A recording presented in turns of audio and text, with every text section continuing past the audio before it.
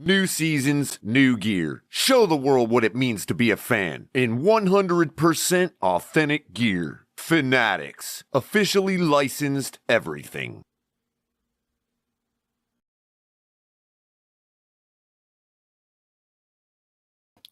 What is up, everybody? What is up? How are y'all doing today? Welcome. Thank God it's Friday. It is another Friday afternoon. Hope y'all ready for your weekend. I know I am.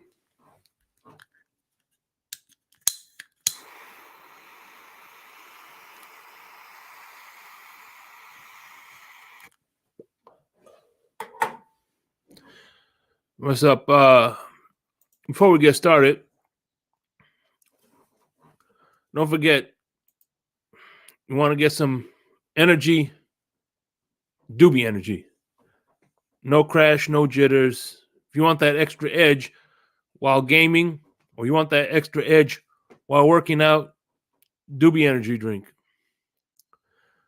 Don't forget, Backroom Collections, hashtag TFTG for your first 10% off your first purchase. We've got portraits, paintings, and things like that of that nature. Great gift idea because Mother's Day and Father's Day is coming around the corner. You want to get your special someone a nice little gift. Backroom Collections. Also, you got flip-flops, beanies, the great Vince Tailgate flag. You got hoodies, shirts, and all the good accessories here. We got water bottles, things for the children, things for the misses or the misters. Man, I hope everybody's enjoying their weekend. Let's give a few shout outs here. Of course, Steve, U.S. Marine Corps. Thank you, sir. John Featherline in the building. How are you, John? Of course, Steve Marine. Yeah, here we go. John Featherland. My man Scott Jackson in the building. Josh Allenlax, Work Ethic, a.k.a. Michael K. What's going on? Liz, how are you? My man California, what's going on? How are you doing? El Capitan, crash the like button. I agree. And my main man Mark, what's going on? How are y'all doing today?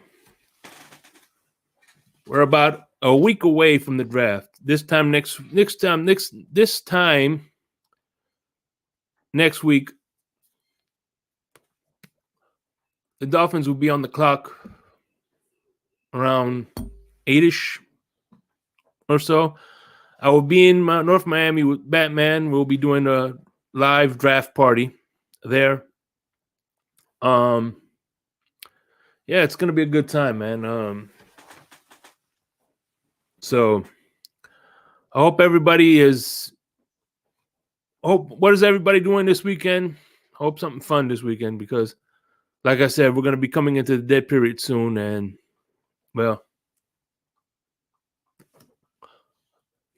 hope everybody's driving safe out there. If you're stuck in traffic, I know I understand where you're coming from, bro. So let's get to a little bit of news. Did you hear about the players that got suspended for gambling again? There was. You think with what happened with the wide receiver from Calvin Ridley that people would have learned, but no. Apparently, 5 more players got suspended. So you guys think that's a little too overboard? I probably do. It's Friday. Everybody's here Just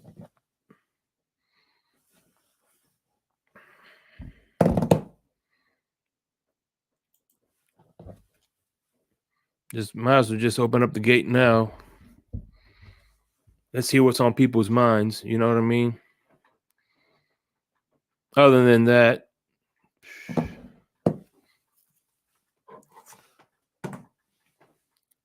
I just wanted to give you my thoughts on the whole running back debacle. I heard I wish that we could. I don't know. I hope we do get a running Dalvin Cook when they cut him. But apparently he wants to come here, so I don't see the harm in that. You know what I mean? I don't know what the compensation will be, but it is what it is. I think running back is probably one of those undervalued positions that. What's up, Mark? How you doing? Hey, Shake. Just thinking about things with Dalvin Cook and the like, and obviously it would be foolhardy for the Dolphins to trade for him. It would be foolhardy for any team to trade for him because of the cap. So I think what may happen for Miami is if you do go after Dalvin Cook, it's going to be a scenario where the Vikings eat some of that money, and the Dolphins can then adjust his salary on out to someplace that's something that's affordable. You got to remember that I think June 1st, the Dolphins bring back $13.2 million. Correct. On the Byron Jones deal. So that's going to put them about 11 up.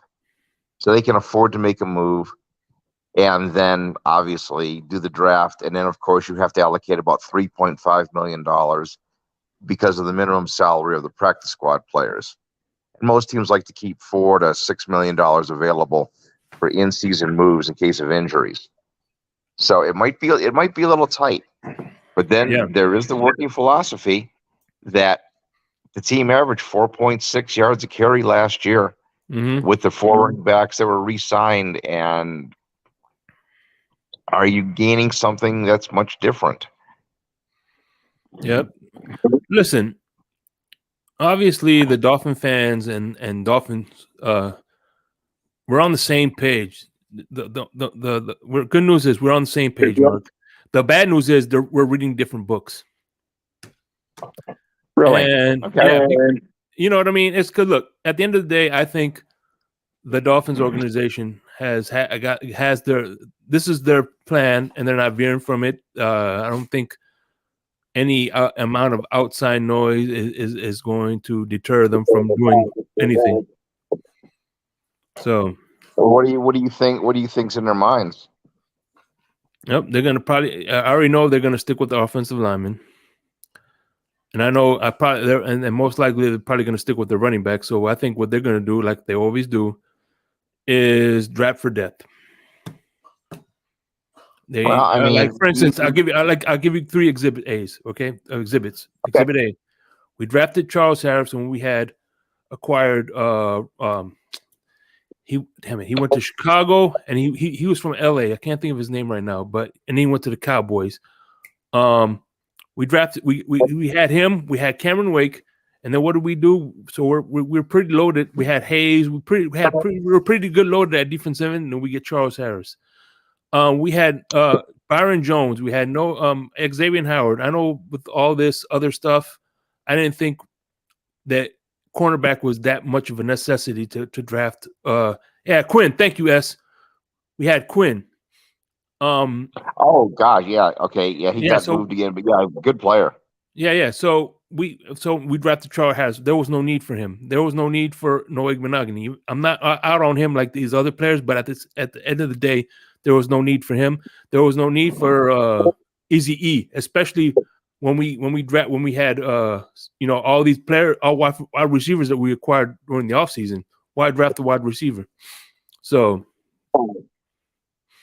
that shows you right there I agree with all three points that you bring up, Charles Harris is one of those really sad situations, in my opinion, because I don't think it was a talent issue with him. It was a player development issue. Well, He and went to they had him Detroit out of and played position well. too. They had him out of position. He was a outside linebacker on a 3-4. Iggy was drafted, I think, because they had thoughts about moving on from Xavier Howard. Mm-hmm. And if he had turned out and played better, the obviously the whole problem with Iggy is the fact that he is a press man corner, and he's trying to be fit, form fit into his own system. Mm-hmm. So you're not letting the man's skills that he does have come out. And then of course the other player that you brought up. Who's the other player that you brought up? I'm sorry. I brought up Easy E when we had Cedric Wilson. That was Sheffield. You had all these wide receivers. You didn't need him. You could have definitely gone in another direction. I have to relook at the draft to see who the Dolphins could have picked ahead of teams that picked behind them in the 4th round to go in that direction. And if your philosophy is right on track, then the Dolphins should be taking a defensive tackle early. And that's because there's nobody signed for at the end of this year. Corner's going to be a problem in 2 years. Yeah, well, I said it. Let me say a few. What's up, John D? Well, S. Harris, what's going on? How you doing? Thank you for the answer there, Quinn, not Harley Quinn. And of course, my man King Mill. What's going on, brother? Hey guys. Anthony, what's on your mind? What's up? Oh, what were you guys talking about? We were talking about how I felt like the Dolphins have in the past they draft in the room that has the most talent instead of drafting the room in the room that needs talent. Yeah, no, I agree with you to a certain extent because sometimes what Mark said makes sense. The two we're gonna lose one of our corners after this year. I think he becomes a free agent after this year, right? Xavier? No. He still got a couple of more years. A couple more years. Because remember, we did his contract. So you're 2 years out before you get into. But he starts. We don't know how far with the corner position. They fall off the cliff pretty fast. Yeah. But here's the thing, Anthony. Here's the thing. You got to realize a corner, an outlook. I can name a bunch of receivers that hit their rookie years. I can't name too many rookie cornerbacks that hit their rookie years. Unfortunately, cornerback is something that you need time with, and you're not going to get time playing behind Xavier Howard and Patrick Peterson. Yeah. Again, all right. Name. Can you name 5 right off the bat? Derek Stingley, Patrick Peterson. My God, the guy who Trayvon Diggs. Sauce Gardner. Yeah, that's true. Sauce. But that's my point. They see how they played. They didn't wait behind 2 cornerbacks. They played right away. Mm-hmm. Well, Shake, look what happened to Detroit when they drafted Okudah. Yeah, Jeff Okudah. 3rd, and he ended up being traded for a 5th round pick, for gosh sakes. Yeah, they and what's funny is they moved off of him to get they traded Darius Slay to get him. So yeah. And when it comes to this is why for me as a Dolphins fan, I kind of wish we traded for a young guy like that because we're moving to a zone defense with a guy like Vic Fangio. Like what's his name? Fangio. Yeah. He mainly plays he plays man to man every once in a while, but he's mainly a zone. He relies on his corners to play zone and stuff like that to cover a group, a huge swath of the field instead of covering one-on-one and stuff. And I think Okudah would have done well in this defense. A young guy like that, because like I said, I'm worried with these 2 guys, like a Jalen Ramsey and and X, the corner position starts falling off the cliff.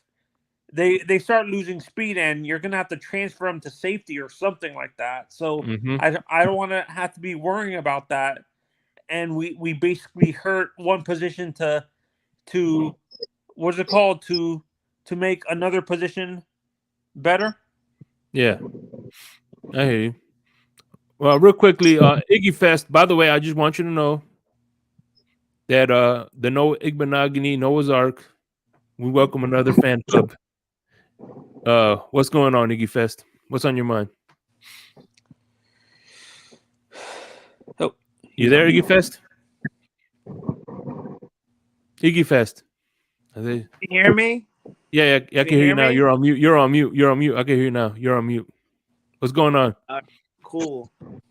Yo, Noah Igbenogany is gonna have like 10 interceptions this year. That's what's up. Little bit too overconfident. He's not getting his playing. How many of those interceptions are pick sixes? Maybe 1, 2. Okay, that's what's up.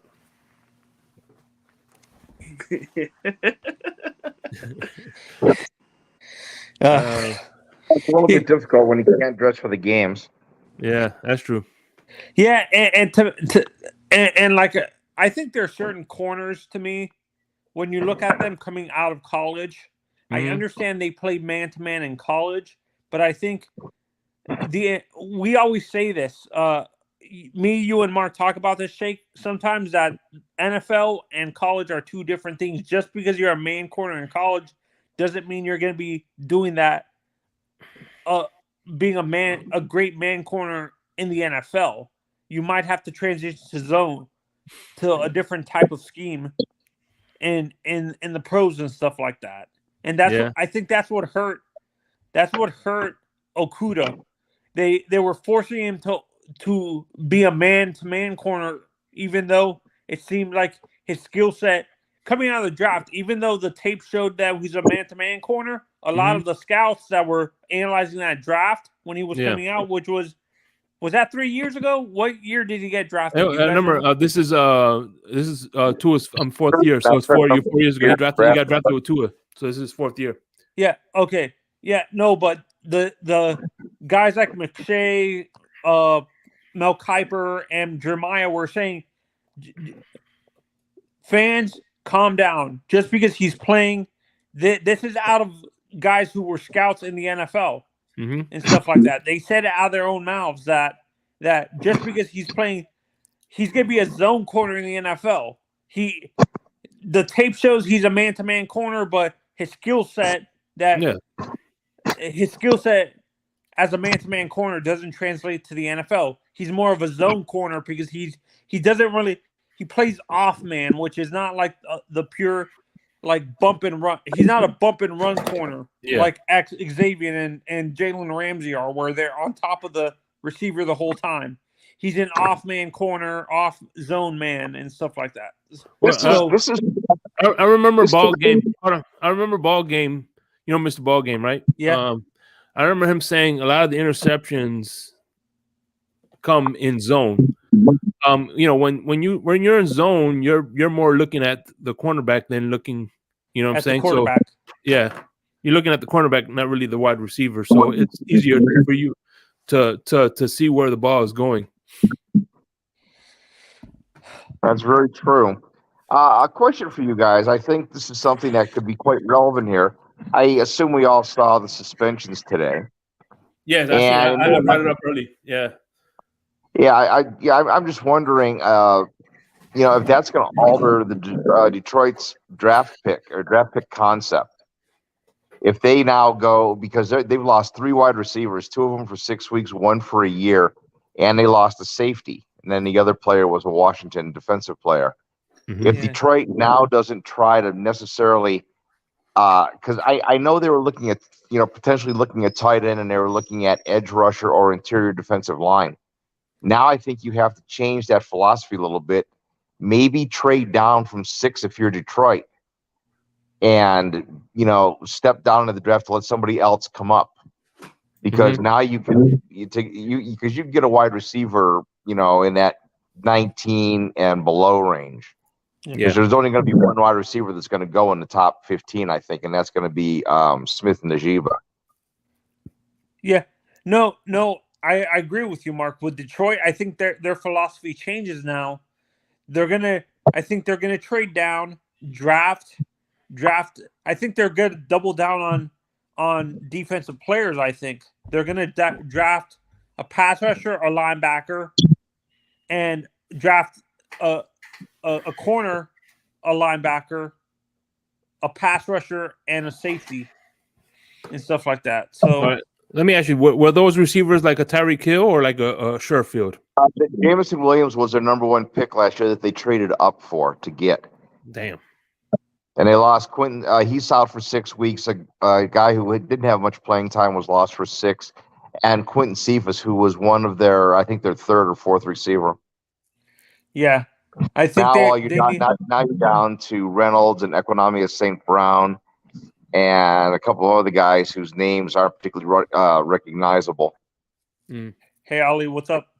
So I don't think the philosophy for Detroit changes whatsoever. I think that they're still going to go defense, like you're saying. I think they're going to trade down, get as many defensive parts as they can get. That offense is still going to be good, even though Williams isn't there anymore. And I think it's even without Williams, he wasn't there for more than half the season anyway. So I still think defense is key for Detroit. Yeah, So they got a corner and linebacker. They got a point running game. What about your boy Jackson from Jackson? Remember Jackson from Ohio State? Yeah, but I don't really think offense is going to be a key for them, bro. Listen, what's his name? The guy that they picked up, the wide receiver they picked up last year, Williamson. He was out, I want to say, like half this season. Right? Maybe, yeah. He came back, I think, after the Thanksgiving. I think it was after Thanksgiving or right before Thanksgiving he came back. But regardless, they didn't really need him. They still proved that they could put up big numbers. Remember, they were leading at one point. They led the NFL in offensive scoring. So yeah, I don't think that they're going to fall off to the ground on offense. I honestly think their biggest key really is build that defense. You build that defense, and you already have a playoff contender in their divisions. Yeah, no, because I thought the Lions are going to chase either Carter, Wilson, or Anderson at 6. Yeah, they're going to have to trade up for Anderson, but Carter they can. Huh? I could see Carter. Carter could be there. Yeah, no, they can trade down and like you said, Ollie, get more picks in the 2nd and 3rd round to draft safety and corner and stuff like that. They can double down with drafting Jack Campbell at 19 and stuff like that. In their position of the draft, who's the best defensive end that they can get to be on the other side of 8? Tyke Wilson. Tyke Wilson or whatever, the guy do you from... do you think he's going to be there? Yes. Top 6. Bottom line. That guy's got a 35 and a half inch arms. He's gonna he's the more realistic of the pass rushers in the top 10 that they can get in terms of the edge rusher, Ollie, because Will Anderson, they're saying actually Carolina might forego drafting a quarterback this year and drafting Will Anderson. I mean, do they have any 2nd round picks? I know they have 2 first rounds. Do they have a 2nd round this year? Who? Yeah, Carolina. No, Carolina doesn't, because Carolina traded both their 1s, both their 2s, and DJ Moore to get the first pick in the draft. It's Houston has got 2 picks, and I don't think Houston's picking a quarterback. No, but my question is, does Detroit have 2 pick, or do they have another pick in the 2nd round? Yes. They have 19 and 6 and 19. 18 is what they have. So they don't have any picks in the 2nd round. No, they have Minnesota. One person at a time. I can't hear. I'm sorry. One person at a time. Go ahead, Mark. What are you saying? Sorry, I don't think they have a 2nd round pick because I think that was dealt to Minnesota last year to move up for Jameson Williams. Okay, then yeah, they may have to trade down to pick up a second round. And the reason I'm saying that is because there's a lot of corners in this draft, bro. You could get a second round corner that would be your starter for you to fill in for Akuda right away. Yeah. So, Yeah, and that's I a think they're possibility. moving to a man-to-man defense with Flores, right? Minnesota, maybe. Oh no, Detroit. Are they a man-to-man defense or are they zone? I don't know. I don't know their defense very well. Yeah, and to be honest, Ollie, Aaron let's Glenn be, is still there. Aaron huh? Glenn is still there. Aaron Glenn is still there as a defense coordinator. Is he man-to-man or? No, he's his own scheme. Okay, so he's basically a Fangio type of. The same defense as they ran last year, though, on a 4-3 zone. Yeah. Let's be 4-3 real, zone. guys. To me, what I see happening with the Dolphins, like where we're drafting specifically, I see us doubling down on defense. I don't think we draft anyone on offense, to be honest. That's interesting.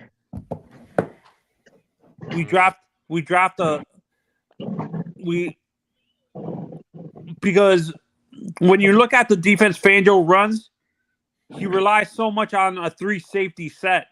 So we bring back Brandon Jones comes back. And then we draft a third safety to pair up with them. So Brandon Jones can be more in the box and you can have the 2 single high safety, the 2 safeties on the top with. I'm saying this is why I keep on saying, Ollie. I think we draft Antonio Johnson from Texas A&M, and then we draft a pass rusher, a young pass rusher to pair to get ready when we let Ogba walk. Or it'll be very interesting. It is very much a possibility. I think whatever they decide to do, it's going to depend on who's there at 51. That's what it comes down to. It could go so many different ways. Everybody's opinion on this. If he's there at 51, and I don't think he will be, but if Mozzie Smith is possibly the most intriguing defensive tackle in this draft, and there's another guy from Wisconsin, Keenan Benton. Yeah, that I know will definitely be there at 51. Yeah, he's an interesting person too. Yeah, definitely. that would be that. Those would be good picks, Mark. If it's true that we might trade, if the contract negotiations with what's his name fall through and stuff like that, and we have to trade him Wilkins, we can. You got to remember draft all 3 Mozzie of the tackles are on they're free agents at the end of the year. Yeah, the 2 backups are one of the starters and Raekwon Davis is a free agent. Are all free agents at the end of the year, and Jenkins is already gone. Yeah, so we need to replace the defensive tackle, Ollie. So that is true. I mean that is definitely something we have to consider. There's a very big possibility we trade out of that pick, to be honest, at 51. To be honest, so we'll see. We'll see what. Well, you don't see we traded down. Yeah, so I'm talking about trading down is what I'm talking about. We might do that. But I want to bring something up to Shake Money since he had me thinking about it. You know how we talked about Jackson Smith and Jigba last night, right? Correct. So Bleacher Report came out with a report today that, and actually, let me make sure it was today because I didn't even see this, but it's funny that we talked about it. Just give me 1 second. Yeah. No, report. I know the report. It came out on Tuesday. It came out today. It's dated today's date. Okay. The one I'm talking about. Okay. They say the ideal first-round draft pick for the Green Bay Packers is Jackson Smith and Jigba. How funny is that when we said that could be a very good fit and watch what Aaron Rodgers would do? Yeah, damn. I just thought that was funny. So. Yeah, I think they're going to go tight end because I think Najee was going to go to 12 to Houston. No, I think Njigba goes to the Cowboys. I think Bijan Robinson is going to the Cowboys. 26. He's not going to get to 26. What So, did you say, Shay? I think the Cowboys are going to get Bijan Robinson.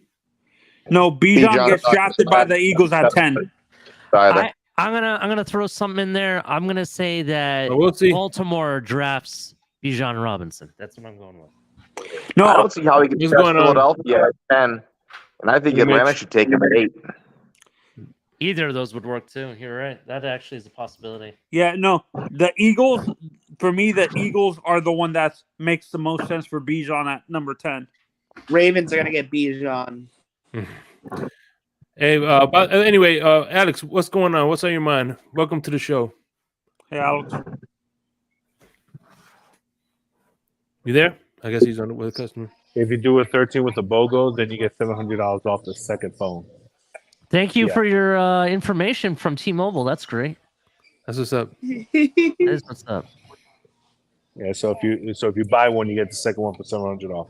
That's This Tua is a- Mobile. This is a T-Mobile commercial right here. Tua- What we're talking Tua- about. That's Tua Yeah, Mobile. pretty much. Yeah, because the 13 is $729, so you're paying two phones. You're paying two phones for $700. Who do you guys and then have two for phones tonight's game? We got for only Cleveland $29 versus the Knicks. over Cleveland, 24 right? months.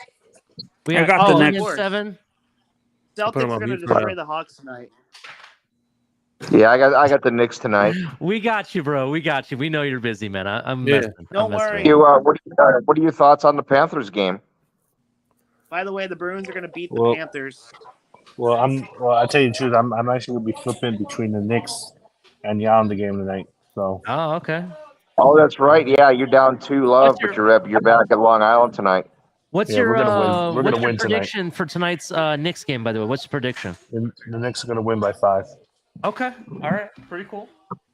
I say Alex, Knicks win by 10. You're a diehard Knicks fan. I have a Knicks question for you. Am I just seeing something, or does it look like the New York interior defense is like totally taking out Mobley and Allen of It Cleveland? doesn't matter because the They Celtics did. are cream them. They did that, but they didn't do it in game 2 as well. Just beat the Bucks so the Celtics can cream you. But that's what Tom Thibodeau's specialty is his defense. But they didn't play. Yeah, it looks like Randall and Robinson are just completely, pushing Mobley and Allen out of the pivot area. They are. They're playing well defensively, but then they show up in game 2. Hey, Mark, who's your, No. what team do you work for hockey wise? Hockey. I'm a native Buffalonian, so I'm a Sabre fan. I'm suffering from like the longest playoff drought in the NHL. So, Mark, Believe but it they or got not, better this year. They only missed the playoffs by a point. Believe it or not, Mark, the It can't be Sabres worse don't than have my the long- team, Mark. To be honest, my team used to be called Hockey Town. Nowadays, I have no idea what we're called. Detroit. rebuild. Yeah, I'm a Detroit. Red Wings fan. Detroit has a good young team. You guys are coming. You guys are coming quicker than you might think, Ali. It You just got a seems lot like of young it's kids so that are slow, really good on though. that roster. Dylan Larkin. You got Dylan Larkin, Lucas Raymond. Yeah. Lucas Raymond, Morris Sider. You got players. And Sider, yeah. See, I'm just used to from the 90s through the 2000s, we made the playoffs every year. It was like a no-brainer. But you won know? 5 cups or something? Yeah. So Yeah, and my favorite series of all time was Detroit and Colorado. That was that's the biggest rivalry in my opinion. But oh my Yeah, God, they're it was amazing. Well, that was when they were in the West, and then they got switched back to the East, and then the team got old and faded. Kind of like Chicago. Chicago was in the same boat, except Detroit's 3 years ahead on the rebuild. yeah, Oh man, I'm sorry, man. This is funny. I'm sorry. Did you get your save tickets with your assist of the paperboy job? Well, and I went to a few random games that I could go to from time to time, but never had. My dad had season tickets, but I never had them. Okay. Yeah, man. I never really got into hockey, but if I do have to root for a team, of course it's gonna be the Florida Panthers. They're gonna lose tonight. Well, they got a huge game tonight at home against the Bruins. So Bruins. I think the atmosphere is pretty cool. I got to go to a game, man. I really do. Go watch them lose to the Bruins tonight. Anyway, the Bruins are gonna get swept. We're gonna lose because the Bruins decided to play regular season hockey instead of postseason hockey. We were the best team, and now we're going to lose to the Panthers because the freaking Bruins played regular season because Bergeron's out again tonight, and we're screwed. Well, that's how you know what was funny is that's how the Panthers were. We had the best. We had we won the Governor's Cup last year. Yep. Only to get our asses kicked by the Lightning. Yeah, and that's why if the Bruins somehow No, I don't understand why they can't beat the Lightning. I just don't get it. Me neither. I don't want the Lightning. I They have hope more talent. Tampa, so that way if Boston somehow wins, we get Toronto, who we own. Because if we play Tampa, it's over. Then again, that's not the first time I see my team get killed in the playoffs by a state rival. I could tell you the Jacksonville Jaguar game. I still has nightmares about that game. What do you guys think of where the Heat are at? And I don't know what Giannis's injury is. They won that second game without him. So. Yeah, the Heat aren't that good, but Boston is overrated anyway. So. Nah, Tatum's the god of basketball. Mm-hmm. He invented the sport. Tatum. I love that guy. You guys watched the games last night with all of the flagrant fouls and everything? Yeah. Bro, Kings got screwed. That was crazy. Did you guys see this photo? Who's that? Tyreek Hill and Jalen Waddle. And look at Jalen Waddle. Damn, he looked. I thought that was Tyreek Hill's arms, bro. He looks like he'd be a running back. Dude, seriously, I thought that was a safety. Damn, Tyreek. Waddle's looking jacked. Yeah, I mean the player on the left is rocked. That looks like out for a minute. It does look like Jalen Ramsey for a second, if you glance at it. Yeah, man. Damn, he's jacked. Man, I can't. Damn. Look at that. Look at that. Look at the muscle tension. Woo.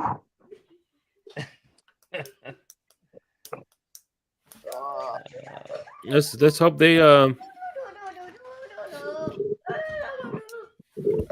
have you don't do you live by have you gone what's the last Buffalo game you went to Mark? Last Bills game I went to. Was it in San Diego? Yeah, I went to the Rams game last year. Okay. That must have been a nice victory to watch. 31-10. And you're sure it wasn't a Buffalo Bulls game, right? Mm-hmm. Oh, shoot. I think they go very far. I don't think they go very far west. I'm thinking about the Rams game from a couple of years ago when last time they went to Buffalo. No, this was the 31-10 win up in LA. We, everybody's like, we beat the Super Bowl champions. We're going to be great. And then who's to know that they were going to be that horrible? Yeah. Yeah, you guys got the opening Thursday night game. Woody, I had an interesting supposition for when the schedule comes out. I think it's going to come out like the second week in May. I was talking to a friend tonight. We were saying, well, obviously it's going to be Kansas City or Philadelphia, Kansas City. I said, not so fast. I said, if you really think about it, should be Miami. It should. I'm hoping it's Miami. Because let me tell you, it could be, but the reason I don't think it's going to be Philadelphia is because because YouTube that's going to be an NBC game because that's the opening game of the season Thursday night, so it's an NBC game and it's not part of the YouTube package that they just paid $2 billion a year for the next 7 years. Yeah, it's freaking ridiculous. I got a funny feeling it's going to be Miami or Buffalo going into Kansas City for that opening Thursday night game because I don't think YouTube is going to want to give that game up. Let me tell you this: if it's Buffalo, Miami, I'm going to be living in Texas. No, it's got to be Kansas City against somebody that's going into Kansas City. Yeah, so Dolphins will play are in Kansas City next year, and if it's the opening night game, the Bills are there, and as are the Eagles. You would think naturally it's going to open up. It's going to be Eagles and Kansas City, but I'm thinking like not so much. If it is Miami and Kansas City, I'm still going to go up there regardless. But get this, I'll be in Texas by then. Mm-hmm. But from where I live to Kansas City is only about a 7-hour drive. Only 7 hours? Yeah. It's only gonna be a 7-hour drive from where I live to Kansas City. So that's like from Fort Lauderdale to the Panhandle or Daytona Beach. Wait, no. From Fort Lauderdale to probably the west coast of Florida. No. West Coast of Florida is 2.5 hours because I know I live there. I would say maybe like you're right. The Panhandle is a 7-hour drive.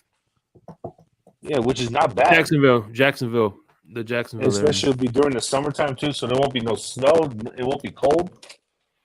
I think there's a very distinct possibility it could be Miami, that opening game. No, they're excited. It's fat. You know, it's a free flowing game. CBS has always wanted to build a Chiefs game every year in the schedule. Miami would be a viable game with the Chiefs. Mm-hmm.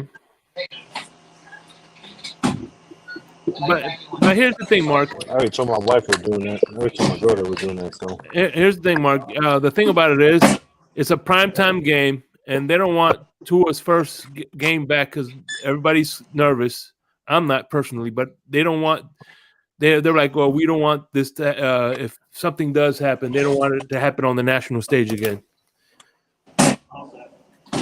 That's what's kind of going to eliminate it. I don't know about that shit. I mean, I agree with you in a way, but I'm not saying it's not going to happen. But the NFL has that in the back of their mind. At the end of the day, I get it. That's why I agree with you. I agree with you to a certain extent with that, but you know that's not going to stop them from putting a primetime game with Miami. No, I think they have. They'll trust me. Kansas City is going to be playing a lot of good opponents. So they'll find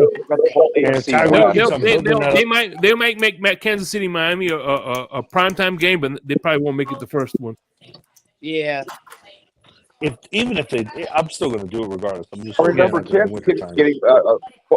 top teams in the AFC are going to get a London are going to get an overseas game because they're getting 8 game. It's a 9-game home season for the AFC this year. God, I hate that stupid London game, bro. God, I hate that. It's ridiculous. Like, not in the London game though. I thought we were out. No, we might get a London game. No, but Kansas City's going overseas this year. Yeah. So Kansas City has actually 8 home games and 1 overseas game. Mm-hmm. Yeah, well, as a matter of fact, Miami had to do overseas game and has to do an overseas game, and if they want a Super Bowl bid, that's a requirement. Remember, Miami goes to London. I hate. I think they're going to do the same thing with the schedule release, the way they've been doing it. They release, they'll release the prime time, the opener, then they'll release the overseas games, then they'll release what they're going to do on Thanksgiving, and then they'll do what they're going to do on the Amazon Thanksgiving game. Then they'll do the Saturday. Then they'll do the Saturday release, possibly early. Now, if you ask me, I wish that the Kansas City game will be the Thanksgiving game, primetime game. Not of course. You have your Detroit game. Man. Could be. Yes, and that would be a nice one. Thanksgiving. That would be a good one. Eat a bunch where do you guys have? Where do you guys play Dallas this year? Do you play them in Miami or in Dallas? It's in Miami. I'm going to that game. It's in Miami. So that game can't be Thanksgiving because Dallas always plays at home on Thanksgiving. Mm-hmm. I think Buffalo plays at home against Dallas also, so they won't be. Yeah, because there'll be somebody else, the Cowboys. But yeah, Miami, Kansas City be a great Thursday night or Thanksgiving night primetime game. Yeah, with Kansas City. Yep, that could be fun. Yeah, the primetime at night game. Man, I hope it's not. I hope it's not Thanksgiving because then my girl definitely would not want to go. Well, yeah. Hey. My girl would definitely not want to go because she wants to celebrate Thanksgiving. Oh well, yeah. It can't be any fun to be on the road for Thanksgiving. You kind of want to think, you can't. But the one nice thing about having a Thanksgiving Day game is you've got that built-in break that comes at a great time of the year. That's true. That's true. It's true. Mm-hmm. And I got to figure that the Dolphins are going to get a little bit more of the favorable schedule this year. because they got roasted over the coals last year, having to play 3 road games in a row, 2 in a row on the West Coast, and then coming back cross country to play on a Yes, short notice. That too, but Hey, by the also- way, you know what my ideal scenario will be? That we get the bye week before the Thanksgiving game, get the Thanksgiving game, and then we'll have the mini bye week on the back end. Ooh. Yeah, I got a feeling you're going to get advantageous scheduling this year because you got hosed last year, big time. Yes, because we had to play Buffalo week 3 and then go on the road to Cincinnati on a freaking Thursday. God damn. Yeah, because Hey, I there's a mean, it was chance- ridiculous. There's a It's chance that we ridiculous to might go to not the get a West Thursday Coast. night game this year. He went to San Francisco, then to We Los might get Angeles, 2. and then traveled back cross country to play on a Saturday night in Buffalo. That's stupid. That's what this is. Mark, is that The black ones. defensive lineman that you like from Wisconsin? Is his name Keanu Benton? Yeah, Keanu Benton. Okay. All right. Thank you for clarification. Thanks. Shout out, first of all, let's shout out. Let me give a shout out, quick shout out to the ambassador, Triple OG Chef Jew, and let me welcome my brother Pete. How you doing? What's on your mind? What's up, fellas? Fins up. Not much. Just Fins up. stopping by. Was on the Twitter side. Now I came over here. Actually, I'm glad that Mark is up here from the Bills. Mark, I got a question for you, Bills, because I'm honestly starting to think that Uh-oh. the locker room in Buffalo isn't as secure as some will think. Because you come out, Mark, like the Bills are this rah-rah team and we're just gonna dog everybody and blah blah blah, right, Mark? But in reality, Stephon Diggs isn't even showing up to you guys OTAs right now. How do you feel about that? And your quarterback is begging for it, wishing he was there. I think there's some issues. I think there was some issues there that came about due to lack of targets. I think what he's doing is he's making a statement saying he wants the Bills to get another weapon, and this is the way he's Wait, showing you're talking his. about Stephon Diggs making the case for another weapon, or are you saying? No, I'm talking about Stephon Diggs wanting another weapon because the man is Man, fuck all constantly that. double teamed. He wasn't getting targets towards the end of the season. He got like 2 targets against Cincinnati. Didn't do anything in that game. Davis didn't have any kind of a game at all. They didn't have any other weapons. He wants a weapon. He wants somebody else to go out there and take the pressure off of him, and that's why I think Well, he's showing a Stephon protest. Diggs does. Yes. Man, I gotta disagree. He does not rub me that way. He actually rubs me that he wants all the targets. If you actually remember late in the season when you guys were losing that game, he started begging for targets, wasn't he? That's Gabe true, Davis but is the no point, slouch, the though, Mark. problem is if you don't have anybody else that's a viable threat, and I'll be honest with you, Buffalo really doesn't. He needs another threat to take the double teams off. Yeah, but But then Gabe again, Davis is no. But they're Mark, Gabe Davis is they no go with slouch, though. Todd. Gabe Well, Davis where is I no wanted to get to, slouch. where I'm thinking, Mark, is I'm thinking, like, this is me thinking that you guys might be on the way to get DeAndre Hopkins. And I think that's what has him mad. Okay? I don't think they can Me and afford you him. are in like the opposite DeAndre thinking right Hopkins now going for to the this Chiefs. situation. Hey, by the way, DeAndre Hopkins said he didn't want to be a part of the Patriots or the Jets. He didn't say he didn't want to be He's in going the to Buffalo. the Chiefs. So Somebody tell me how Buffalo can afford with Buffalo's salary cap situation. How can you afford that contract? I mean, I think you're in the same position with Hopkins as you are Hold with. on. Let me ask Mark a question. The Mark, man's going to get cut after the draft. but Mark, Gabe Davis is no slouch. I don't understand is that Gabe Davis caught is a very good 4.6% receiver. of his targets last year, and he had 14 drops. He gave me some pretty good fantasy numbers. That's why I'm saying, Mark. There's no. You see what Capitan just wrote on that little quote right there. You saw the message, right? D-Hop. Yeah. That's what I'm saying. This is a situation where Diggs and D-Hop in Buffalo would not get along. It will be the opposite of a Cheetah and a Waddle.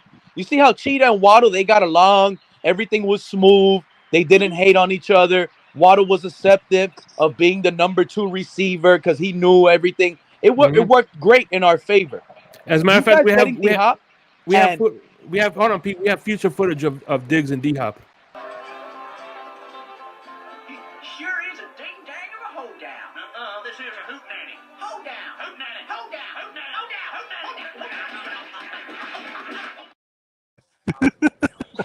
And that's exactly how it'll be. Here's why I think it doesn't work. Here's why I think it doesn't work. First of all, Buffalo's management system understands the nature of the salary cap situation.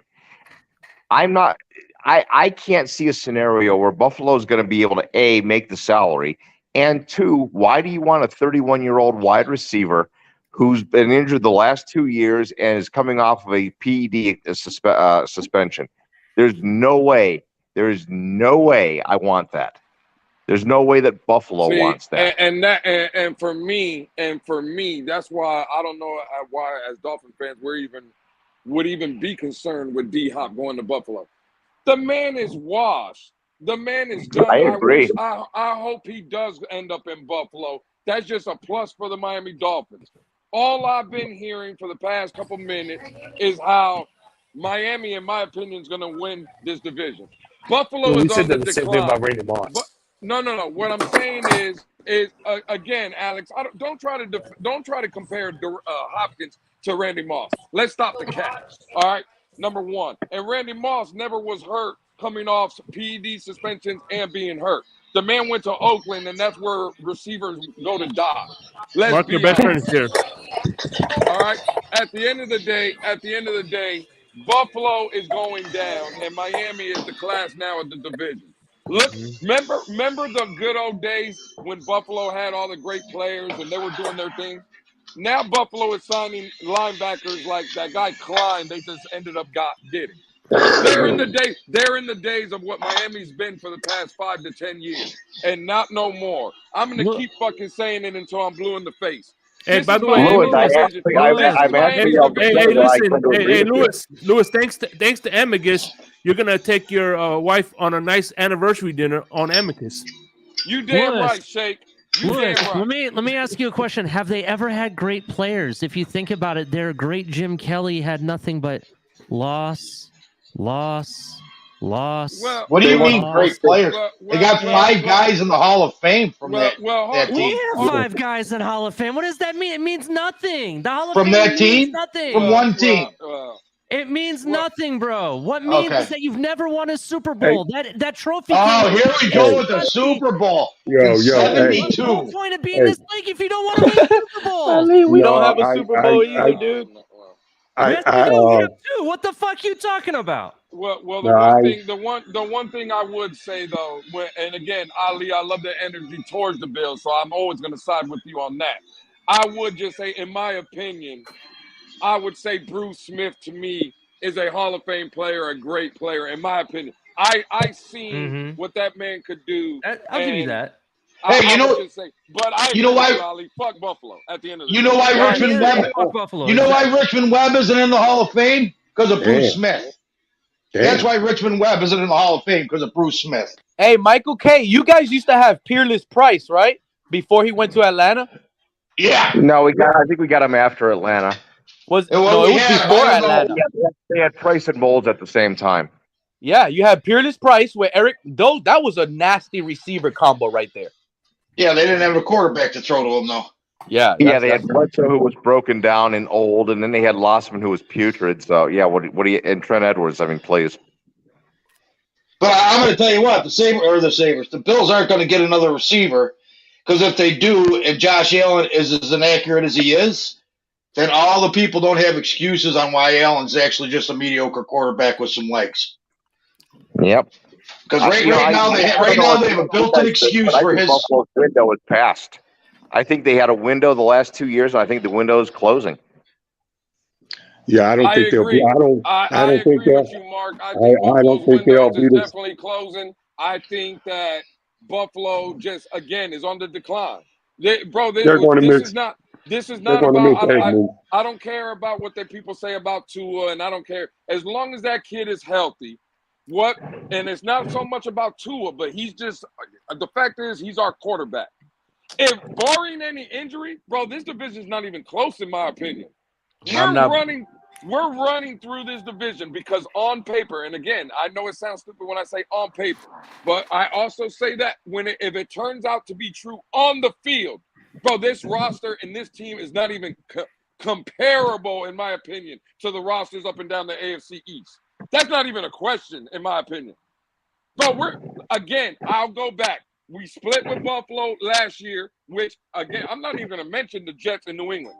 We split with Buffalo during the regular season, and then with the 7th round, third-string quarterback in a playoff game, we went to y'all's house with all your the players you had last year with Josh Allen, and we lost by 3 fucking points. Get out your fucking feelings or whatever. If Tua's playing in that game, hell, if Mike White is playing in that game, hell, if Jalen Waddle catches 2 out of those 3 passes, we beat y'all in the playoffs last year. Man, Buffalo fans are hold on. Hey, Milano at Tua, and it's over. Those are some facts. Hold on a minute, Lewis. What makes me think with a better roster this year and the upgrades and coaching staff with Vic Fangio, what makes me think that I should be worried about anybody in this fucking division? Look, well, hold on a minute. And no disrespect to you, but had you not played the practice squad secondary of the Bills, and the Bills actually won that game, you wouldn't even have made the play. You wouldn't even have made the playoffs. You would have missed it by a game. It's funny you brought that up, Mark. Michael K. You're absolutely right. Didn't y'all play the 2nd and 3rd stringers of the Miami Dolphins when y'all played them? No, absolutely. Okay, so what does that mean? You ain't playing 2nd stringers next year. You're seeing Jalen Ramsey. You're seeing a supposedly healthy, and motivated Xavier Howard. You're also getting Trill Williams back. You're getting Nick Needham back. You're getting Brandon Jones back. I can't believe I'm about to start defending the Buffalo Bills, man. I'm about to start defending the Buffalo Bills fans, Fred. You see this, Fred? Hey, what's up, Pete? Hey, this is. I've been in bed all day. I got a missing tooth right here. It is crazy. Pete, don't do that. Hey, Pete, it's crazy, but don't do that, bro. Don't do that. And listen, I agree with you, Lewis. We didn't have when we played them the first time. We didn't have Brandon Jones. We didn't have Byron Jones. We didn't have none of our. We were Kuhu, and he was a guy we got on drafted free agent starting as corner. So and Shake. Yeah, we also had a practice squad secondary. And Shake, exactly. When we played him the second time in December in Buffalo, and the first time too. When we played him the first time, we had again. Listen, so you had Brandon Jones. Didn't have Byron Jones. Yeah, we had Brandon. We had Brandon Jones. We didn't have Byron. I agree with Mark. Okay. But Shake Money, let me ask you a question, Shake, because you're the host of today's afternoon show. Salute to you. When you hear Pete, we're all hosts here, bro. Hey, Shake Money, and Ali as well, right? Mm-hmm. When you hear Pete and Fred tell me that I'm crazy with my take about the Miami Dolphins, do you guys agree with that?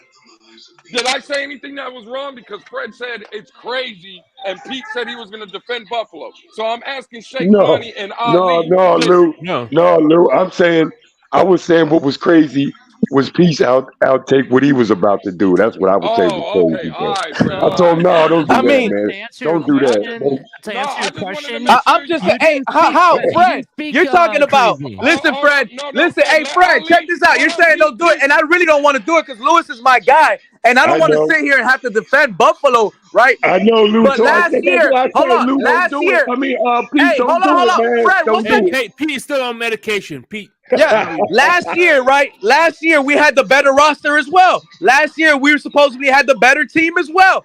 Who won the division?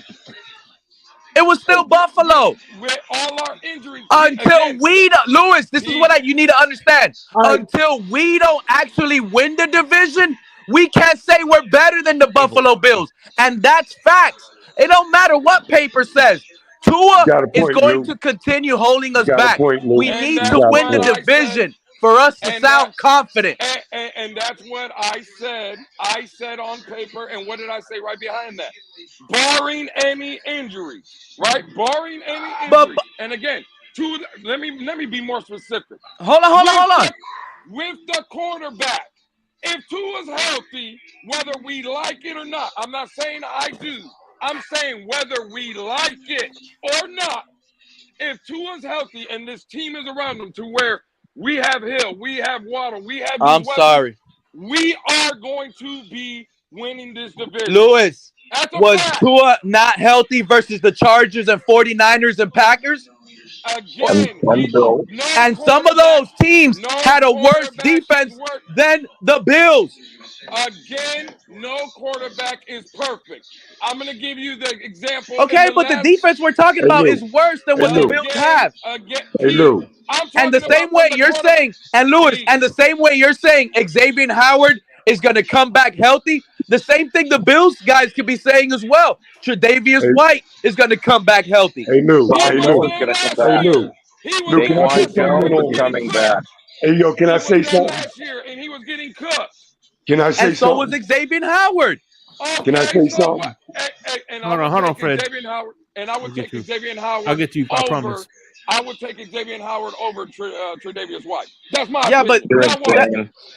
Hey, but hold on. Let Mark. I could be Okay, saying Fred. all Go I ahead, want. Fred. Let let the say Bills something. defend the Bills, man. I'm sorry, Lewis. It's just I can't ride with this quarterback that let us down at the end of the season, Lewis. I just can't ride with it. I don't see it. So that's just what it is. Go ahead, Bills. Fred, Hey, go Lou. ahead, Okay, Fred. I'm just saying that until they win something, I thought it was my turn. then I think this team has the Dolphins have questions. That's why I don't. Right now, I'm not making an assessment. Hey, man, Because I'm a Dolphins fan, man. Let Fred and then let Fred talk, and then you have the floor after. Go ahead, Fred. Fred, and then Mark, you got the floor. Go ahead, Fred. Okay. Look, fellas, like until we go ahead and take it and beat the Bills down, I'm not talking about a split. Until we go out there and just take it from them, like this shit is ours now. They're the beasts of the East, man. Well, I mean, it is what it is. We have to go out there and show them and take it. Until that happens, until anybody else in the AFC East does it, it's what it is, man. They're the top dudes. Exactly. No, I don't give a fuck about them. I hope we bust their ass.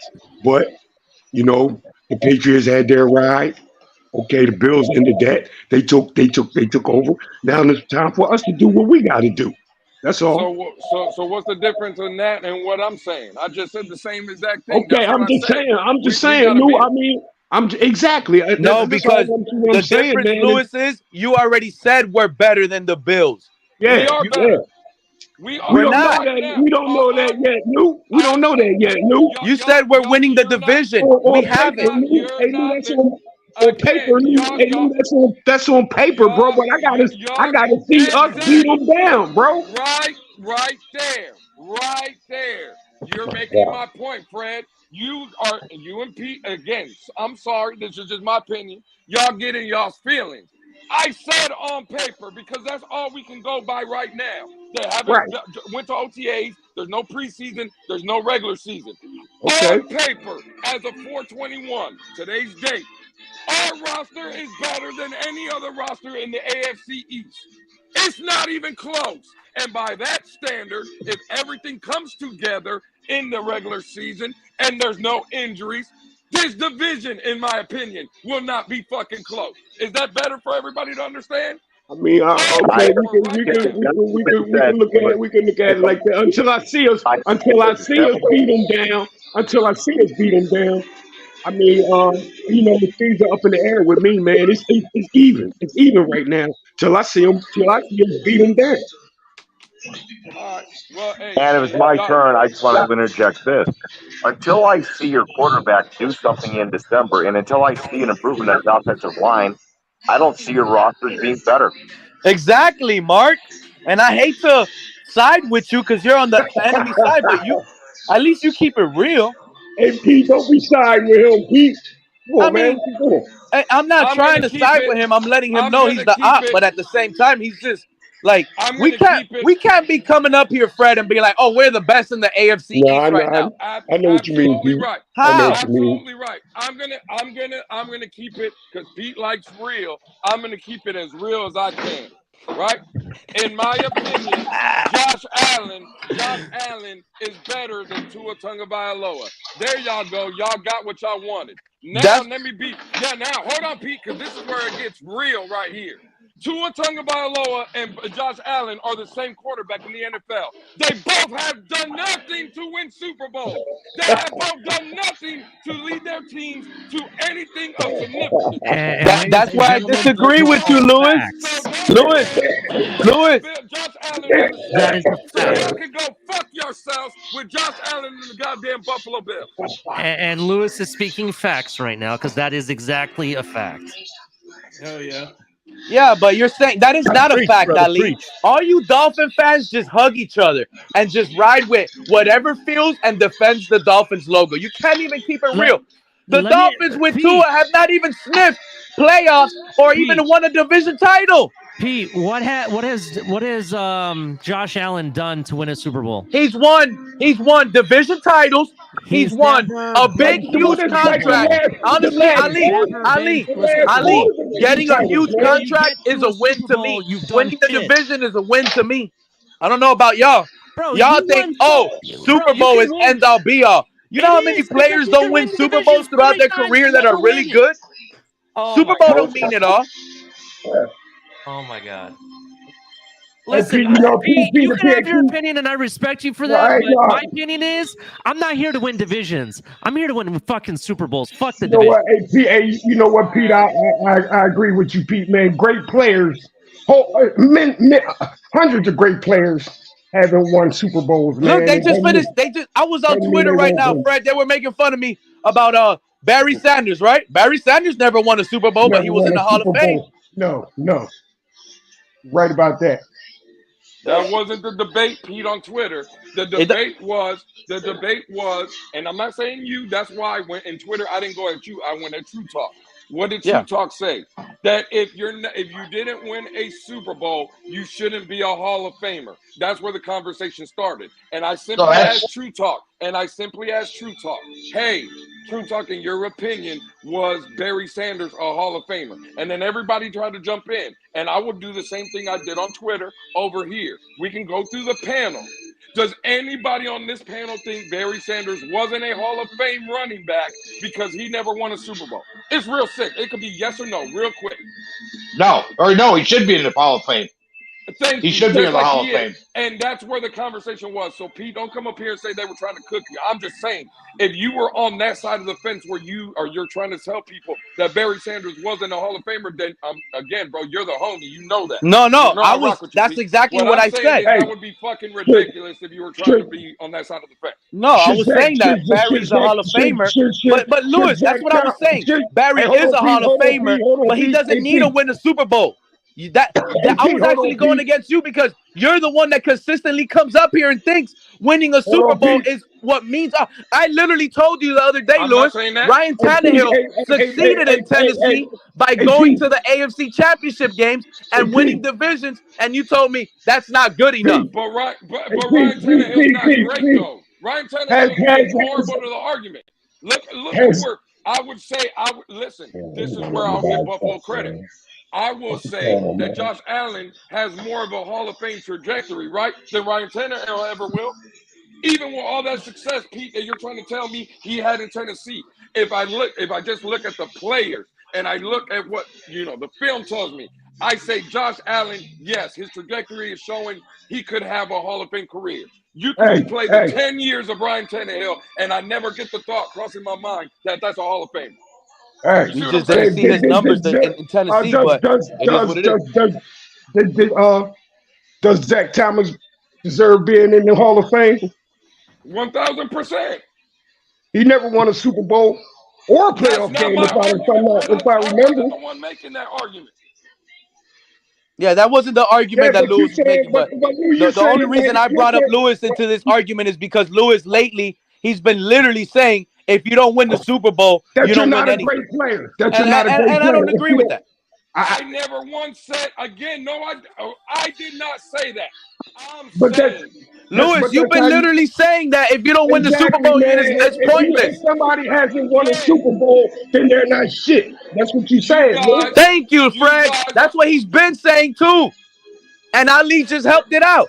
You know you've been saying that, Lewis. I have been saying that on our team because we're talking about our team winning a Super Bowl. So when I'm talking like that, I'm saying when I look again at the job that Chris Greer has put together, the roster, the way it's constructed, even though we could get better in the draft, free agency later on, I'm saying in the aspect of, bro, this team is Super Bowl or bust in my opinion. It should be. No, I'm not saying that Javon Holland is not going to be great in his career if he plays 17 years in the league and he doesn't win a Super Bowl here. I say you can't be Don't try to feed me from this team perspective. Oh, wild card weekend and exit. No, but that doesn't mean no players are great on this team. But the expectations for this team should be AFC Championship. Oh, yeah. If we're talking expectations, the expectations is literally this year, division title. That's minimum. Division title. That's I would agree. That's all I'm saying, Pete. Lewis and Pete, I don't know why y'all trying to come at me then. Title. Because the way you're saying is because you just bet. What do you mean, Lewis? You bet Amicus $100 saying that we're already the better team than Buffalo. We will be the AFC East champ. And we are. What are you talking about? That's what I'm saying. I'm not backing down from that. I think fucking Buffalo is trash. And I think Buffalo is on the downswing. I don't think Buffalo gets past 10 games this year. How about that? I don't think Buffalo's going to get any better. Let's make a little bet to say that Buffalo wins 11 games or more.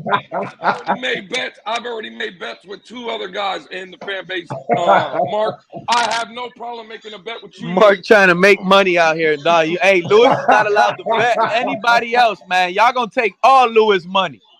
First of all, again, when we're talking serious and stuff, I'll put my face on it. I ain't struggling for money. I'm good. I'm good. So again, Mark, whatever it is, I already bet two of the guys. I will bet. That's fine, Lewis. I respect your thoughts on that. All I'm saying is until you have a proven quarterback who can win. Hey Mark. You know what, Mark? I don't think the Bills will be the same anymore just because of the loss of Edmonds, man. That right there is huge. That's huge.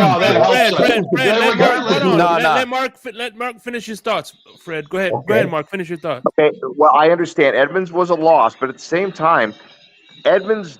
You know, if you look at Edmonds' performance on the field and what he did and what his stats are really kind of shallow, and they were. I mean, he only had he had like 2 or 3 interceptions in the 5 years he was there. He only had a limited number of sacks. In a way, it's kind of like it's very Christian Wilkins like. Don't give me that bullshit. Which Edmonds was a real nice linebacker for y'all, and that team's going to fucking miss it. You watch. He's going to be replaced by Jack Campbell. And look at Mark. Mark is already hoping he gets a rookie to replace. Yeah, Mark. Yeah. Come on with that bullshit, Mark. You over here. You better stick with it. You got AJ Klein. What's his name, Mark? It's Klein that's your linebacker. Yeah, AJ Klein's a beast. For 31 years old, he's still a beast. No, he's not. I got to be honest. Look, this is what I got to be honest, because Josh Allen is one of my favorite quarterbacks in the NFL, right, Mark? But I got to keep it real with you Buffalo guys. I'm concerned. I am really, really concerned because, and I said this not too long ago, when you look at Ron Rivera with the Carolina Panthers and Cam Newton, they had success early on. Cam Newton started running too much and getting beat up. Ron Rivera stopped Cam Newton from running. Okay? That is fucking hilarious, Color. What happened? Hey, so they stopped Cam Newton from running, Ron Rivera. What did your coach just finish coming out saying, Mark? What did Josh Allen just finish coming out saying? Almost the same exact things Ron Rivera and Cam Newton were dealing with. They want him to run. They want him to be less of a player than what he is already. That is telling me you guys are screwing the pooch inside the building. Mark. And by the way, Mark, we will be sweeping y'all's asses in 2023. That's fine. Come and do it and then talk to me. Until you actually do it, you really have nothing you can say.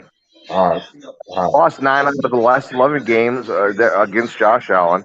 And until you go out and you can prove you can win and win successfully and win consistently, don't come and talk to me. You have nothing you can say. Got plenty to say, man.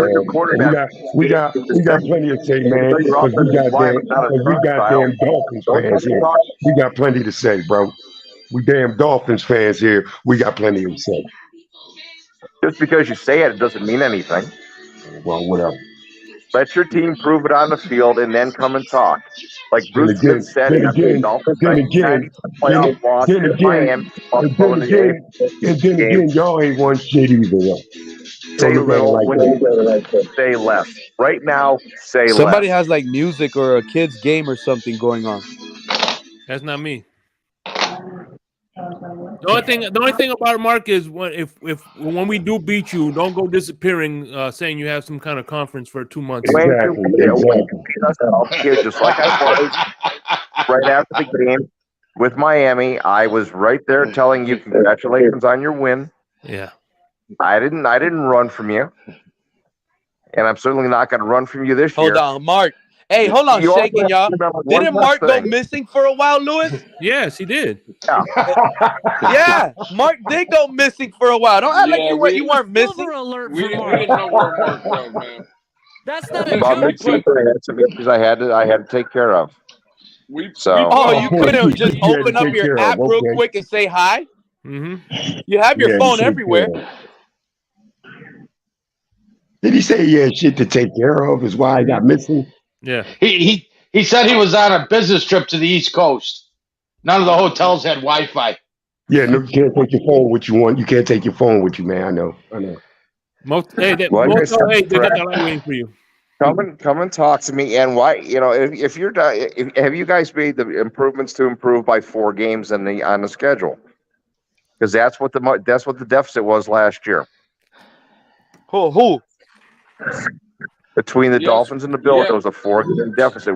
Bills won 13, Dolphins won 9. Yes, we have, Mark, and I would say the deficit is only going to be 2 games because we're going to beat your ass twice.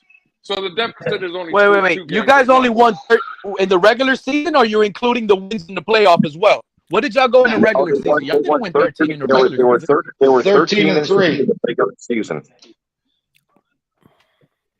Why did it feel like you guys won 11 last year? Because you looked at the 2021 standings. Time is flying.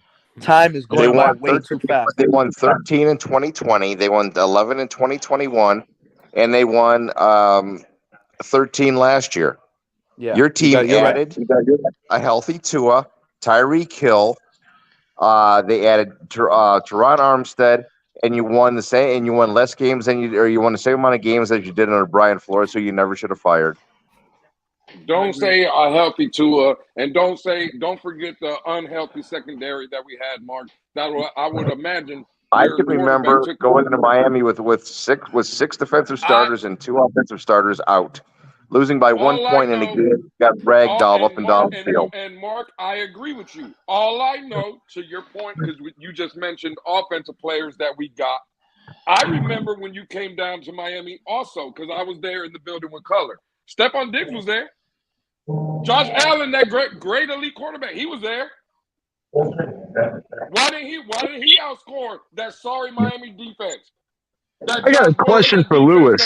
That couldn't coach and couldn't do nothing. And hold on, and didn't they have like 70% possession of the ball? They had like how much possession? Yeah, over 40 minutes, Shake, and they scored 19 points. I was there, Mark.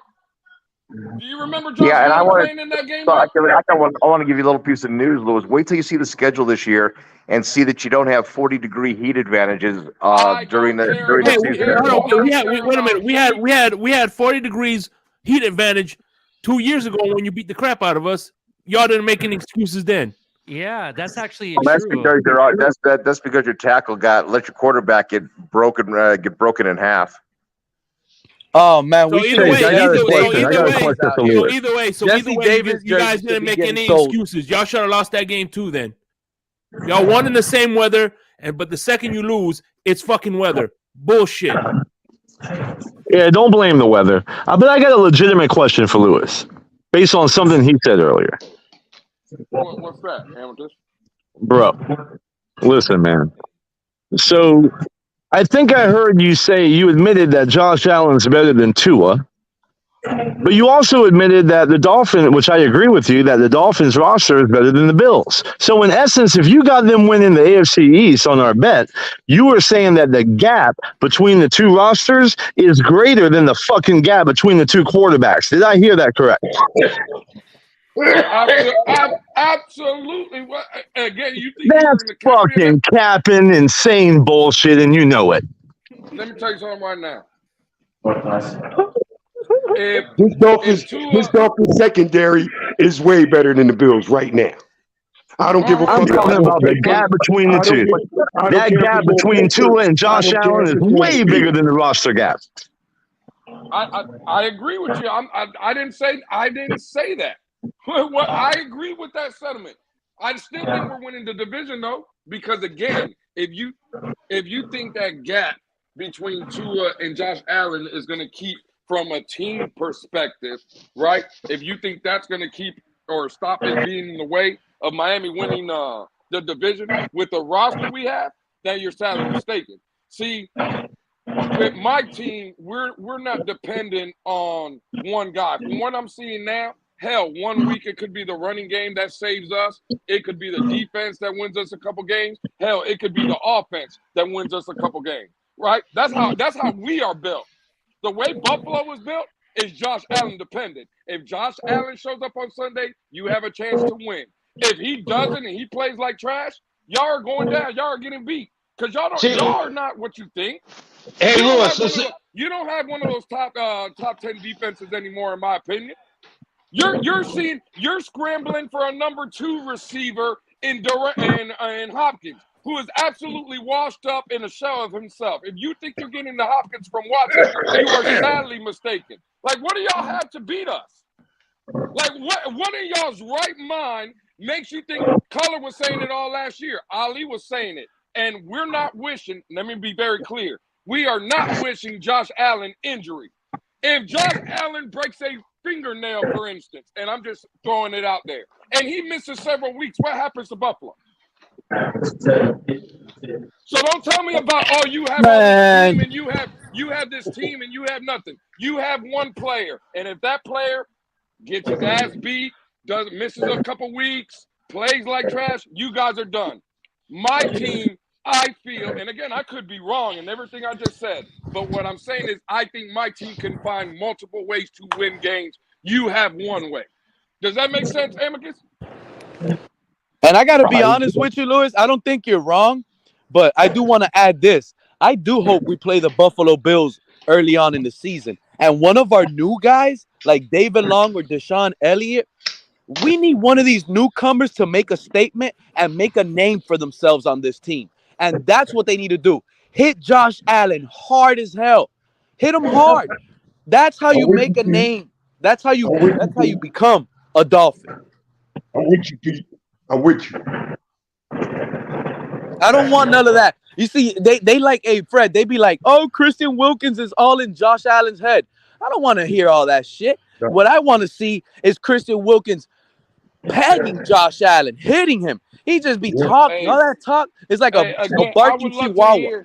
I would love to hear from Ali, man, because I haven't made a couple of broken takes and doing stuff with Ali. And again, this is my brother, my teammate on the fence tailgate, and the guy that I respect and want to hear.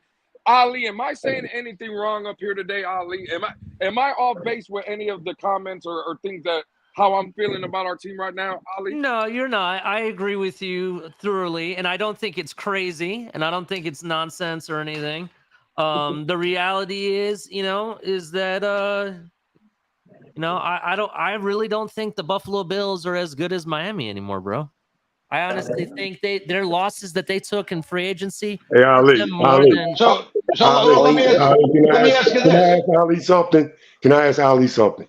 Go ahead. Hey, Ali. Until they're dethroned of the AFC East, do you think that they're the team of the East right at this moment until they're dethroned? No, I don't think they're the team of the East that we have to worry about. I'm not talking about worrying about them. I'm talking about just taking the division. Have they been the team to beat the last 3 years that I know of, anyway. They may have been the team to beat the last 3 years, but I don't think they're the team to beat this year. Who has a better offense?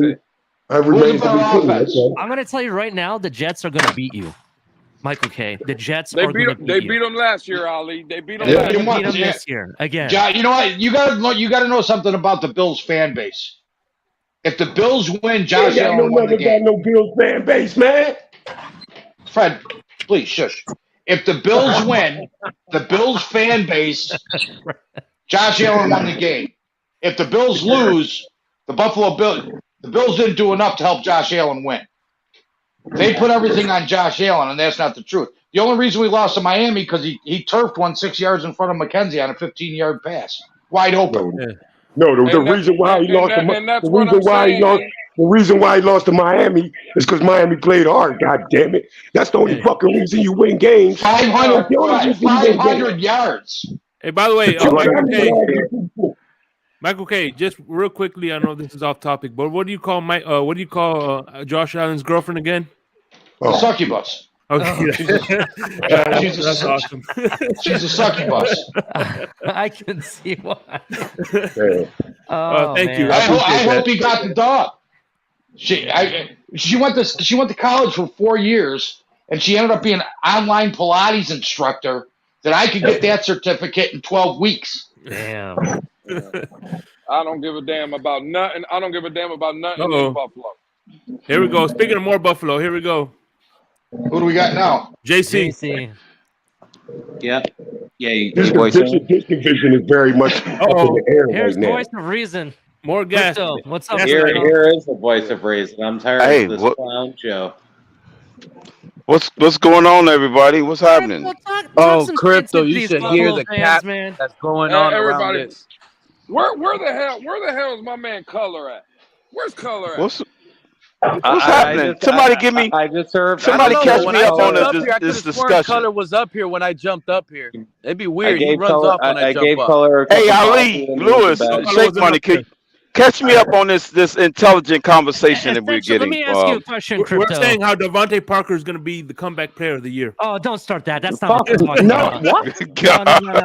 You mean he's going to be average player of the year? Crypto, let me ask you a question. Who do you think the team to beat is this year? Do you think it's the Buffalo Bills or the Jets based on everything they did? The Bills? Until the Jets actually get Aaron Rodgers. We're assuming that they got Rodgers already? I'm not going to assume that because I'm looking at the entire team. They have a defense. They definitely have an offense. Right. I'll say it will be the Jets. I'll say this. Outside of a Buffalo fan, I like the Detroit Lions and the moves they've made this year, right? Mm-hmm. But you can't say that they're going to beat the Minnesota Vikings next year. I can. What do you talking about? I can. You can't. And I believe they're way better. They're 10 times better roster than the Minnesota Vikings. And I like all that they made. And they were my sleeper team last year. But you can't say they beat them because they haven't been there. JC, but the fact is that Detroit hasn't really addressed that defense enough. Once they address and fix that defense, no, they do. That defense is not where it needs to be. Once they address that defense properly, right? I tell you, have you seen their offseason moves? And then they still got multiple picks in the draft. They still have, yes. Once they address those needs in the draft, then we'll reevaluate at that time. But I can't say that at this time. Did they address the cornerback position? Half their suspensions aren't even players that are starting. I respect it. Hey, what's going on, everyone? Hey, what's up, Todd? Where did Amicus go? Did I run an Amicus off? Hey, Lewis. Wow. No, Lewis. He was going to have to answer to where Josh Allen's going to be in 2 seasons. That's why. Amicus did because Dad came. Because Dad came, Amicus did. What's up, Todd? Hey, Lewis. Yes. Hey. I'm done with I'm not worried about Buffalo like I was in the past seasons. You guys. Hey, we were in your house in the playoffs. We were 2 drops. But you say that, Anthony. But you know what? It proves the point of what Aaron Rodgers said. My worst year as your career year. Hey, So us having a bad year was 13-3. So you're saying what's going to be a worse year? 12-4. We were. Y'all get 10 wins. Y'all get 10 wins max this season. And that's probably still number 1 in the division. I'll bet you. I'll make another bet with you right now, JC. That you will not win more than 10 games this season. Or no. What? If you win Our schedule is easier than yours. Again, do you hear any hesitation in my voice, JC? You're the one that sounds like your voice is cracking. I'm not hesitating. There ain't no voice. I'm all base. Hey, JC, if Buffalo wins 10 games this season, Miami wins the division by 2 games or more. How about that? No. Okay. All right. Well, Hey, we know Mark. Mark. You were wrong. You were wrong. Where was I wrong? About Josh Allen's girlfriend, what you call her. I didn't call her anything. He got rid of her. He got rid of her. That's what he's talking about. No, you called her a succubus. Girlfriend? You called her a succubus. That was Michael K. That was Michael K. That was not me. Oh, who was that? Michael K. Michael K. Well, he was wrong. He was wrong because Josh Allen's girlfriend is Amicus, and that's where he took off. No. See, already bad analysis of Dolphins fans. They can't even name. Like, how come a Bills fan knows a Dolphins fan, right? But they can't even gather like information on Bills fans that are on the panel. Wait a minute, JC, hold on. I'm gonna stop you. Hold on, I'm gonna stop you right there. You just called Todd Tony before. Well, they sound the same. So there you go. So and and to him, Michael K and Mark sound the same. So no, because the difference is Mike. There is a big difference from between Buffalo Todd and Anthony. There's a big difference. What the Bills are doing? It's not a big difference because Mike's from Buffalo and Mark is from San Diego. Well, hey, the other difference is I don't give a fuck about any of the Buffalo Bill fans. I group them all together. That's a good Well, point. the big difference between all of us is I'm the one Bills fan that actually grew up and lives in Buffalo. Well, I'm sorry. I'm sorry to hear that. I'm sorry for you, JC. And I would say out of the 3. Well, you can't say I'm sorry because these guys wouldn't even walk down the street. So I couldn't even. I can't say I'm sorry. Who's trying to look up Bill's stats? What I'm trying to tell you, out of the 3 from the scenario you just played out, Mark's doing very well being in San Diego instead of shithole fucking. Well, no, he's not. He's in New Mexico. He's out there slinging dope to the cartel. New Mexico. Wow! Now Mark is a drug dealer. Holy shit. Are you trying to say Mark is the new Walter White? Mark is the new Walter White. New Mexico is still an upgrade over Buffalo. That's all I'm saying. It doesn't matter. You know what? Maybe it might be because you guys. I don't know if you guys know. I don't know how much big fight fans you are, but you know John Jones is from Buffalo and now he lives in New Mexico. Well, that's fine. Hey, listen. Well, we only breed champions. Every person, every athlete that's big in any sport that's come out of Buffalo is a champion. Well, not Josh Allen. That's not a lie because Josh Allen's not from Buffalo. Josh Allen's from California. Again, JC. Even the sun shines on a dog's ass from time to time. Like we've had Patrick Kane. It doesn't matter. I can name multiple athletes. Deion Sanders came from Florida. Yeah, so he's a part of Florida. You can claim that. And he claims Florida. He claims Florida State. Edward James. They claim Florida. No, they're great athletes. Like I said before, I'm a fan of football. Yeah. And I love exactly like the old Miami Hurricanes from like 2001 to 2002. Greatest roster of all time. Nobody can debate that. They might not be the greatest team because you could name a bunch of teams that in college football that probably could have beat them, like the 99 Nebraska team. You know what? That 2001 roster will never be beat. You know why you get great? Roster-wise, there will never be a better team than those Miami Hurricanes teams. You know why you get great players? NFL draft choices.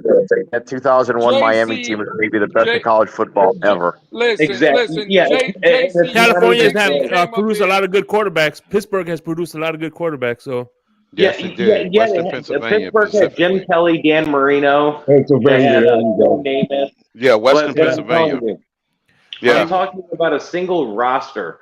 Literally, their second stringers were basically first-round picks. Like, it's insane. Hey, by the way, Sean, wait a minute. Adam Pandela with the $5 donation. Thank you so much. The whole of New Mexico, 0 Super Bowls, rings. Buffalo Bills organization also 0 Super Bowl rings. Y'all have but this guy he can donate that $5, but he just got a TV in the year 2000. Hey, JC, real quick, JC, because I'm gonna get out of here. I'm gonna go backstage real quick so I can bring up Robert. You know what? I just got out of work. I'm going backstage. I'll go backstage. You can stay up there. I got some things I want to take care of anyway. Well, I had some things I was gonna do too. We could bring Robert up. Go ahead. All right, we'll bring him up then. All right. But one thing I did want to say, I thought JC was coming up here to be the voice of reason for the argument we were having, and all you did, JC, was come up here and deflect the fact about Buffalo being a trash organization that hasn't won shit and Miami winning the division this year. You started bringing up. Lewis, let me argue that. Hold on. Lewis. Hold on. Let me get my. You came up here and you started saying about John Bones Jones and all these great people that you produced out of Buffalo, and hey, congratulations. Like I'm saying. Hold on, let me go on. I said Buffalo athletes. We again. We weren't talking about Buffalo athletes. That's not what I heard. Buffalo athletes. What did you hear? I said that the Miami Dolphins were going to win this division and that the Buffalo Bills, not the Buffalo athletes. I didn't say the Buffalo athletes. I said the Buffalo Bills were getting fucking destroyed this year because y'all are on the decline. Don't try to tell me about how great athletes you have in Buffalo. Yeah, but I've never dick rided a player like ever on this panel. On any panel. I'm not dick riding no player neither. Hey, by the way, let me apologize to Adam. Can you phonetically say your name so I won't say it like Panda Godzilla? Thank you. Phonetically spell your name, please. Go ahead. Y'all can continue. I was just saying. Oh, but Lewis. Right. I'm trying to figure out what's Lewis, you can have your opinion. I can have my opinion.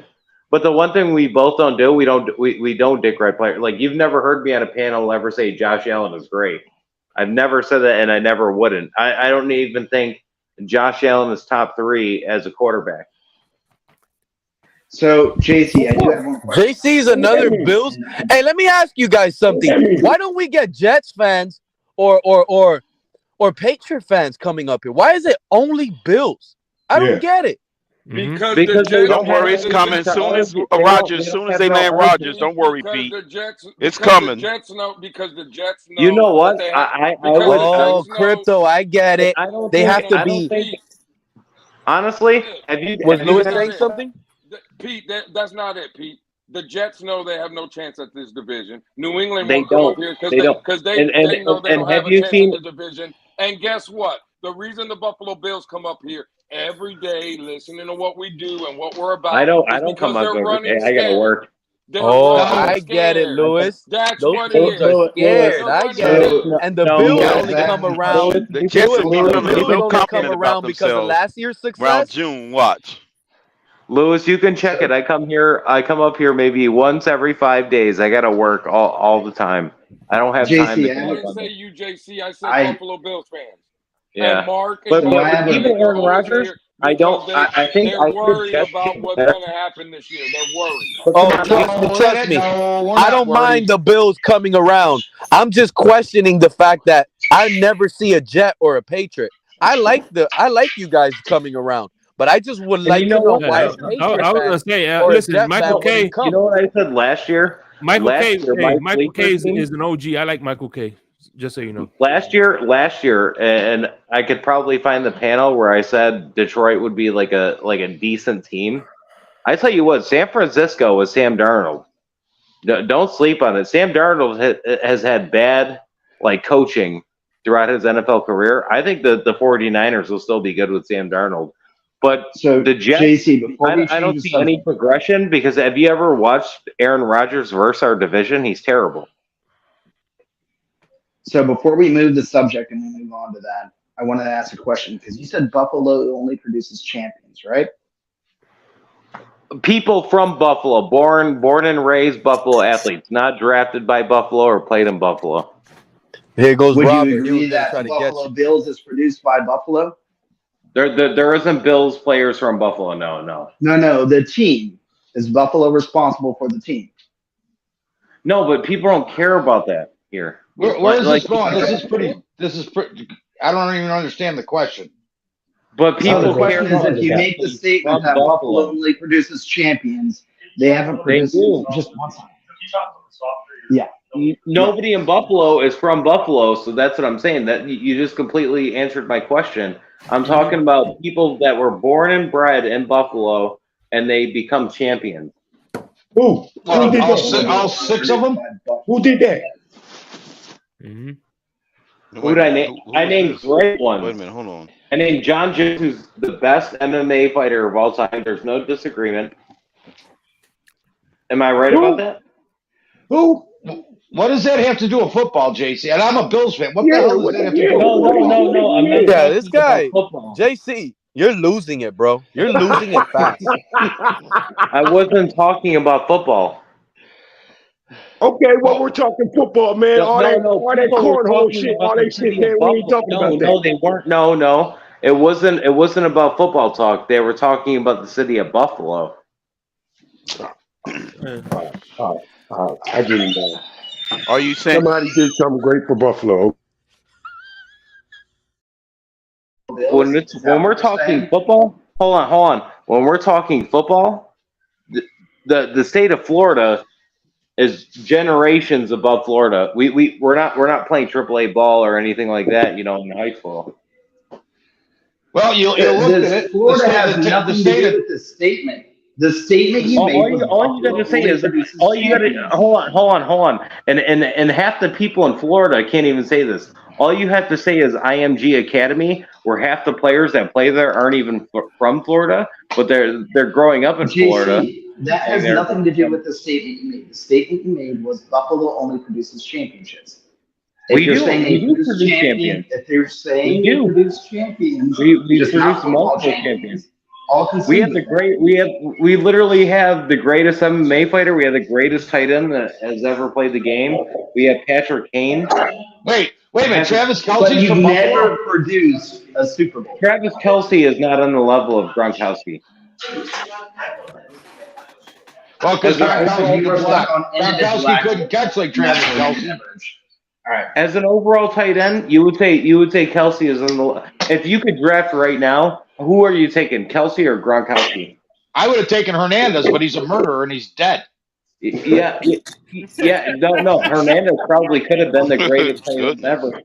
But who are you taking? Are you taking Gronk or are you taking Kelce? Gronk. Kelce only works in one offense. Gronkowski is the tight end I'm taking. That's not even a question. But go ahead, JC. Exactly. This is what I'm saying. I'm talking about just athlete. I'm not talking about if you're recruiting, right? Like say I work at a college, right? I would want to recruit Florida players. You recruit Florida players for speed, right? There's so many great players from Florida. You have IMG Academy, and you have St. Aquinas. I watch high school football, so I know. 89, I would even say 95% of the fans probably listening to here don't even know those schools. And by the way, one of the schools in the high schools in Florida that's produced the most NFL talent isn't one of those schools. It's Miami Northwestern. It's where Teddy Bridgewater. But now who they're recruiting, they're not looking at those schools. They're not. Now divisions matter. Like your 4 or 5 star rating matters based on what school you went to. Yeah, but in the mid St. 2000s Thomas Aquinas is like St. Thomas Aquinas is the only equivalent to like the University of Miami. And what's that? When they were What's recruiting the the Northwestern Bulls. It's Northwestern called Bulls, I think, were like majority of them all went to the University of Miami. What's the other one? It's called like Westlake or Westland or something like that in Florida. What's it called? I'm not sure of the name, but I know it's like West something. I know it's a big like recruiting school. But now schools matter. Now it's not even, they don't even grab players. You think they grab players from like even like the hood. They don't anymore. Now it's about recruiting schools. Your 4 or 5 star rating is based off recruiting schools. Well, the thing about that is Florida. There's no you don't have to go to the school where you live before. If you lived in a certain area, you had to go to that certain school. So no. Like I just said, they have recruiting schools now. Oh, they don't do that no more, Shake? No, not even in Buffalo. They don't even do that. So Shake, they don't do that. Let's say you live in Carroll City and you want to play football in Northwestern, you could do that. You live in Belle Glade, you want to come to Carroll City, yeah. Well, how come the state of Texas isn't being brought up in this conversation? Because they produce the most NFL players out of the 50. Yeah, it depends on position, Mike. Yeah, when it comes to high school football, there's nothing better than Texas. Texas has the best high school program, but no, it's not even close. No, it's not. When you even want to talk about their weight room, they have more coaches when they're coaching their players on the field. It looks crazy. You seen that movie Friday Night Lights? Yeah, it's all based in Texas, you think right? That. No, you think that, but the top the top offensive linemen are all Midwestern kids. They're all being recruited out of like Iowa, Michigan, schools like that. Defensive linemen are all from the South. Wide receivers are being drafted from, or not drafted, but recruited from Florida, Texas, those schools. It's positionally regional. Like certain regions matter.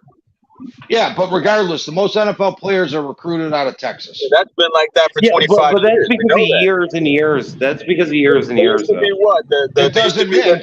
Years and years. It doesn't matter. Hey, JC, you want to read this comment by Level 2 New? On what to say? It says Jones, his number one example, isn't even from Buffalo. He was born in Rochester. He's from upstate New York. Rochester's 40 minutes down the road. I'm just saying that's what Level 2 New put. I was just asking. Yeah. And do you know what? Hold on, Level 2 New, I will answer your question. He actually used to be announced into the ring as John Jones from Buffalo, New York. Well, to be fair, people say that Lamar is coming back home, but Lamar is not from Miami. He's from Fort Lauderdale, so that would be the same equivalent. Close enough. Yeah. But there's people that hold on. But then you have to half out your half of the fan base, because I can say that about Buffalo too. I can say about 20% of Buffalo fans are from Buffalo, and then the rest are outside suburbs, because Buffalo isn't that big. Buffalo is about like 100, 200,000 people. It's not a big city. That's what I'm saying, JC. That people say Lamar Jackson is a native to Miami, but he's actually from Fort Lauderdale, outside of Miami. But he claims Miami. He claims Miami. Yeah, no, but he played in Broward, and that was still home. Still home. You know what? That's like me saying Mike isn't from Buffalo, and Mike is like literally 5 minutes away from me. Mm-hmm. I consider him still Buffalo. Yeah, Fort Myers is 5 minutes away from me, but I'm not. We're not Fort Myers. Yeah. No, that's just stupid. Isn't Lamar Jackson from Pompano, not Fort Lauderdale? Oh, Pompano. It's still not Miami though. Yeah, but yeah, exactly. It's not Miami, but people from Pompano will be saying they're from Fort Lauderdale more. So who's from Miramar? Teddy's from Miramar. Jake, I can go 2 blocks down, right? Uh-huh. And I can say they're from Kenmore. That's not even. Come on, that's a washing machine, I think. Hold on, give me a second, real quick. I'm sorry about that, JC. Let me get this donation here from Adam Pandya. Pandya, I hope I got that right this time. Adam Pandya. Consider this the first donation for the check back into Reality Fund. We are all wishing you a speedy recovery. It's all love, but back to you go. Your time's out, JC. Hey, I appreciate that, man. Oh man, Right. They got him. Well, that's not nice, but They got him out the building. Thank you. I Adam love Pandya. TFTG. Hey, Hey, Adam I'm Pandya, I so hope you got safe your name over here. right. I love it. Thank you, man. These haters don't come over here. These two and ears don't like to be on this side. If not, they would have been timing my ass out. I love it. although Pete, they go to another channel, and your ass is sitting down quite a bit. Yeah, you go to Miami Sports Music. They try to take me out. Shout out to the guy that saved me today. Oh, Rashad tried to get me. They saved me. Oh, they timed you out today? They tried, but I had protection cap. It was so well. It felt so good. Shout out to that guy, man. I missed that one, Pete. I missed that. What happened? Somebody donated $20 for my protection because they knew the moment I got up, they were going to time me out. And who was the one that tried to time me out? Rashad. Unbelievable. Well, because they don't, and it's like I'm not allowed in any Buffalo chat or any Buffalo podcasts or anything. I'm blocked from them all. You are? Hey, Mike, hold on. You're blocked from all the Buffaloes? You blocked from all the channels? That's why he comes here, bro. Oh, you're just like Pete. Dude, let me tell you something. I'm afraid this is the last channel I have hope on. If TFTG hates me, I have no home. I have nowhere else to go. In all reality, I'm one channel away from being like you, Michael. Go ahead. You know what? But you also call it like you see it. And if you want to say something bad about Tuna, you do. Well, you're in Buffalo. If you speak bad about Josh Allen, man, you're the Antichrist. And I call it like I see it. I don't think Josh Allen's as good as he plays, in all honesty. Wait. So, Michael, you're telling me you don't think Josh Allen is as good as his stats say? I don't think it's no. You know what? No. He's been standing by that for a while. I've been hearing him say that. Yeah, wow. They call me crazy for not falling for Tua stats. If you look at Allen's 2020 stats when he spent the majority of the offseason working with Jordan Palmer, he was on fire in 2020. He signs that big contract. He's got the succubus, and he found golf as his religion. So now in his offseason, he chases the PGA around. He goes on fire. In 2020, he was amazing. I was all about Allen in 2020 because he was a team player. But the last 2 years, now we got an offensive line problem allegedly, but yet Bean does nothing about our offensive line in free agency because that's not the problem. Exactly the way you see, Mike. Let me tell you how I feel, and I felt this way the whole time. Josh Allen is the guy that's making the Buffalo Bills and the coaching staff look good, all the way from Brandon Bean to the Sean McDermott. He made what was that guy's name that's unscrutinized from you? Ken Dorsey. Ken Dorsey. He made Ken Dorsey look good. You see what I'm saying? It's all Josh Allen to me. So I kind of see now here, Pete in Buffalo, nobody likes Ken Dorsey. Ken Dorsey's a joke. Ken Dorsey's limiting Josh Allen's abilities. Oh, try to tell Dolphin fans that they wanted Ken Dorsey bad for Tua. They actually told me Ken Dorsey was going to be the guy that fixes Tua. Yeah. See, we have a daily show here called One Bills Live, and it's Steve Tasker and Brownie. I don't even know his first name. But they give you all the stats, the actual stats. They don't use this PFF crap. They use actual football stats and actual football minds. And believe it or not, Ken Dorsey's numbers were better than Dave. For the past year, Ken Dorsey's numbers were better than Dable's first 4 years as a Bills offensive coordinator. And that was with Josh Allen having that great year in 2020. But yet, all these Bills fans think that we lost it all because of the coaching. Well, guess what? It's not the coaching. It's not the offensive line. It's not the receivers. It's Josh Allen's inability to play along the game plan. and to try to do it himself. To play, they need to. I need you to say that last thing because I don't think these people that listen here and they listen to football, they don't really listen. So say that ending one more time. It's Josh Allen's inability to play within the game plan. Josh Allen's inability to play within the game plan. Nothing to do with the coaches. Nothing. He wants to carry the whole team on his shoulder. Absolutely. That's what great players do, though. They do, but also great players great players also play within the game plan or the scheme or whatever. You know, you look at Diggs lighting Allen up on the sidelines. Well, if it wasn't Allen's fault, why was Diggs lighting Allen up and Allen was sitting there sulking and not fighting back, saying it's not me, it's not, you know what I mean? So how much stock Diggs do you wants put to into win. Diggs wanting out?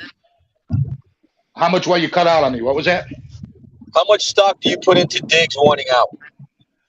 0. Diggs doesn't want out. Diggs. In all honesty, I believe Diggs wants change. And when you say change, because Mark was capping earlier, I don't know if you heard that.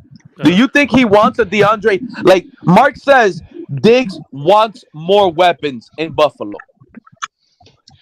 Hey, by the way, No. Pete. Hold on, Pete. No. It was Mike Skolsky who gave you protection. Shout out to him, Mike Skolsky. Mike Skolsky, that was his name. Shout out to Mike Skolsky, man. Appreciate that, dude. All right, go ahead. No, and this is the way I look at it. If we get Hopkins, I don't think it'll matter one way or another to Diggs. But I think what Diggs want is we know what Davis can do. And if Davis steps up, he doesn't have the high ankle sprain playing through it. Diggs is going to get open. You know, Shakir, we got that Shakir, our slot receiver. He was open 50% of the time on his routes and never got the ball thrown to him because Allen wouldn't throw him the ball. Michael, can I ask you a question? What? Absolutely. So let's say that you guys let's say the Bills get DeAndre Hopkins, correct? True talk. So what would you say would be like the ceiling? Do you think this year is the Super Bowl run for you guys? With one player? Well, this is if you get DeAndre Hopkins. No, not with. I don't believe so. Not with one player. I'd say it gives us a better chance. Let me ask you another question. Who do you think is better, Josh Allen or Tua, if they're both healthy the entire season? Josh Allen. You think so? That's where we defer. That's where I can't let you slide on that one. That's the thing. Because look, you don't have to let me slide on it. It's just it's you just don't have to. If you hurt my friend, then you hurt my friend. Here, look. So what's the saying? I can't Michael, what's the saying that they say? They say poking the bear, correct? They say, poking the bear type of thing. You've ever heard of that saying that they say, like people poke the bear and then the bear wakes up? I'm 52. I'm 52 years old. I poked many bears in my time. So what's poking the bear right now? What issue right now is poking the bear? People are poking Tua, and he's the bear, right? So look, let's look at it like this. 2 years ago, what did he do? People said, "Oh, he's not good," all that shit. Oh, blah blah. He's just not good. Blah blah. Right? All that stuff. Switched coaches. Right? A year later, switched coaches. Now McDaniel's his coach. Right? Then they traded for Tyreek Hill. Oh no! Well, Tua can't get it to him. He has a noodle arm. All that shit. Right? Blah blah. He has a noodle arm. Right? And then this year, what did he do? He passed for the most yards. Right? The most air yards in the NFL. Number 1 in air yards. Right? This year, what is it? Oh, Tua can't stay healthy. Blah blah. You can't stay healthy. Wait, the most air yards. And they still have the same record. Well, correct. The most air yards. Defense. That's because of the defense. Let's look at it. It's because of the defense. They had the same record. So wait. The most air yards. You're not counting the first half of the Chargers game, right? Wait, no, hold on. I'm counting the entire season. That was I'm counting 25. everything. What do you mean I'm not counting the beginning of the Chargers game? I'm counting everything in a whole. You don't think between his time in college and his time in the pros, how long is that? Like maybe 7 years, let's say, give or take? Who's? Oh my God! Look what Kevin Lee just wrote. Shout out to Kevin Lee. Hold on, yeah. What's up, Shake Money and Panel? Kevin. That's where you're wrong, Kevin. Kevin, that's where I can't agree with you though. Let me finish talking, then we could talk. All right. Anyway, what's up, Shake Money and Panel? What's your take on Mike White? We know Tua is going to miss games. It's inevitable. History says we could win 3 or 4 games. We are 1-12 with backups in the last 3 years. That guy just took the words out of my mouth, Kevin Lee. I was just about to say, between college I'm so and happy now, they finally brought Tua talk back to the college and conversation. now, that's what, 7 years. In 7 years, how many seasons did he play a full healthy season? Kevin Lee, I just want to respond to you because you asked the panel. Look, number one, when you said, what's y'all take on Mike White? My take on Mike White, Kevin Lee, to be honest with you, I think he's no better than Skylar Thompson. Skylar Thompson is QB2, and with a little bit more knowledge of the playbook, knowledge of the scheme, when Tua goes down, Skylar's never leaving the field again. Yeah. This is going to be Skylar's team moving forward. What do you think about that, when Tua goes down? Well, what do you think about those comments? What do I think about that? I mean, it's a very simple thing. What I think about that, it's just not true. Skylar Thompson's not even going to make the roster this year. He's not even making the roster. I'm sorry. Most teams. Is it not true? Is it not true what I said about as far as like the injury concern? What? I'm sorry. What'd you say about the injury concern? Between college and the pros, how many seasons did he play full? Concerned, but any player can get hurt at any time, bro. It's football. Like, let's not act like we play tennis. Like, we're not even playing fucking cricket, guys. We're out here playing football where we tackle each other. Let me ask this question, since you're saying he's not going to make the roster. So the injury concerns that Tua has had, and the fact that we had to use a second, quarterback on top of the backup in this past season, you don't think that Miami is going to roll into the season with 3 quarterbacks again? Because I don't think so. They're going to. At least 3 at a minimum for insurance policy. I disagree I don't with think that. they're rolling with 3 quarterbacks they're running with. I'm telling you right now. Then why would you sign Mike White? It's called Why insurance. would you want to sign Mike White? Because we didn't resign. Hold on, sorry. Shake Money. I want to respond to this real quick. I'm sorry. I apologize. Go ahead. No, it's okay. True talk. They did not resign Bridgewater, bro. We had to sign another backup. But why didn't we just keep Skylar as a second option though, and then just because we still need a third. We still need a third one. But we wasted $4 million on Mike White when we could have used that money for a Dalvin Cook, right? We could have used him for the package. Dalvin accepting $4 million. That's delusional. First of all, $4 million. It was $4 million or something like that. We did actually consider. Hold on. Let's talk about Dalvin Cook real quick. We did actually consider that, but why would you want to give up draft capital for Dalvin Cook when you can have him for no draft capital and just pay him, sign him to a contract? Because he's going to get cut. That's what. That's after June 1st, though. Am I wrong? It's after June 1st. We need 3 quarterbacks when we got a litany of injury-prone quarterbacks. Exactly. And another thing too. That's the problem that I have. Look, let me ask you. We're wasting. Hold on. Quarterback. Hold on. This dude, whoever this dude is, just interrupted my dinner, man. I had to stop eating. I had to stop merging with this pot pie, mashed potatoes, cornbread. What happened, Color? Cornbread. It's cornbread. Let us have it, Color. Look, but this bro is only getting mashed potatoes and corn, man. That's all this dude's gonna get. Because I just want to point out that if you're talking about Skylar Thompson not making the roster, he won't. Why would the only quarterback on our roster that has playoff experience be the guy that doesn't make the roster? Let me tell you, Tom. I'll let you answer. I'll go back. You know what, Color? Exactly. Color, I appreciate you so much. I would say checkmate. Enjoy your dinner, sir. I would finally say checkmate, Color. That was a checkmate. Color, Tom Brady. That was checkmate worthy.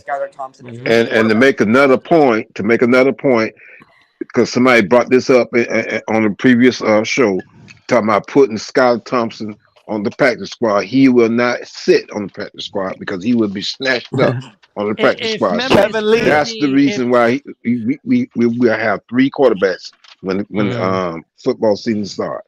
Before we continue, let me read the super chat. We got to pay some bills here. Please do. The problem is, shout out to Kevin Lee. By the way, you have $15 in timeout. So just so you know. The problem is we are 1-12 with backups in the last 3 years. No matter who has been, can Mike White deliver 3 and 4 wins? I can only see Only one way I see the playoff wins, guys. Okay. Yeah, so he's saying 1-12. 3 and 4 is the only way. If he has to win 3 and 4. If Tua is out of games, is the only way he can see winning playoffs. You hear that, little bro? But listen, the glaring statement and the glaring thing in that 1-12, it was that one win that was the reason why we made the playoffs, because it was a backup quarterback in the Jets game that freaking got us to clinch the playoffs with help. And how ironic! I just want to address. It was that one win that got us there, And that with only the backup. One and what? What was that dude's comment? Crypto. We went like 1-12. Yeah. 1-12. That only ironic. win That one win, and they want him out of the building. Was the one that clinched it for us. Yeah. So real What do you quick. feel about that, little broski? Hold on, little broski. I want to bring up something real quick. I want to. You mentioned, looking at Tom Brady, he didn't have any playoff experience. Yeah, you're absolutely right. But you know what? Something interesting about that Super Bowl winning team that he was on when he got his experience, they had 3 quarterbacks on the roster.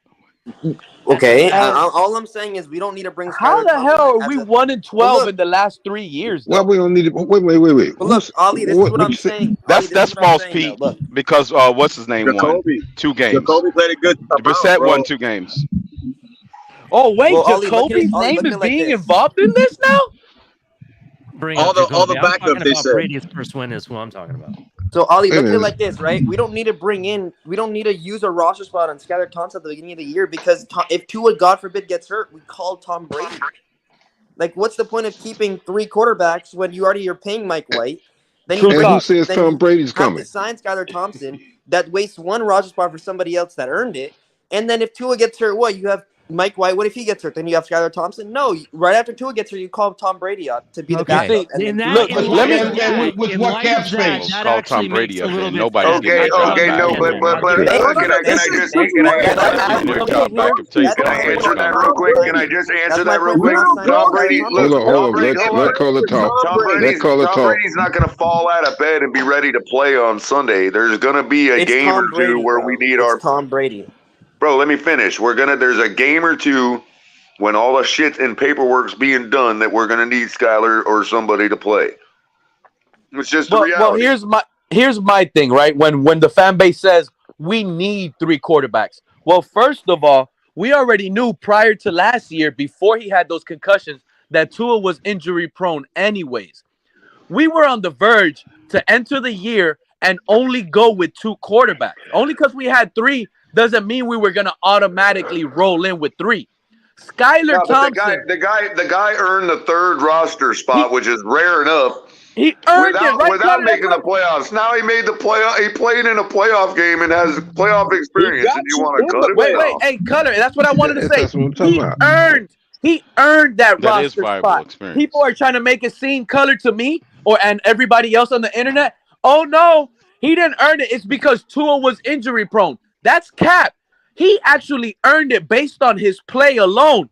Then Tua started getting hurt after the season started. Week 2, fake concussion, back ankle injury, then Cincinnati, concussion. That's why we actually had to keep him. But it wasn't because we had to keep 3 quarterbacks on the roster because Tua was injury prone. No. It was because he was good. That's what it was. Yeah, he played well enough in the preseason to earn his spot. You're right.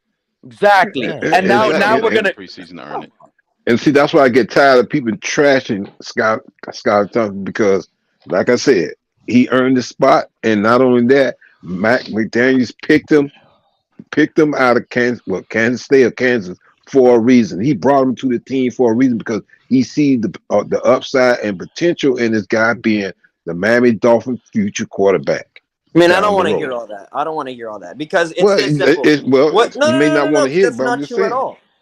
What you said is not true at all, though.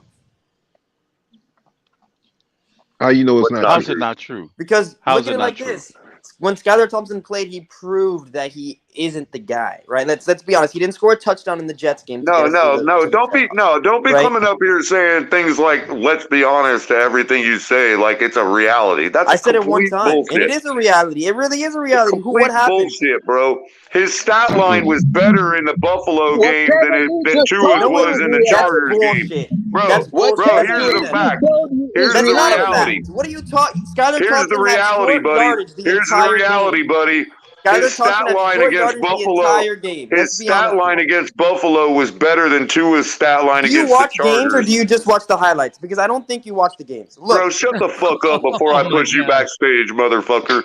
Shut the fuck up, bro. So Tua Put in the this dumb snow. fucking kid backstage, bro. So you're saying Tua in the snow was not better than the game that Put this dumb motherfucker backstage so I can finish what I was saying, please. Thank you.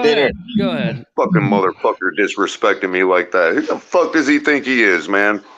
He's a member of the Tua Tagovailoa Bone Stroker Club.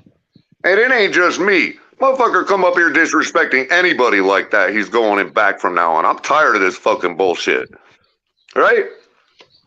Let me just tell you this, son. I do watch every game. I call them right here on this fucking network, you dumb motherfucker. Okay? And secondly, okay, Skylar Thompson's stat line was virtually identical in the Buffalo game to Tua's stat line in the Chargers game. Top 5 defense versus number 26th ranked defense. All right? So your boy can go fucking sit down, all right, and stop acting like he's fucking any kind of decent quarterback when it's time to rise to the occasion, right? So now come up and tell me what you fucking know and what, that I don't fucking watch and do watch. Hold on. Before you do that, did you get to the super chat? No, I didn't.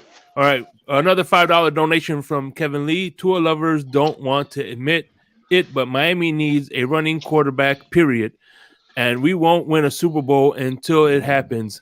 It's called Tua denial. Thank you, Kevin Lee. With the $5 I got news for y'all. That's what Skylar Thompson did when he was in college. He was a dual threat quarterback. Say his name, Mr. Paul. Say his name. No, because see, that's the thing that's the thing some people got to understand and realize. Mike McDaniels did not just go and pick this guy and say, okay, well, let me flip a coin and when it lands, we'll pick this guy. He picked this guy because he's seen something in him. He's seen something in him. And that's why he's on our team. Yeah, I'll wait till you're done. But I wanna address Kohler like what he said about the Tua against the Chargers against Thompson against the Bills in the playoff game. How about you do this? How about you compare Tua in the 2 games played against the Bills, and then you compare him with Skylar Thompson's game against the Bills, and you see who had better numbers. Let's not compare Tua's worst game to Skylar Thompson's best game. That's not fair at all. That's not fair to anybody. Tua lost. You're doing the same thing when you compare him against the Jets. I got this, I don't Crypto. do that at all. I got this, Crypto. Hey, I biased got this, Crypto. I'm not I got this, biased at all. Crypto. I got this, Crypto. I got this. Okay, he lost the second one because he couldn't keep possession of the fucking ball and hold a 4-point fucking lead, right? Oh yeah, because he couldn't hold the ball more than 3 downs with a 4-point lead in the fourth quarter. That's why we lost that game. Secondly, he won the first game because Buffalo's offensive line literally collapsed in the heat of Miami in the fourth quarter, and it was only they were able to kick a field goal. Won. He still put up better numbers in that game than Skylar Thompson did in the playoffs. So the fuck what? It doesn't matter. Let's. And Skylar played him to 3 points in a fucking playoff game. And Skylar played him to 3 points in a fucking playoff game. Where was Tua? Wait, I'm nursing his little fucking skull. Wait a minute. First of all, Skylar had short field the entire game because his defense kept on getting, turnovers. Oh, right? all of a sudden we got a great defense. In that one game, they went crazy. In the first Buffalo game, we had a short field too. The fumble on Josh Allen. They put the ball at the 5-yard line. Hey, who took advantage of that great defense? Nobody Skylar did. We still lost. Oh, we still lost. We still lost. So who gives a fuck? 7th round rookie. Now all this time you've been propping up a 5th overall pick to a 7th round rookie. No. In a playoff game. You're comparing. I know Skylar. That's right. I'm comparing. I know too. I know. Because I know what a 7th round rookie in a playoff looks like compared to a 5th overall pick. No. You're gonna cry. That's right. I know what a 7th round rookie looks like in a playoff game, get those tears as opposed to a 5th overall pick against the 26th ranked defense. Keep crying. Yeah, go fuck yourself, you fucking punk. Get the fuck out of here. Yeah, go cry when Skylar doesn't make the team next year. Go fuck yourself, get ready bro. for your Twitter raid. Get him the fuck out of here, bro. Get him the fuck out of here if he's gonna disrespect people up here, bro. You're gonna fucking disrespect people up here. Get the fuck out of here, bro. Did he answer your question, little bro? Where's the receipts to your You're not facts? gonna continue to disrespect people on this fucking You panel, wanted to bro. compare Tua's worst game to Skyler's best Dude, game. I'm telling you, I'm gonna let's fucking compare ban you, both Bills motherfucker. games, right? Shut Let's the compare fuck Tua up. against the Bills and Skyler against the Bills. Yo, I'm gonna fucking remove you from ever being able to come to this network again, motherfucker, if you don't stop disrespecting people on this fucking panel. Hold on, Skyler. You understand me, fucking kid? Do you understand me? By the way, Kevin Lee banned is to put him on time 20-minute timeout. So he's timed out for 20 minutes, Color. He's great. Kevin Lee. He's timed. I was just about to help you, Color. I was gonna time out True Talk, man. True Talk, you good, but you can't be doing This is you can't be doing ridiculous. Color This like is that. ridiculous. Because see, you got 20 see, minutes. there's a reason why Scarlett Thompson is still on our roster. There's a reason for that.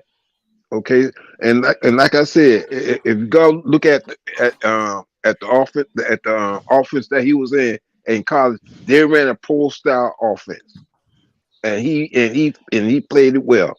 Now I'm saying he still has to make the adjustment to the pro, but you don't just take somebody like that and trash him and toss him out when the man has a lot of upside. He's still learning the game, and he's progressing. So don't hand me all that stuff about trashing him and all Color, let me ask you, what is the term that Tuaniers used for Flores and what Flores was doing to Tua's career? Sabotage. Sabotage. Well, you know what the fuck, True Talk? Let me tell you something. Jalen fucking Waddle sabotaged Skylar Thompson in the Buffalo game in the playoffs. That's a fact. How the fuck do you drop 3 perfectly thrown balls, bro? How the fuck do you do that in a game that you know you got? If you want to get paid, you get paid in the playoffs, right? And you I forgot. And despite those 3 drops, Ali, he still threw for over 200 yards. Ali, and let's not forget, Ali, you know what the crazy thing is, Ali? In the playoffs? Who beat the Jets? Ali, Skyler is such a badass dude, bro, that even after those 3 drops, if you pay attention in the fourth quarter on a crucial 3rd and like 16 or something, he even threw it to Jalen Waddle.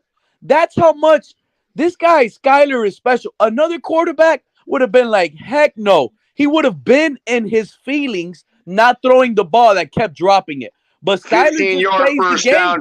Wait. Also, don't forget 15-yard 15-yard first down drop by Tyreek Hill. By Tyreek dropped. Yeah, but I'm talking about the late one in the game. Hold on. 30-yard strike drop by Gesicki. Tyreek Hill stopping on a freaking play while Skyler throws it deep. Oh yeah, they forgot about that one. Bro, I don't think. And don't forget the biggest. Hold on, Ali. The biggest elephant in the room. He overcame a 17-0 deficit in a playoff game in pressure situation, irregardless of how well the defense played. You still have to step up to the fold. When you're down by 17 and your defense give you the ball, there's no guarantee that you can put it in the end zone. Crypto, he erased the 17-point deficit. Zip. Crypto, you're right. He was down 17 zip, almost going into the halftime, right? And it was just nothing was his fault. It was Jalen Waddle, Tyreek, Gesicki dropping everything left and right, making this guy's stat line to the point where he was like 2 for 11. Listen. I just went back to look at some of those missed throws not missed throws. I would say missed catches that Jalen Waddle made in that game. I don't think Dan Marino could have thrown a more perfect pass. And the fact that person would drop it, I'm sorry, that wide receiver sabotaged the game, bro. Hey, you know what, Ali? Think about what I just thought about. What have we been hearing all over the national media, Ali, about our quarterback Tua? That he was mulling retirement, right? He thought about retiring. You don't think that guy would have retired if Skylar Thompson would have beat the Buffalo Bills? That would have sent Tua to retire even faster, bro. The whole team would have been all over Skylar. We won our first playoff game with Skylar. That would have sent Tua packing. That's why. And you're right, Ali. Jalen Waddle sabotaged him for that. Yeah, they want to say that Coach Flores sabotaged them. I'm gonna say I'm sorry, but Jalen Waddle sabotaged Skyler because that's the reality. We And you want to know what? To Color's point, he said earlier in the Buffalo game where the Heat, they wilted in the heat. I would say that they also put him on a short field. Tua was put on a short field in that game because it was a fumble by Josh Allen that they forced and put it at the 5-yard line, and we pretty much walked it in the end zone with our running back. So don't tell me that only Skyler was on a short field. In the first matchup against Buffalo, we was instantly on the short field when it came to that game. So they're getting selective amnesia. He's a young kid. I got to bounce, but I love you all. Fins up, bro. Fins up, Terry. Shake my Hey, we out of here. Thank you for stopping by, brother. Thanks, man. Hey, Shake Money. All right, Ali. Hold on one second. Hey, Shake Money. Yes, sir. Can you drop Cap for Life back for a minute because he's causing there it is. Okay, you hear that? Yeah, he's usually is in his car. And then also to add on to Scott, all the games that I watched him play in, he showed leadership. Hey, and Michael, calm. I'm sorry, Mr. Punk. Michael, never forget, you're a Bills fan, dude. You can't do that to it. You know, even if Cap for Life has wind coming in, you gotta Can't hear respect. nothing. Can't hear nobody though. It's a woo woo woo woo woo. My fault. Yeah, let me know. My phone's on live support, bro. Actually, what you call it? Now that I have, because Color and Ollie was here, so I didn't have my headphones on, and now that I have my headphones on, that shit giving me a headache, bro. Bring it back now. See if it comes back. Hey, man, I just love the fact that Ali brought that point up. What's going on, Mountie fans? Welcome in. What's up, Mountie? Stop trenching. Money, what's up? What's up, What's going on, everybody? What's going up here, man? What's going on up here? Reminisce. Hold on, we got to get something settled. We got to get something settled before we get started because Amicus is up here and he's going to let us know what Josh Allen is going to be at in 2 years. Which league? What league, Amicus? Who cares? What's up, Amicus? Amicus is going to let us know that Josh Allen is going to be in the SFL in 2 years. So I got 3 minutes before I log out of work. Give me a minute. Hey, is True Talk up here talking shit again? No, he's got about 15 minutes left. Hey, Color had to chap that ass again. Color had to put him in his place. Hey, he had Color like I ain't never seen Color before. True Talk. No, but you know, the man was telling me disrespecting me, disrespecting Color. I mean, you know, you don't disrespect people in the panel like that. They're talking about everything he said is fact. No, everything he was saying was not fact. Some things he was saying may be true, but everything was not fact that he was saying. Hey, why is it every place that this kid shows up at, like he's like a bad rash? I'm so happy that you're giving too much compliments to rashes in this country. Now you're giving way too much compliment to having a rash. True Talk for showing up and cleaning the air for me. Agree, now I feel much better about having a rash. Like everywhere he show up, he put the cream down. Annoying people. He started annoying people. So this dude's saying Tuna did great against the Bills in the first game against the practice squad secondary. So Skylar Thompson did it against pretty much a healthy secondary. In a playoff game, which is a totally different atmosphere. And bad weather. And not only a playoff game, but it was a snowy playoff game. Yeah. Don't forget that he ducked the Jets twice. Don't forget that. Oh man, you know I love you Bills guys, but Amicus, what you got, Amicus? He's got a couple minutes till he clocks out of work. Oh, that's right. He did say that. He said to clock out. 10-minute timeout for Michael K and Amicus Bills fans. Shout out to Kevin. I said a 10-minute timeout Kevin Lee. For 2 of them. Okay. Kevin Lee is cleaning house tonight. You ain't kidding. Damn. What's up, Q? Thank you for the 70. Q, my oos, what's going on, my brother? What's on your mind? What's going on, Shake? Not much, man. Just came up. I just had a laugh in the back. Shout out to Mr. Paul. How you doing, sir? Hope you good today. Hey, I'm great, Creed. How you doing, my brother? Hey, it's been busy today. You know, got some birthday parties got to attend to later on, but came up to show some quick love to the boys. Had a few laughs to this dude, True Talk. I've been hearing this name all over, and you know, people are like, "Yo, this dude, True Talk, man, he out there, he competing with Pete." I'm listening to him. I'm like, man, that's Pete, bro. What you talking about? That's Pete. That's the two. That's the 2 in your side of Pete, though. That's the 2 in your side of Pete. You saying they diabolically opposed? Yeah, that Pete is the polar opposite of that kid. They're one and the same. They're just both sides of the same coin. I mean, yeah, both sides of the same coin. Well, I did say we don't get Patriots or Jets fans up here, but man, we get Steeler guys up here. There goes CB83. Hey, Steeler guys up here. Hey, hold on, CB83. How dare you call Q Wolfpack? You know, see what he's calling you, Q? Oh, hell now you're no. part of the Wolfpack, Q. Hey, Kenny Pickett is going to the practice squad, Q. So just buckle up. Hey, by the way, man, my dude's swole. Hey, by the way, Q. He'll be on the practice squad in about 4 months.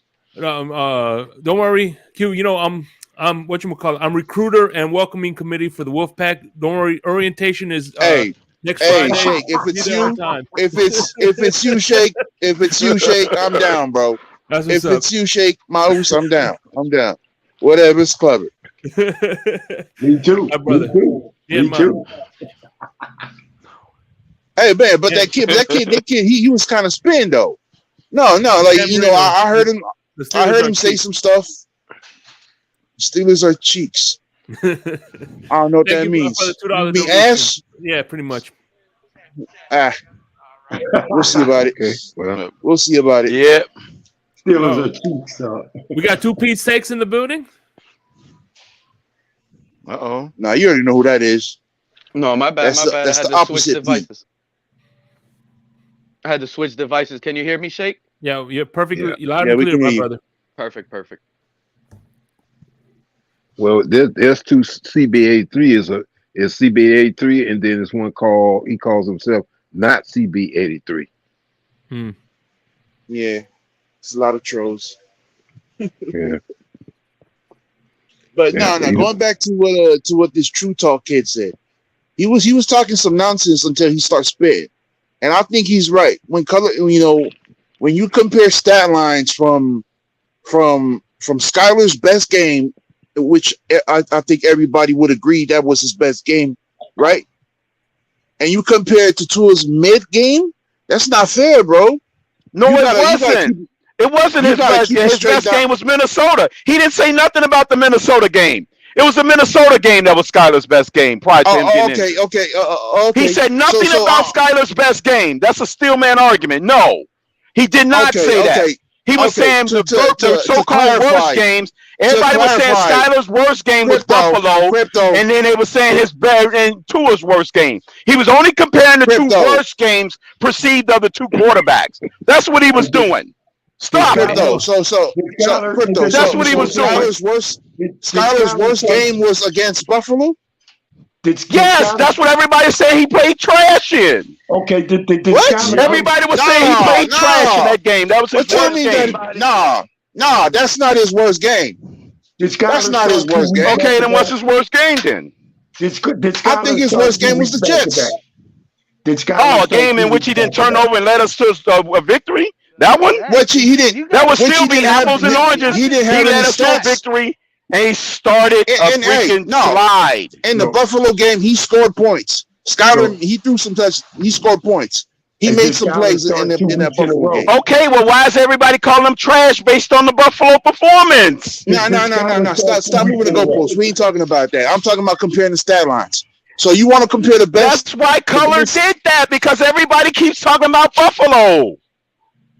Okay, then his best stat line. What was Skyler's best stat line against the Vikings? Right? What was it? Hold on. Let me look it up. Real quick. Y'all chop it up. It was a small game. Right here. We don't look at this quarter right here. Nah, we gonna look it up. Right here. Can I All get right, a let me. question? I'll look it up. What are we looking up? I'm on Google. I'll share a screen. So what do you want me to look up on Google? All right. We're gonna look up Skyler's How he was Vikings performing game. against We the want to know, Vikings. yes, his best stat line, his best game. We're All right, gonna compare Everybody stat know lines. he was let me cooking in share that this. Let Vikings me share game the prior screen. to all them penalties. We kept going 3 steps forward, 8 steps backwards.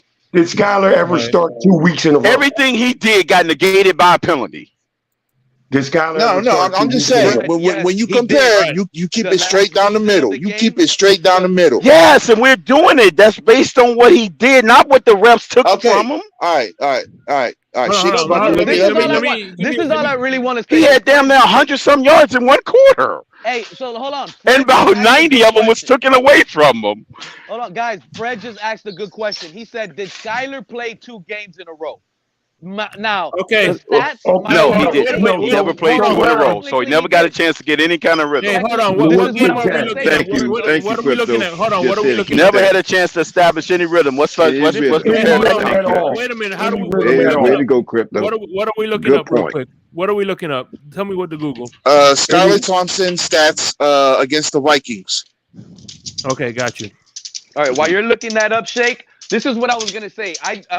Crypto, it's not true because he did get 2 games in a row. He actually won a playoff game because that week 18 Jet game, win and get in, that is actually considered a playoff game in my opinion, right? That's how much pressure there is in that game.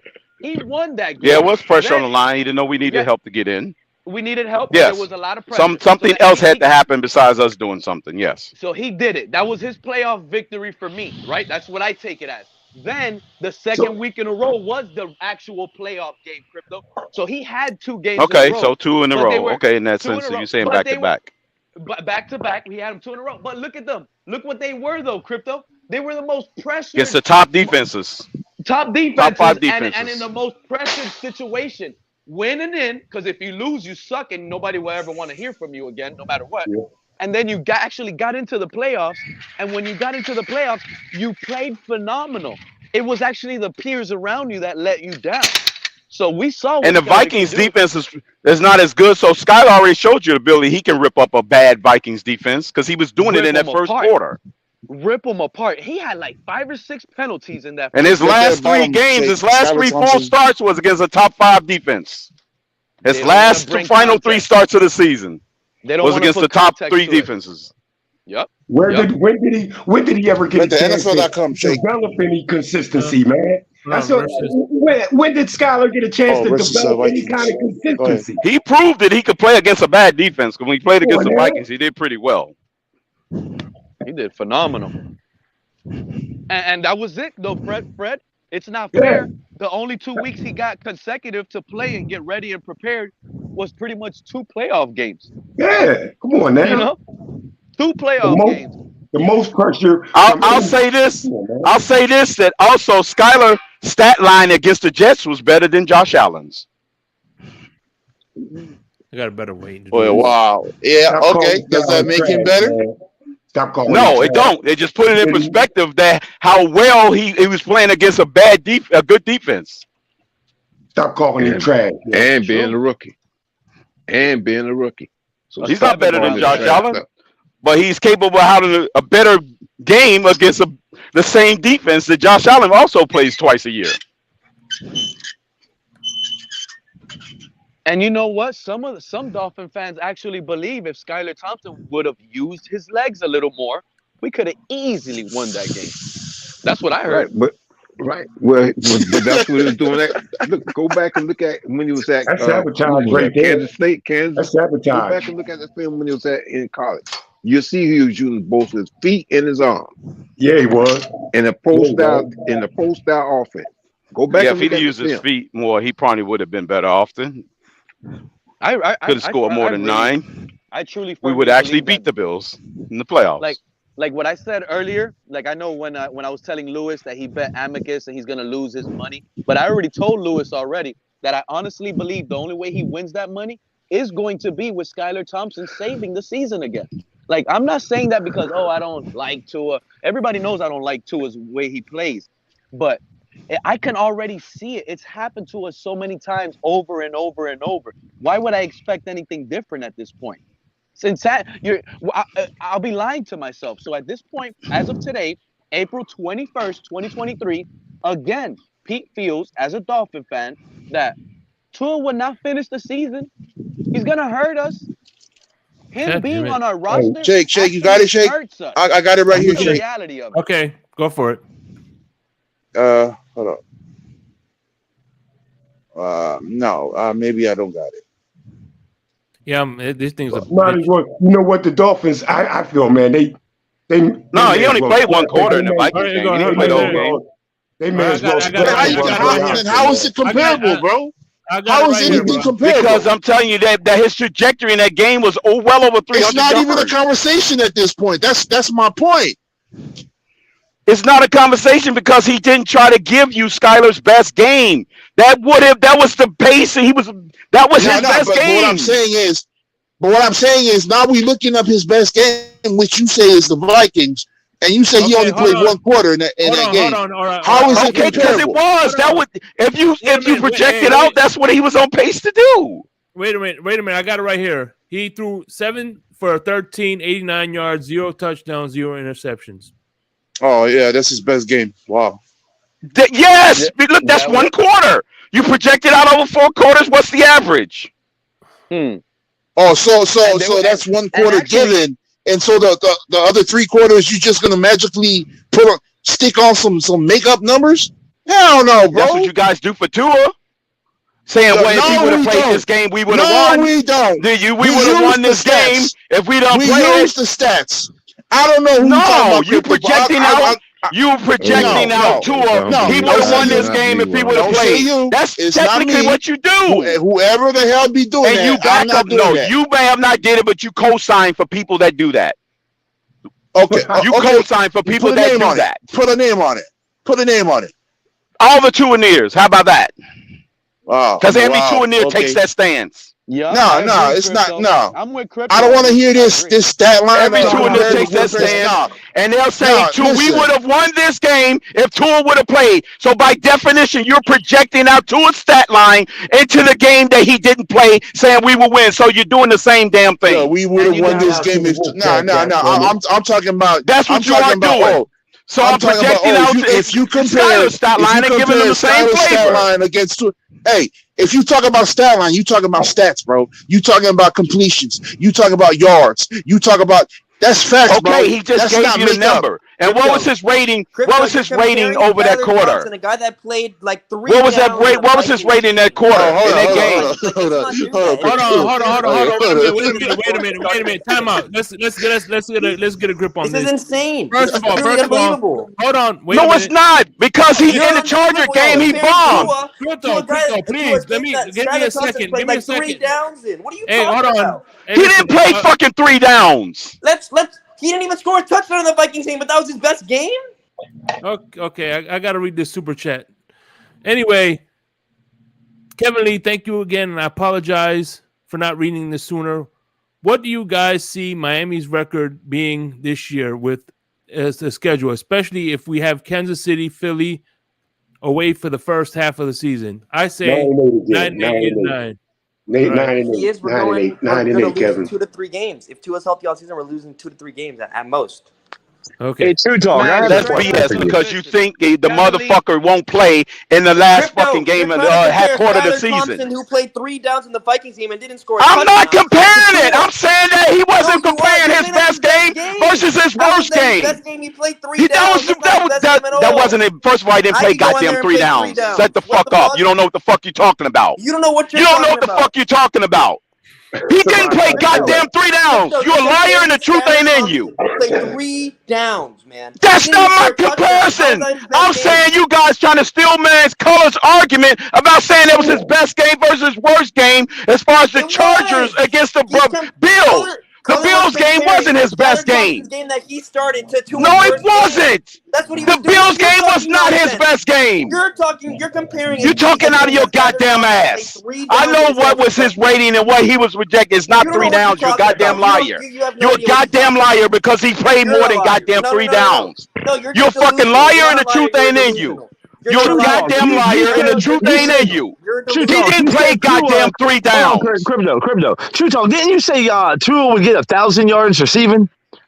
I never said receiving. Yeah, the motherfucker said he gave 9,000 yards and 2,000 yards rushing. I said rushing. Stop the fucking cap. The motherfucker sit up there that just said he'll get 9,000 yards passing and goddamn 2,000 yards to passing. Game where he played 3 downs and didn't score a touchdown. How is that? He didn't play. He played more than 3 goddamn downs. What the fuck you talking about? How is that his best game?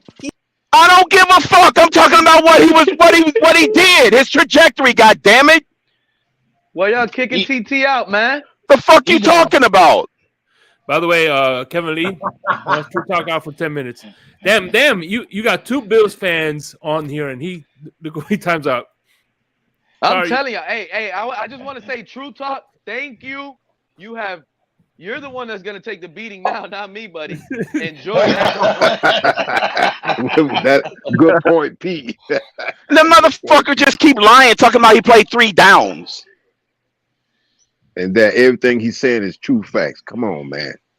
Come off that. No, Crypto. This is a. He wasn't comparing when Color made the damn comparison. He got the Chargers game and completely put it up against the freaking Tua's game. That's what he did. Real quick, because those were his perceived worst games. Real quick, against the Bills, this is Skylar Thompson. 18 of 45 passes for 220 yards. 1 touchdown. And what was his QBR? What was his quarterback rating? It was in the toilet, wasn't it? Everybody was saying that was his bad game. Wait, let me look. I don't even see how. Yeah, Crypto. They were literally making fun of me. Crypto. They were saying that was a toilet game for him. He had a good. Yeah, I was saying that he had a good game that week, and they were killing me. He's the worst. I don't know where his QBR is at. QBR last in the league. Blah blah blah. I don't even know. I don't even see how the people can even bring up Skylar's stats or anything. He didn't play at all, basically. So what does his stats matter, man? He did no, Fred. See, my thing is then why are we even comparing? Y'all want to say yardage? They automatically that equals him. If he didn't play as much or play at all. He did a good He was much more efficient in Minnesota than he was in any game he played. Sort of stat line. Bottom line, he was way more comparable. His QBR was Skylar Thompson's QBR was 27.2 against in the Bills. Game, yeah. In the Bills game, it was in the freaking toilet. They was arguing to Kingdom Come that was the worst game of any quarterback in NFL history. Hey, but he got 20. That's why Color brought out the Chargers game. The yards don't mean nothing, but the deficiency is what they were saying. He did more in the Jets game. What he did more in the Vikings game. Not as far as efficiency. No, it ain't. No, it ain't. See, I'm not bringing up the efficiency, Crypto. I'm just saying his That's stat what line. decide whether or not you're playing well or not. Does an efficiency matter? Crypto, you're moving the goalposts, bro. I'm not moving the goalposts. I'm trying to tell you bro, that he wasn't efficient in the Bills game because of the wide receivers sabotaged him and decided to drop passes for him. Exactly. But if we're going straight off base stat line, talking about attempts and completions, and everything ain't touchdowns, linear. The man was under 50% completion. You know what? Everything is not stats, Q. I'm sorry. Everything is not just stats. You know damn well what Color was trying to do. He brought up the perceived worst game for Tua against the perceived worst, the actual worst game for freaking Skylar. You know damn well what Color was doing. Don't try to sit up and say he was trying to compare his best game versus his worst game. That's bullshit. We bring up stats. Everything is not stats, right? Stats to matter. Y'all know exactly what Color was straight doing. Down the middle. That's BS. When we bring up stats, everything is not stats, huh? No, he didn't play enough for his stats to matter. He didn't play enough. He didn't play. Why even compare? Why even compare? That's my question. I'm not doing the comparing. I'm going by what I'm seeing with Skylar Thompson. And that's cool, Mr. Paul. Is not okay, Shake Money. Go ahead. Go bring up the Jets game as well. What was the numbers and what's his QBR? Okay. Put that one back up, Shake. Put that one back up. What did he say? Anyone who can't see how Tua can't win games. Tua can play that game. and can't stay healthy. What's is good for the majority goose is good for the gander. delusional and definitely needs to check themselves. Thank you, Kevin. Hey, Kevin Lee, dude, let me tell you something. Not only Kevin are you on one of point the with best shit. supporters of the community, you Kevin's have one of the on best Kevin's on takes. point with Like shit. Kevin Lee is a soldier out here, man, and I appreciate guys like him. He's on point. He's on point. This is false. I think in 2021, 201 games in December. We talking about what have you done for me lately. We're talking about the last year. Okay. We're talking I about Oh, get it now. till Okay. 2022. Moving that goalpost. Yeah, because remember, you guys didn't like the last regime, so we don't count the last regime and Okay, whatever I team get it. went I in the get last it. I get it regime. now. Whatever Because fits you the guys narrative, don't want right? to give Flores Whatever any fits the credit. narrative. I get it. You I guys get it. don't want to You give. see, You guys now, don't want to give see, Flores any this credit. is why. This is So why I don't have go to high the Flores praise. years. moving the Don't go I to the have high Flores years. praise. You're moving the I have high goalposts and you're praise moving it for backwards. someone like. Hold on. I'm gonna shout somebody out. Somebody who's been real objective with his opinions and his evaluation of the game and Tua and the team. That's why I have high praise for EM. He keep it straight down the middle, bro. No Tua near extremists, no Tua hater extremists, bro. Yeah. He keep it straight down the middle. And I'm Like- not. like- And like- my man like- shake. Not. Man, We y'all keep making it me straight forget down my the man middle shake too. right When now. we refuse My to be man shake keep it gasless straight down the about middle too, somebody bro. throwing 9,000 God damn it. goddamn yards, and then you trying to obfuscate and say it's Pete, and knowing damn well this motherfucker clearly pounded the table and said Tua's going to throw for 9,000 yards and rush for 2,000, and he runs faster. He's a better athlete than They're not- freaking Mahomes. He's a better athlete than freaking Lamar Crypto. Jackson, and you They're heard him not- say they're that not with your come own out- fucking ears, they're and you not- never wait a said minute, nothing to they're him not- about it. Did not come out and say. And you did want to not say come out something? and- You living in Hold objectivity? on, no. Let me. Did Wait not a come minute, out and say this dude sounds like Pete, right? Did not come. This is Pete Hey, but on the somebody other time side of the Q out. spectrum. Can somebody time this guy Q out? 'Cause Please, he's saying this please, guy's somebody, You may have please, said that, but you said that as a There's no cop out. comparison. That was Hey, a but no, throwaway hold on, line. hold on. That's what No, you call in Crypto. political speak a throwaway Crypto. line. Let me give you the stat line real quick against the Jets, and then you guys can continue on. All right, here we go. Okay, he threw 20 for 31, 152 yards, QBR of 14.8. Skylar Thompson. 14.8. There you go. And there you go. His best game 14.8. is the Bills game because he played that entire game, and he had a touchdown, and he almost won the game. That was a terrible game. You talking about a QB rating from 27 to 14? Really? Come on, Crypto. Come on now. Tua had a QBR Come on of now. 28 against the Chargers. Exactly. That's his worst game. How is that fair? Man, What do you mean? How's How it is that fair? fair? That's his worst game against the He Chargers. played his worst game against the Chargers was gets ranked 22nd, and the Bills are a top 5 defense. Checkmate. Oh yeah, that's my point. There's a reason why the Jets are top 5. Worst game. Just like Josh Allen had a bad performance in a lot of freaking to Skyler's best game. Just like a lot of good quarterbacks had bad games against that same Jet team. If we're So gonna let's go not act stat like lines. it's only one quarterback that has bad games against the Jets. Stop it. I'm just That's saying, nothing keep it nuanced. straight down the middle. It's nothing. It's only when nothing it fits nuanced the narrative. about a It's, you know, quarterback. that's why things. It's nothing that's why nuanced things about a get funny around quarterback here, bro. having a If bad you game just keep it against the straight down Jets. the middle, That how is many keeping it times- straight down the middle. And how Nah, many times that in is. Q?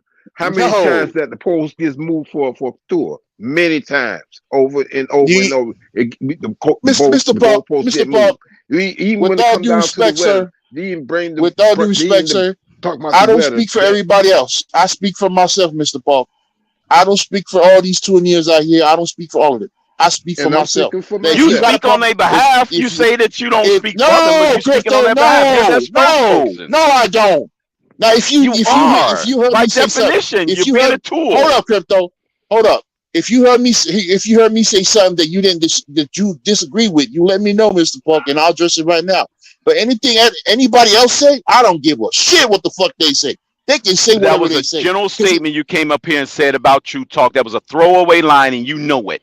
You did not direct him, address me, direct him, and say that was an asinine statement, and direct him. You just equated him to Pete as a throwaway line, as a bailout. Yes. People do that stuff in politics. When I hear Pete that's talk, nonsense. He talks some You nonsense. say that, yes, but you don't. But you never said it about True Talk. It's the same thing.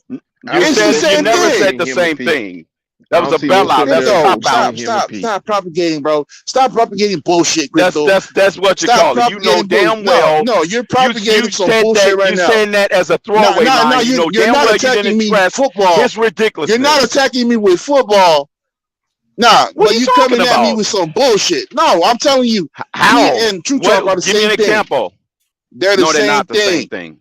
No. Yes, they are. They are not. They talk nonsense. So if I think Pete talk nonsense, then I think True Talk nonsense. Pete and True Talk are not the same thing. Pete and True Talk are not the same. See, I'm being objective. I'm the only objective one. Somebody, can I get a? I'm the only objective one day. Hey, can you hear me? Go ahead, Shake. No, listen. I want to say Pete's like True Talk because True Talk is way out there. If anything, I'll compare Pete to Alex Rene Diaz.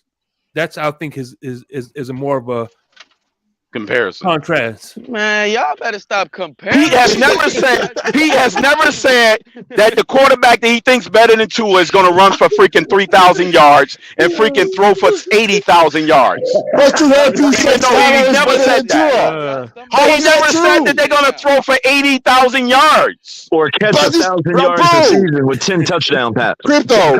If you're going to attack me saying that I did not call this man's his statement and his comments asinine and false.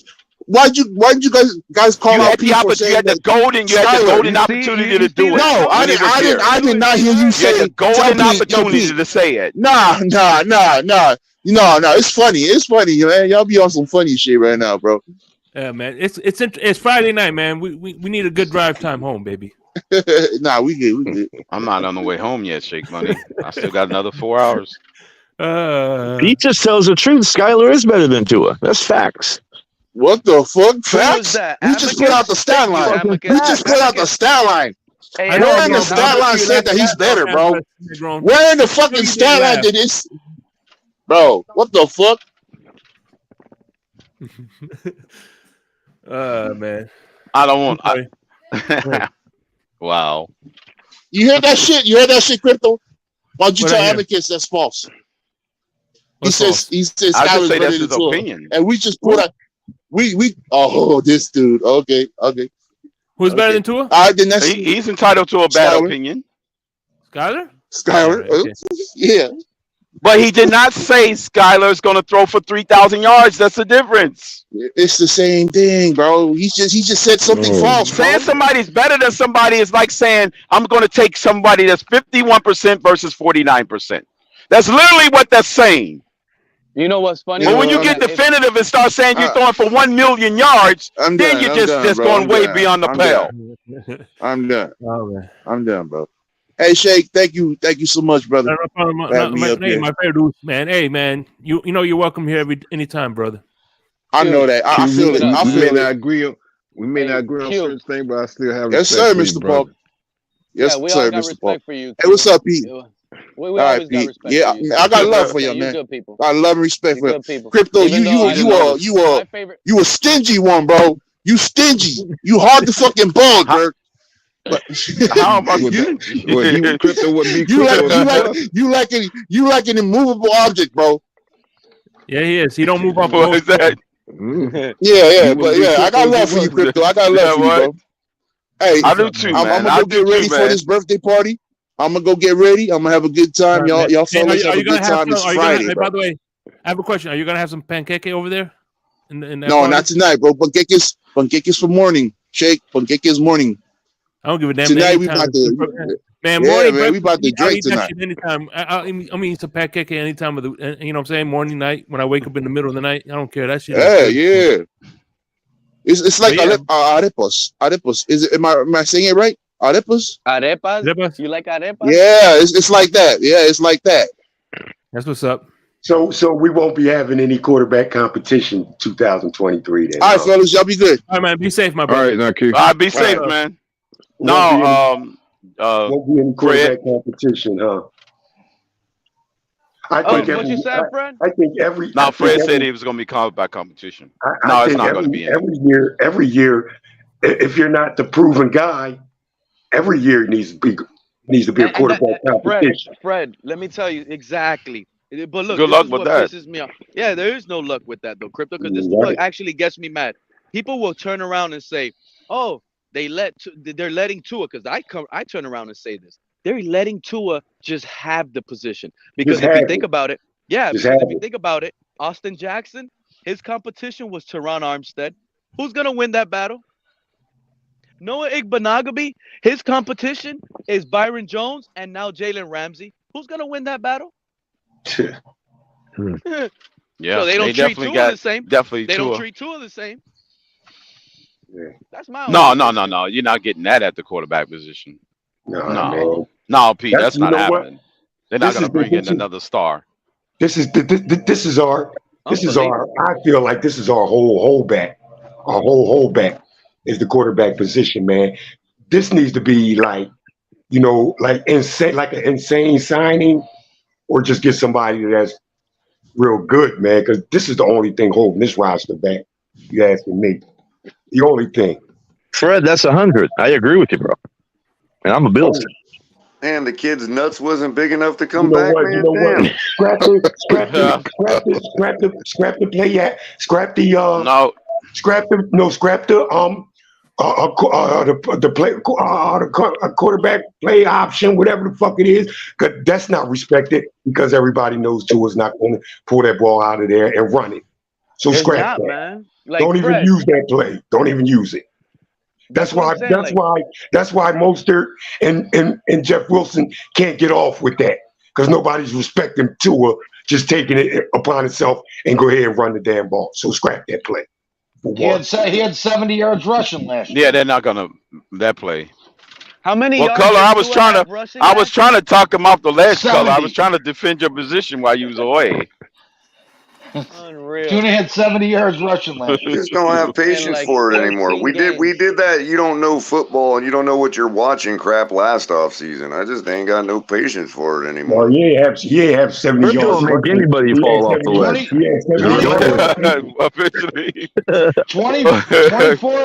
24 attempts, 70 yards rushing for an average of 2.9. His longest was 18. And you know what's crazy about that? I expect that to be less this upcoming season against New England. Yeah. That's my expectations. Tua to have less than 70 yards rushing. Well, apparently, Color, you was watching highlights. You was comparing good games versus bad games. Oh yeah, I forgot. I said almost like, because I was thinking of the Jets stat line for Skyler.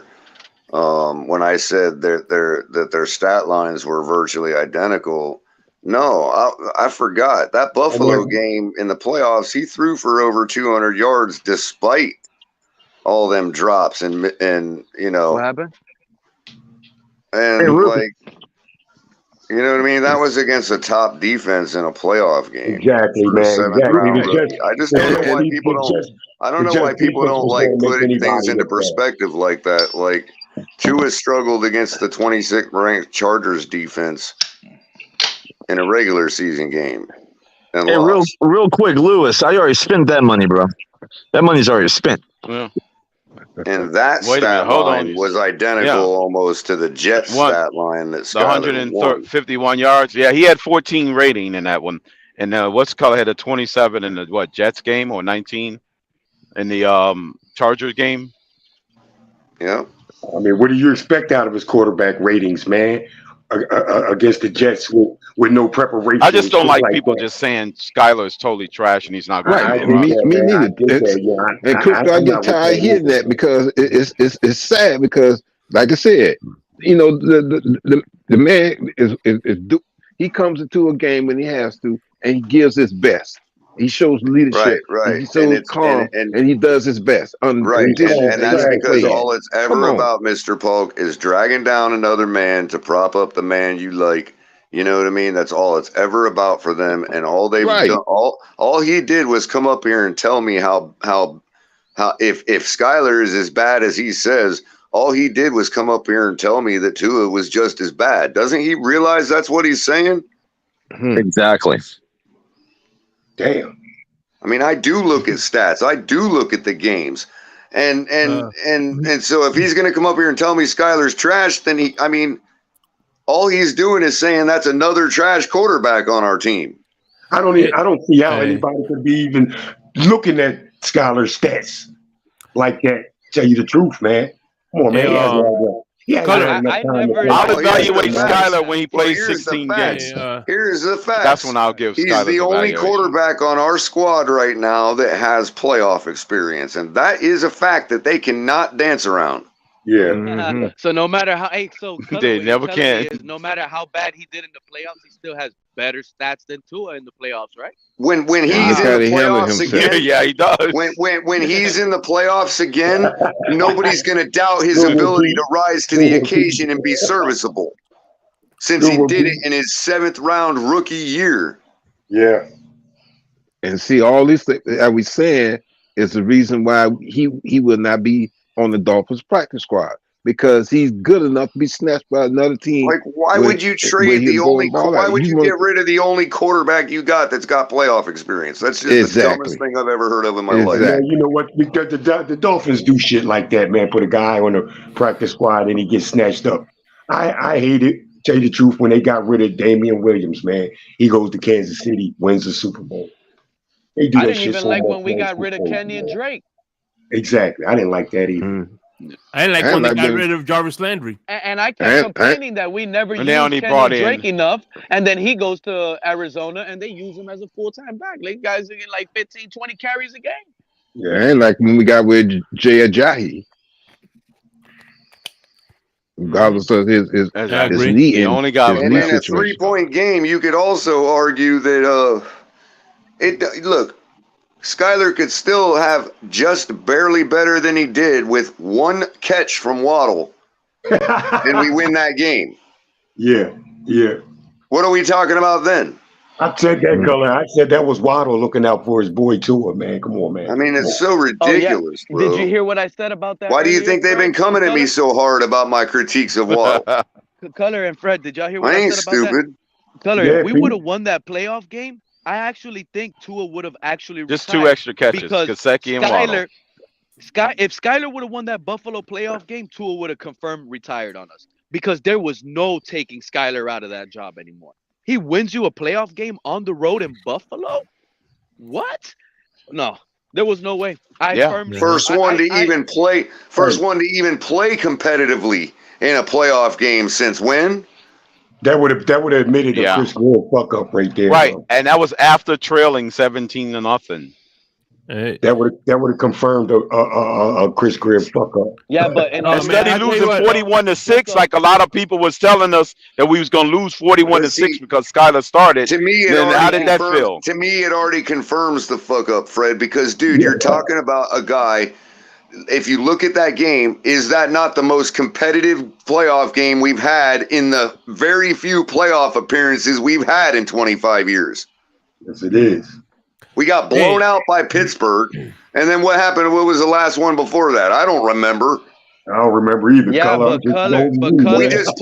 We just played what Amicus thinks is the top team in the AFC. We played them to 3 points with our 7th round rookie, and we're gonna shit on the man. You know why they shit on him? Because they Color, you know what? They shit on it is him, unbelievable. They shit on him, Color, and you know what they tell me? They tell me that with Tua, we would have won that playoff game.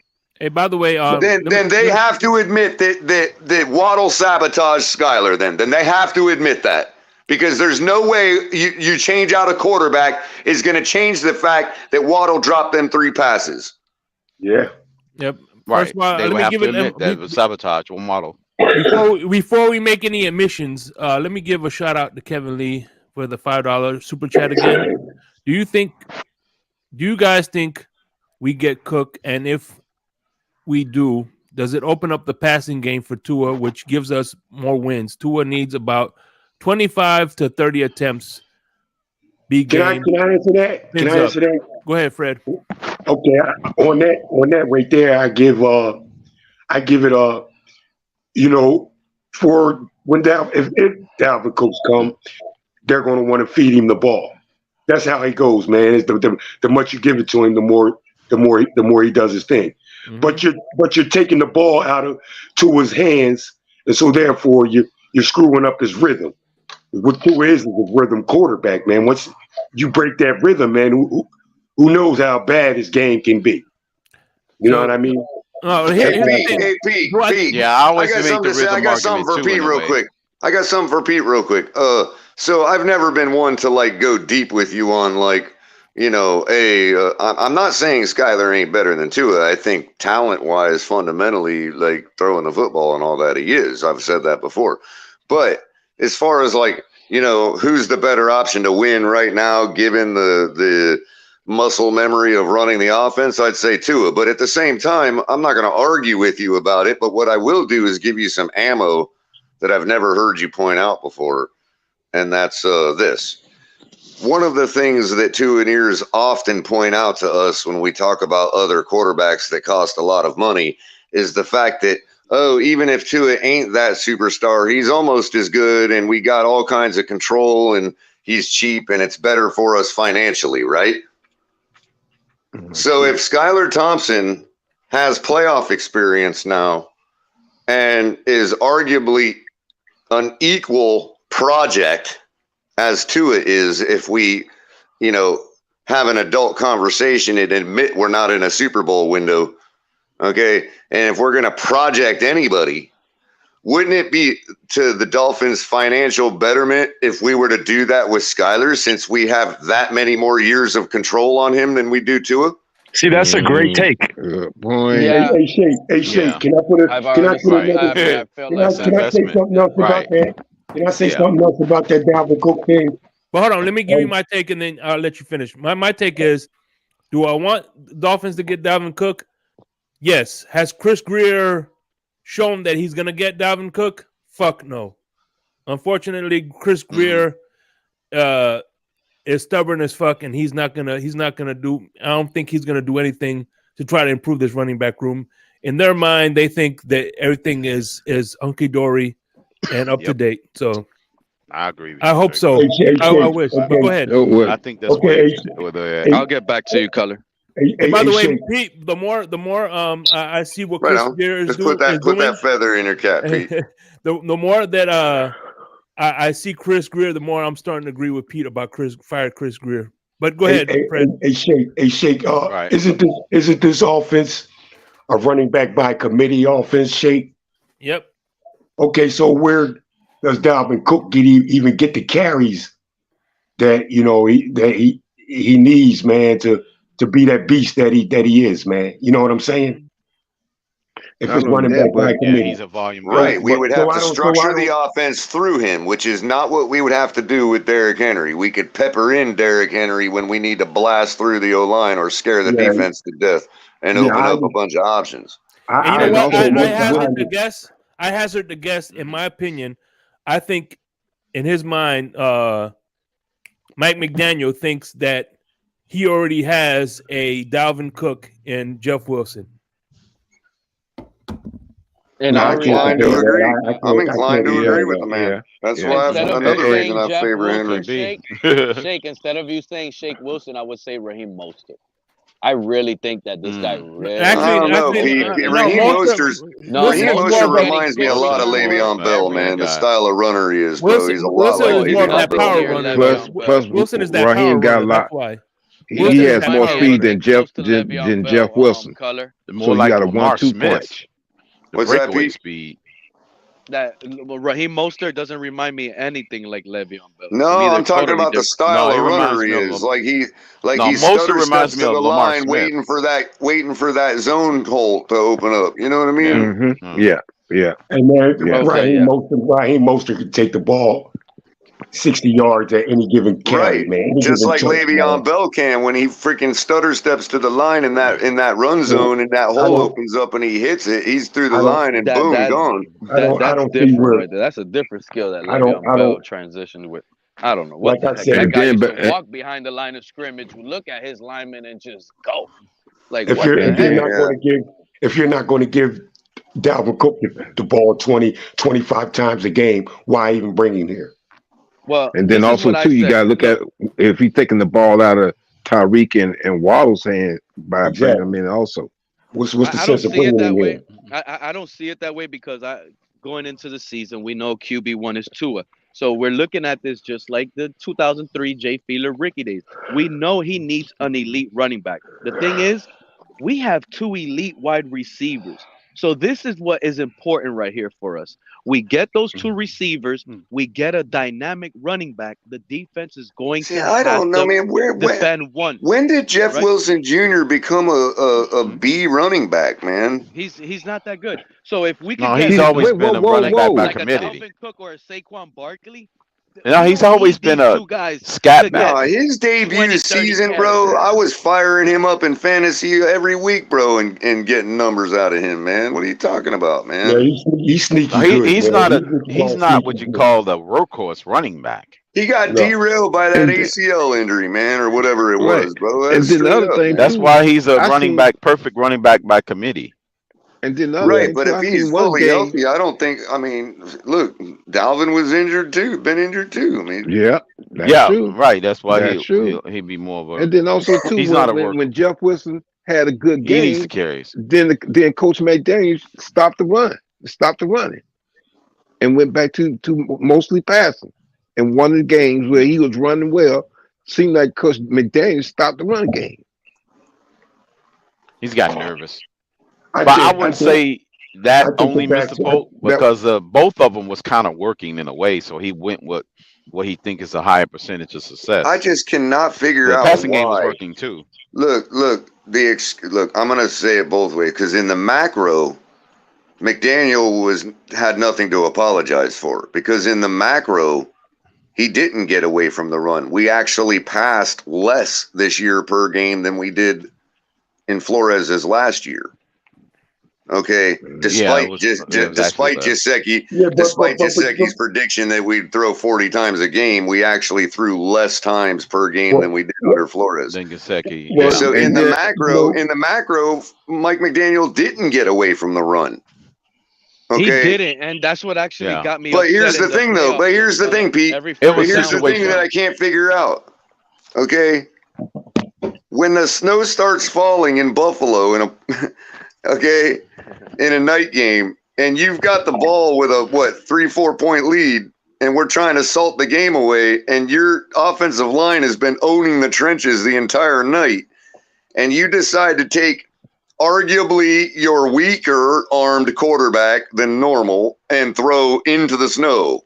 That's what I'm saying, Color. That's because he had to prove a point, Color. He had to prove that he was good in the snow throwing the ball. That's the getting it away from the run that I'm talking about. I don't think we got away from the run. I just think that, remember, Color, it was all about making sure Tua checks all the boxes, including in the snow game. He was waiting for the opportunity to check off the box. Yet when the conditions are clear, and we got to get 2 yards on third down, we run the ball to Chase Edmonds off tackle twice in a row and take the ball out of Tua's hands.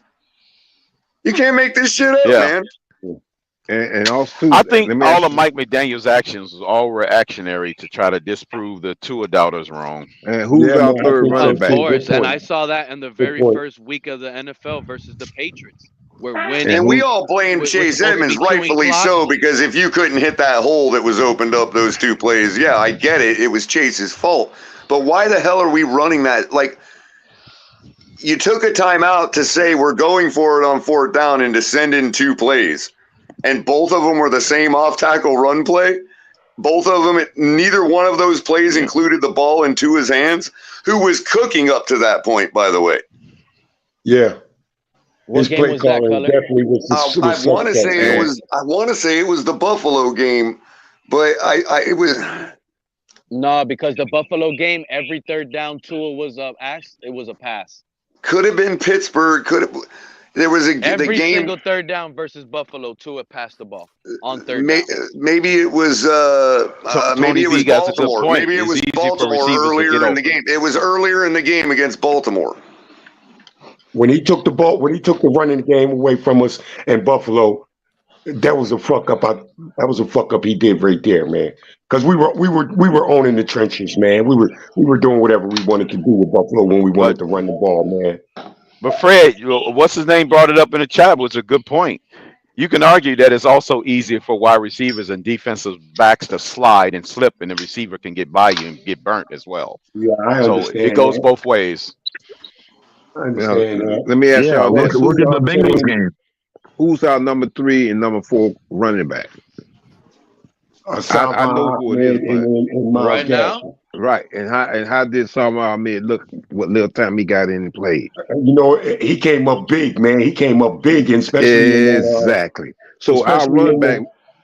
What I'm trying to say, really, our running back roster is not as bad as it looks because you got Raheem Mostert, you got Jeff Wilson, you got Salman Ahmed, and then you got what's his name? I think we still got Gaskin, right? Yeah, they signed him, man. At number 4. That's not bad. No, not bad. It's adequate. It's not going to blow anybody out of the water, but you know, these guys get going any time of the week, man. You know what I'm saying? It's sufficient to make the play action a threat. Exactly. Mm-hmm. It definitely is, Color. It definitely is. Now, by me saying that, I'm not saying okay, don't go and get a good running back is available, but what I'm saying is that really be honest. I mean, this is my opinion. I could be wrong, but our running back roster is not bad. I'm happy with it for right now. Well, that's the thing, Mr. Park. When I say sufficient for the play action to work, because we run the play action in reverse, being in the West Coast offense. We run the play action where it's like we do it by default instead of the other way around, so that it works in the reverse, where at any one time we could actually hand off the ball. You see what I'm saying? Because people forget. They think you run the ball to set up the play action, but it could also go the other way. If you're faking the handoff every single play, when does the defense decide you're actually going to hand it off if you've got the type of running back that can break it to the house at any moment? Exactly, Color. Okay. That's 100. Yep. Okay. That's why I've been telling everybody this was always been. That's a fundamental of the West Coast, by the way. First offense, because when you're showing run, even if you're going to play action, it's always you don't have to run it, but you showed run on the first couple steps. So it's a run first offense. That's what we were doing under McDaniel all year, whether we handed it off or not. And then what Color just said, when we did hand it off, it worked so good because they weren't even going for the play actions anymore. It was all pass. Yeah. I want to dispel this notion of Tua haters. It's not Tua haters. It's like the people that so-called Tua haters. It's like the remnants of a nuclear fallout. They're like the people that goes into the shelter of the site inside the deep underground bunkers from a nuclear fallout. That's what they are. They're holding out because of the freaking nuclear fallout. Exactly, Crypto. That's what I was acting as earlier. The men in the hazmat suit. That's what I was. Exactly. That's what they are. They're not haters. They're just protecting themselves from nuclear radiation. They know what's coming, right, Crypto? Yes. No, that's what it is. They're going into the silos. I don't understand. One thing about these two and ears that and Fred, you could go right next. But one thing with these two and ears, they are very loud and obnoxious when Tua's doing good, right? But when Tua's playing very bad, they go away. Come on. You know, Hey, there's I want to. worse. Hey, Pete, I want to know, like, come on, man. How somebody gonna call Mr. Paul a wolf pack, man? Put him in the wolf pack, man. No, that was. Hey. See, here's the thing. Here's the thing with that. Let me answer that, Fred. Here's the thing, because I've said this a million times. When it comes down to the Miami Dolphins, any player that comes to the Miami Dolphins, whether it be out of free agency or college, I'm on the fence with them until they show me that they can be productive with our team. Now, I said that many times, and that definitely includes Tua or Waddle or anybody else. But see, here's the thing, because I'm on the fence with Tua, okay, CBA3 labeled me as a Wolfpack. That I'm a Tua hater. Shame on him, Mr. Paul. It's facts. So that's why when CBA3 says that, tags me as a Wolfpack, I just laugh about it. Hey, Mr. Polk just fitted his hazmat suit. Guys, Lewis is finally defeated Pete in the poll. The poll results are in. Which is the better indicator? Paper, which was Lewis's position, or past results, which was Pete's position. And Lewis has won the debate 53% to 46% with 9%. We got to have a celebration, Lewis. Shout out to the homie Lewis. I demand a recount. Congratulations. Hey, by the way, Hey, Pete, you was rigged, man. You was rigged. He said it was Pete. rigged. I know I was rigged because, hey, Fred, you want me to tell you how I know I was rigged? Because lately, Lewis been out there trying to scavenge some souvenirs Thank on him. you. So Thank Lewis been bringing out souvenirs. I am just here. I am just here. I am here to accept my victory. I am here to accept my victory. I appreciate everybody. I'm going to sleep now. I can sleep happy. He's going to sleep. Your victory speech. The world has finally came back, man. We have gotten back to the world. Hey, Lou, before you go. I'm winning again. Hey, Lou, before you go. Lewis is like the Star Trek episode is over. The timeline is back to normal. Hey, Lou. Hey, Lou. Hey, Lou, before you go, Lou. Lou, before you go, Lou. Pete. Always a good debate, Pete. No, hey, Lou, before you go. My bad, I was muted. That poll was rigged, man. Hey, but Lewis, half the people like that rigging voted, the polls, man. Hold on, half the people voted didn't even understand the question, so it's an unfair poll to begin with. Hey, by the way, Mr. The Tuaniers heard Lewis say we're gonna win the East this year. They went straight to vote for Lewis. That's all good. That's not how you did it, Lewis. Mr. Polk. You listening? Yeah, you got to rally support, man. You got to rally support. Check this out. This Friday, being that you're the newest member of the Wolfpack, this next Friday is the orientation. Lewis is going to be in the coffee, and Crypto's going to be the hot dogs. Okay, so hey, man, make sure you're not late. There we go. Listen, the last thing. You got the orientation. Listen, now go ahead and let Lewis talk. Right. The last thing I will say about the poll is, you see what happens when color commentary don't set a brother up. I win. You see what happens when color doesn't set me up? I'm able to win. No, actually, Lewis, you know what happens when that's what happens when you don't attach your name to Alex Rene Diaz. I mean, my browser has been kind of acting buggy today, bro. I don't know, man. You know. Hey, hold on. I just need to figure. Is this the great leader El Capitan calling me out? Oh yeah, Capitan. No, it ain't me, bro. It ain't me. I'm not on that account right now. Oh yeah, Hey, Lewis. Capitan, you know. Lewis, that's the only thing you're winning, so congratulations, bro. I knew that was coming. I mean, in fairness to Pete, my browser was kind of acting buggy earlier when I set the poll, you know. That's all right. Let Lewis do his victory run. Yeah, I mean, I'm happy to lose, to Lewis, finally. I don't really take too much L's out here. But they actually, you know what, Color? What Lewis was just saying, you actually set me up. I had no idea about no poll. So when I do lose, it's the one that I got set up on, Lewis. So how does that feel? He having secret ballots? That's what you call a secret ballot. Me, man. A secret ballot? Man. Win polls around here. The key to winning polls around here is knowing they exist. I love this. Hey, man, I love this comment. We're revoking the Wolfpack license from Lewis. Lewis Wolfpack membership is under review.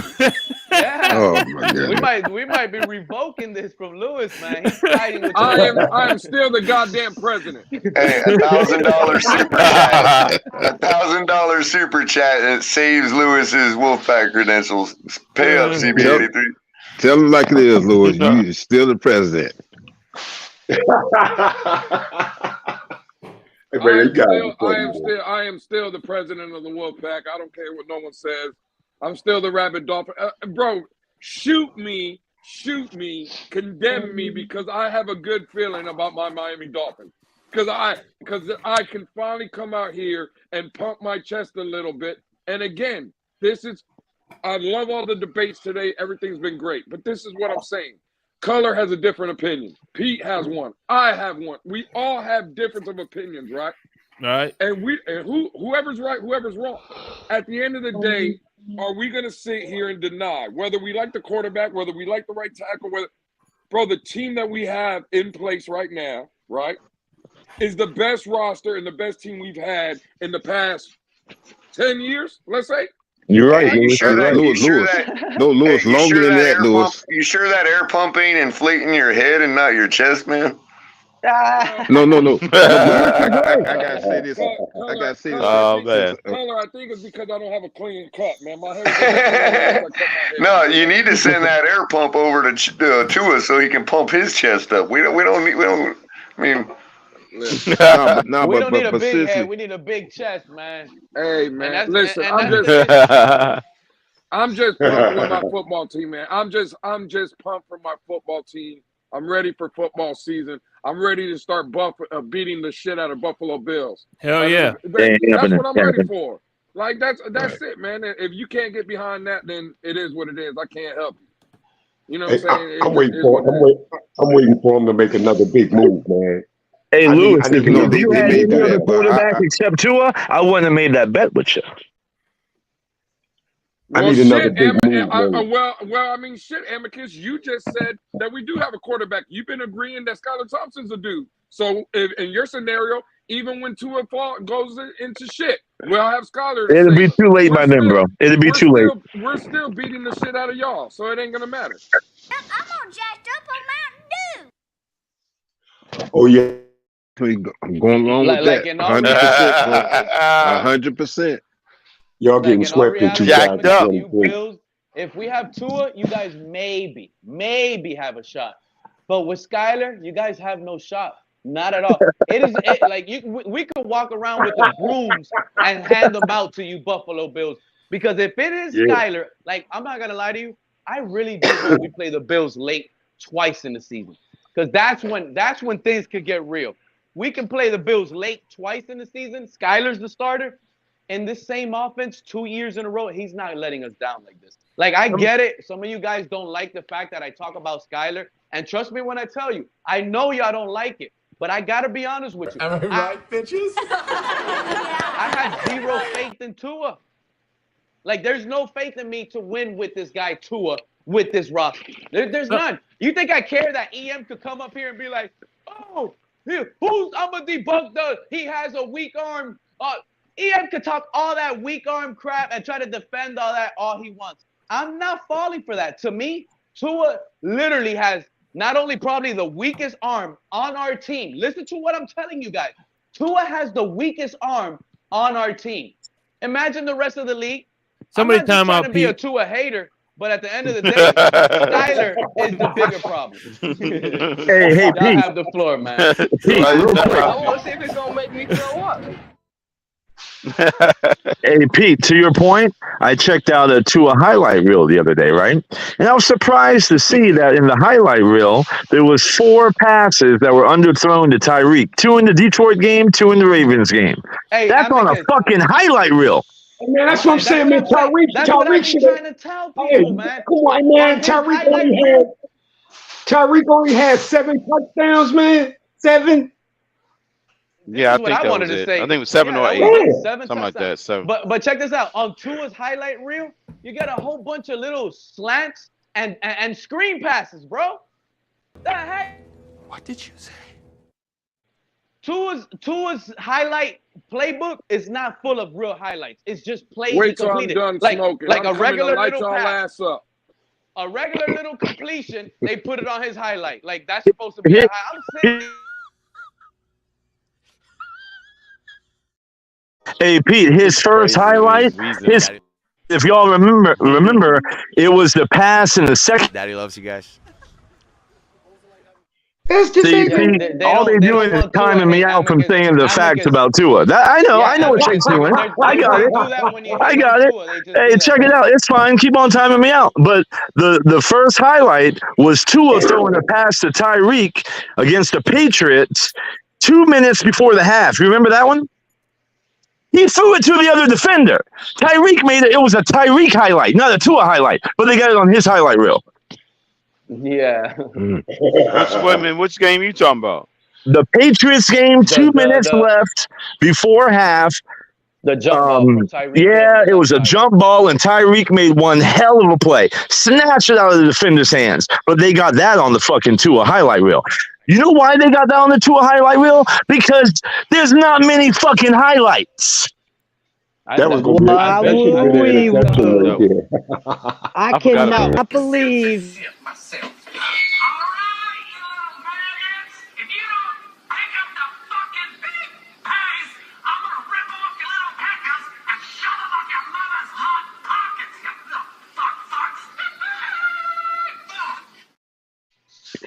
Oh man, that's Wow. crazy. I cannot believe Wow, all these Kevin Lee Dolphin just timed fans. out Pete for 5 I minutes. can't believe all these Dolphin fans are letting Amicus pop off the mouth while nobody's keeping them in check. Look at this. Bunch of friggin' haters up here, boys. What Not are you me. doing? You know why? You Not know why, me. Wait a minute, Cap? what you talking You know about, why, Cap? Cap? Not Because they me. know. Because I'm on record as saying the Dolphins have a better roster. You just got a quarterback problem, so nobody can defend that shit. Can I defend it? Can I defend it real quick? Please, Lewis, please defend. Can I defend it? Because I was a little bit busy right there. But hold on, I could have swore that I heard not only Amicus but even Dolphin fans accusing Tua having a weak arm. Now, am I going to say Tua has an arm like Josh Allen, Lamar Jackson, Herbert, but whoever you want to name? No, Tua doesn't have one of those arms. But to make it sound like Tua cannot throw the ball, how quickly? I'll use one of Crypto's favorite lines. What do y'all got? Amnesia or something? I could have sworn when we played Buffalo. I could have sworn when we played Buffalo in Buffalo, Josh Allen had a wide open touchdown throw if he would have just threw it 5 yards deeper, but the ball bounced on the grass because he was short. How many He done times have short-armed it. He short-armed it. He short-armed one in Miami. That was a 3-yard pass to the flat. He short-armed. Hold on. Can't even Hey, throw. Lewis, every quarterback has bad passes. Every quarterback has bad He threw a football in the dirt. He got You no guys touch on the don't. football. No. You know what the Bills fans said? Hold on, Michael K. It's funny how quickly we forget. When we got Tyreek Hill, we made the trade. All we could do was go back to watch highlights of Tyreek Hill in Kansas City. Patrick Mahomes is the best quarterback in this era, I would say. His future is very, very bright. How quickly we forget when you throw on that video how many times Tyreek Hill had to wait for an underthrown ball from Patrick Mahomes. How we forget? So to make it seem like, yes, Tua does have a weaker arm, but can that arm dice up a defense when that kid is on and playing? We seen it. It was called the December game in Buffalo where he was lining y'all's asses up. I'm going to keep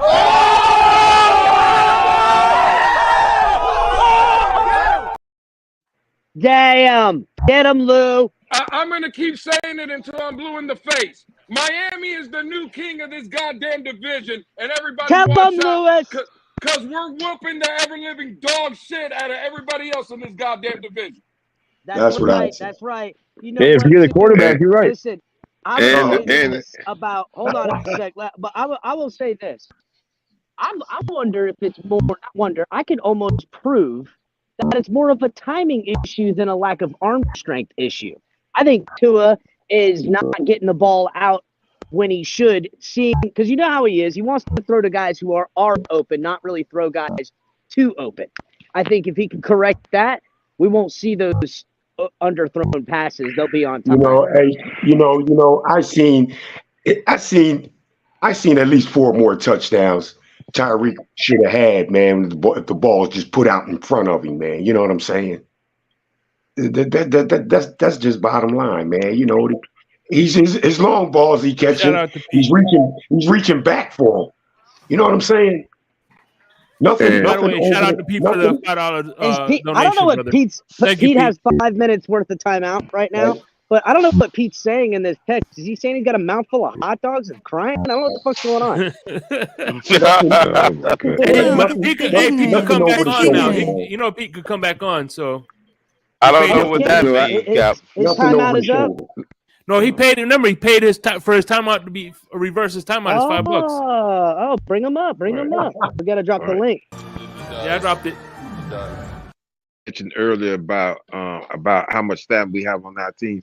I'm gonna be straight. The talent that we have on our team is the best I've seen since the 1970s. I mean, because you got talent on both offense and defense, and special team as well. So yes, this is a very talented team. And CCRR, just for you to know, ain't no director board or nothing gonna get me out of the goddamn wolf pack. I'm the leader of the goddamn wolf pack, CCRR. All right, I'm the goddamn leader. I'm the CEO. You know what I am to the wolf pack? I'm Stephen. Oh shit! The conservative Dolphin. I'm Stephen Ross to the goddamn wolf pack. I am the wolf pack. Damn. There you go. There you go. I'm not only a member, I'm a president. See, I am a Lewis, you little my guy, confused. man. I feel bad taking your money, but you my guy. I'm a little confused if you think that the Miami offense is more potent than the Bills offense. Look what I can do. What? I don't know. I keep hearing this, Michael K. with this. This offense and that. All I know is my team is better than yours. That's what I know. I'm not playing offenses versus offense. I'm not playing. I'm saying my defense after 4 quarters, or my team after 4 quarters, better yet said, is just better than yours. And why is the offense not as potent as the Bills' offense? I want to hear this. No, I think it is. Who said it's not? You just have a quarterback problem. Michael K said it wasn't. And again, when healthy, listen to what I'm saying, because people mistwist my words and, Lewis is a 2 and near. I'm not. I'm just saying when healthy and when this kid is on the field, right, our offense, I believe, can compete with anybody in the league. Do you understand the words that are coming out of my mouth? I like that. What was the total yards for both teams last year? Again, I don't look at yards or none of that. You know what I look at? The final score. But Mikey, that's all Josh Allen. The same guy you say is shit. It's because of fucking Josh Allen. I ain't worried about none of that. Damn! So you guys know, Kevin Lee, you got about $20 more worth of timeouts that he's accrued. So. So you have 20. Now you have 20 more minutes of band time. He had 30. Now he's down to 20. From damn! I better be on my P's and Q's then. What's up, Kevin Lee? What's up? All I know, Shake, is I've been cooking fools up here all goddamn night. That's all I've been doing. It doesn't matter what you think. Well, Lewis, that's why I call you the general, man. Stone Cold. You are the general. I appreciate that, Mr. Paul. I appreciate that. Yes, sir. Yes, sir. Yeah. I don't know about cooking. Here we go. Yeah. Here we go. Yeah. And you know where nobody goes to die is CB83's channel. That's where nobody goes to die, because there ain't nobody over there. So that's for real. Well, you know what? I've never been on the panel with CB83. Why don't he come up here? Come on, CB83. Goddamn, I had to come back early. Hold up. That's the president of 2 and nears right there, ain't it? Yeah, that's 2 infatuation at its best. Let's get him up here. I had to come back. Lewis, you obliterated CB83 just now. That shit was so fucking funny. Damn, dude. Obliterated it. A 10. A fucking 10. Gentlemen. Air Captain, that's why I call him the general. 10 out of 9. That's why I call him the general. Hey, just to mind everybody, if you ain't in the wolf pack, it's because you a sheep. You's a sheep. That's all. You just know okay. There it Wolves is. eat the sheep, dog. You just nothing but little sheep. You do whatever you're told. Good little sheep. Good little sheep boy. Shake. Damn, Amicus got clipped. Yeah, he got 15 more minutes left of immunity time. So, wow. Well, Kevin Lee doing it up today. He came in here locked and loaded, bro. Just straight clipping. Yes, sir. Salutes to you, Kevin Lee. No shit, Kevin Lee, man. Kevin Lee is the homie, man. I love Kevin Lee. Man, he's keeping the lights on. You know what's funny? I think he just straight ran CB83 up out of here, dog. He gone now. He gone. Yeah, he ain't gonna jump up here. Link is down there. He ain't coming. He tucked his tail and ran as usual. Oh, bro, he's going in there, climbing in a bottle right now, and got to freaking get cross-eyed here directly. Well, that's what it is, Cap. You said sheeps are gonna run, so that's all he did. You know, it is what it is. Well, and again, listen, I don't like people taking shots at me, but when it's a good one, it's a good one. Lewis is gonna have his own show, and the theme song is gonna be just the two of us. That is hilarious. Wow. That is hilarious. Wow. So shout out to Tony B, man. That was great. Wow. I thought you guys You know would what? like that. I think I can make that happen. I think I can make that happen, Lou. I think we can talk to There you HB go. in the back. I'm pretty sure my man's can hook that up. I'm pretty sure he can hook that up. I'm pretty sure he can make a great intro for it and everything. Are you kidding me? You know he'll get crunk. Oh, that would be awesome, man. Mm-hmm. You see, well, look, unbelievable. Guy stays in the chat. There you go. The link is there. Click the link, CB. You guys are really being mean to CB83. I mean, just because he crawfishes bets, don't mean he's a bad guy, man. You know. And actually, that's exactly No, he's what a it means, deadbeat. bro. That's what he is. Well, That's exactly what it means. Well, check this out. I've got more evidence to the table about the fact that he has lost the bet that Tua is the guy, or will be the guy, because the fact of it is the dude contemplated retirement and admitted to it, and the Dolphins are no way and no stretch of the imagination ever going to make this guy the long-term quarterback. So you can go ahead and relinquish the bet because it's over. It doesn't matter if he starts another game. He is not the guy. There's no way they're going to give this guy an extension of major proportions. There's absolutely no way, given that one more, concussion pretty much will have him driven out of the league by the media. Let's open up this can of worms, Color. Oh, Color, so you mean it's one blade of glass? I'm willing to say that the business of the Miami Dolphins LLC has already won me the bet because there's no way they're going to invest in a guy that has already contemplated retirement because of head injuries. I like what Let's open up this can of worms real quick, okay? He ain't coming up there without The other quarterbacks in his class, Herbert and Burrow, will be getting contracts next year. If Tua plays even a little bit better than he did last year, who's to say he doesn't play hardball and not want to play on his 5th year and starts really pushing, I need an extension and everything like that? Because to me, the Dolphins, it would be more likely that they would ride out with his 5th year, and if things went well and they weren't still comfortable with health concerns, that they would then just do a franchise tag. You know what I'm saying?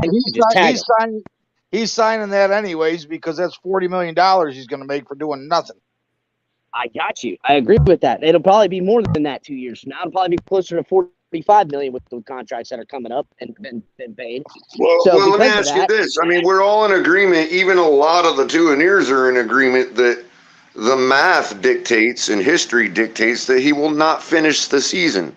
So what injury does it matter if, how would any business, sound business, invest in something that they are almost virtually guaranteed is not going to be complete its job every year? Well, just by them exercising, he's guaranteed that money.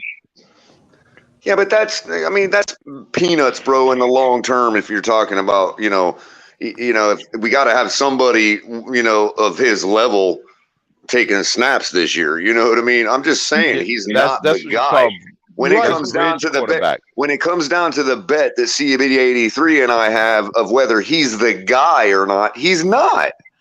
There's no way.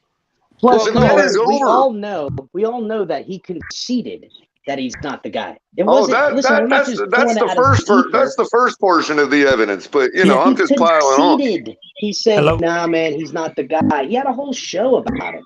He did. He literally had a whole show Let's saying not forget, he's not the guys. guy. He CB. Don't act like you didn't hear him say out of his own mouth that he contemplated a retirement last season. So, and not only that, but CB83 prefaced the Green Bay game before it even started by saying this was the game that was going to determine it for him. they flip-flop when it's convenient to them, Color. That's what pisses me off.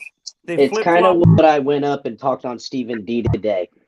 I had to go up there because, you know, they're trying to mainline hopium and made up stats. It's laughable, guys, because listen, I'm not saying that what stat you're giving me isn't a true stat in the way it is constructed, but to sit here and it drives me nuts. I see it all the time, all over Twitter. People bring it up that they judge the win-loss column and the percentage of the win-loss column from the quarterbacks that were drafted into his class: Burrow, Herbert, Tua. And they're like, Tua has a better win percentage in games that he plays and finishes the game in. That is the most idiotic stat to stand on. It makes me want to choke slam people. I'm so glad you brought that up, El Capitan. I am so glad you brought that up because, listen, go ahead, finish up. It's so apparent that these people don't care about the team, because a team stat is wins and losses. Exactly. Any game you don't make for any reason in your stat personally is an automatic loss. Automatically. If you miss a whole season, you got a whole season of losses to me because you're a loser because you weren't fucking there. Right. And here's another thing. They easily shift in and out of the group, the macro stat. For instance, they've been throwing out the past couple of days, they've been throwing out there, oh, we had a top 5 offense. Yeah, that includes Teddy Bridgewater's 369 yards against Minnesota. I mean, you know what I mean? See how they just shift out of from the micro to the macro at their will. And I'm so glad you brought all that up, El Capitan, because I know that it's Friday night, and there's a really, really good chance that this Mr. Stephen D, keep maintaining the number, to your point. The great one himself, Stephen D, might actually be listening to us right now, because I've got to take him to school about what I heard this morning. Because you know what? He told you, hold on. Color, you should take him to school anyhow. Use CB83 to beat him over the head. Well, you made the claim that you know, there's a bunch of propaganda being fed out by a whole bunch of different people, right? And both him and Sarney proceeded to tell you, right? So him and Sarney proceeded to tell you that none of that is propaganda, and that they said what they're actually doing was this and that. And when he told you what they were actually doing, he literally defined propaganda. Right, he literally defined. I'm about rolled out my bed when I heard that one. It's amazing. Yeah, I was like, God. It's not propaganda. It is a stat in which we put together to prove a point that I want proven.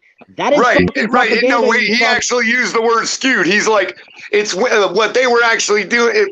It's not propaganda. It's using numbers and skewing them to make to fit your narrative. That's what he said. We are literally that's in a propaganda. Orwellian society, bro. It is up is down, left is right, and what is the truth is only in the eye of the piece of paper I fucking lay upon you.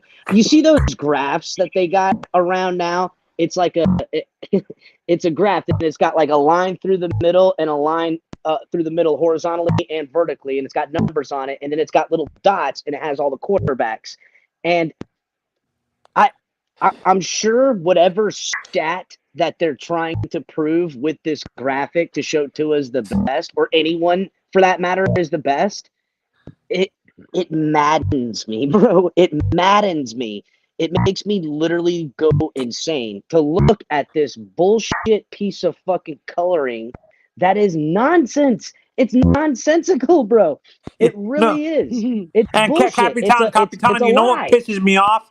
You know what pisses me off too? When I bring up Herbert, they say they blame him for the losses when it's that dumbass coach that makes stupid decisions. I would stay away from even bringing up other quarters. You know how I am, Anthony. But we don't really care about Herbert. The thing of it is that, you know, it's like one of my favorites is when I'm using him as that example of what you guys are talking about, the win-loss record. Well, one of my favorites is when they take a star quarterback like an elite quarterback like Brady or somebody or Manning, and they mirror the videos so it makes him a left-hand thrower and say, look, it looks just like Tua. That's my it's favorite. delusional. It's like it's delusional to the point of I feel like it's a psychiatric break. Color is what it is. It's delusional Tony, to the you're point. Right now, I'm sorry that Hold on. I just want to say I'm sorry that Mr. Stephen D, the great one himself, and Mr. Sarney have never come across that stuff on their Twitter feed. I'm sorry, but it does exist. They literally take videos and reverse them, mirror affect them to show you that Tua looks just like a great quarterback. Color, I was You know gonna what when I I could was do? clicking the link coming back up. I bet you I could get video of Dan Orlowski and mirror him with all the greats too. No color. You can't use that as a negative connotation. Talking about things that happened in the past. Propaganda is a bad connotation. It's got a bad meaning. Color, I heard you saying a great point when I clicked the link again. That's why I came back up here. I was listening down there, and you said that the Dolphins are not going to give Tua a long-term contract because of what you said, right? But you got to hear me out, Color and fellas. I truly I don't get it. What like this 5th-year option is actually a little confusing to me, but I'm still with what I believe, Color. There is absolutely no way we are going to give that guy a long-term contract because you got to think about it. You think Tua's going to go a whole year without throwing an interception? That's not going to happen. He's going to throw interceptions. You think Tua's going to go a whole year without taking a sack or getting hit? That's the thing. It just has to happen right after another. Tua could have a bad game. What they're going to do is look for a bad tackle on film, and they're going to say, look, Tua had 3 interceptions that game. He got tackled this way by this player. He bopped his head on this play. He had a concussion. Well, the thing of it is, that hold on, to Pete's point, all the video that came out after the Green Bay game, that is exactly what propaganda is. It was something that was done 24 hours after the game, and it grew into a narrative that then they spearheaded as propaganda. And if you can't see that, people are dumb. But this is where they messed up at, Capitan. Capitan, this is where they messed up. Why can't that be used against him now in the future? Well, because they tell me that I'm using the manipulating the numbers to when I say that his stat line was virtually identical to what it was before the supposed concussion hit in Green Bay against Green Bay. Okay. Oh no, I get it, but I mean it's ridiculous, dude. When I point that out, they're like, "Oh, you're just using stats to manipulate." Blah blah blah. No, he was cooking. They only use stats to manipulate whatever their narrative is. The reality is when they use win percentage like that, Color, and in stats like that, those are uneven stats. You can't even measure them at an even rate. Now the bottom line is he was cooking after the concussion hit against Green Bay. He was cooking just fine. Yeah, he was playing the same game. And the thing to that point, Ali, is completed. To that point, Ali, it's like, I've actually been the same way recently, and I can actually point out to you where I have purposely used a stat that way because I'm trying to illustrate that if I wanted to do that, I could also and make it look just as bad for Tua and Mike McDaniel in that if you just factor it on win percentage, which is what their win-loss record actually is, then we regressed this year to 500 because 9-8 is a higher win percentage than 9-9. Well, in years past, we could have literally went 8-8. If it was a 16-game regular season, that's an 8-8 year. Yeah, actually, we would have been 8. We I were actually 8-8 disagree before with the you, last knowing game, that- Pete. We actually were 8-8 before the final game. With you knowing this dumb franchise, they're gonna do something stupid like they did it with Tannehill. They're gonna sign Tua to an extension. They're gonna do something that stupid. Bro, there's no way, man. There's no way that they make that mistake, bro. Yeah, I mean, they can't, man. It's like Ali said last night or in Broken Takes today. The adult conversation's already been had, and that's why CB83 owes me $100. If they haven't had that adult conversation, Color, then the ownership and the entire organization as collective need to pack up and get the fuck out of Miami. Yeah, exactly. It's complete malpractice as a business.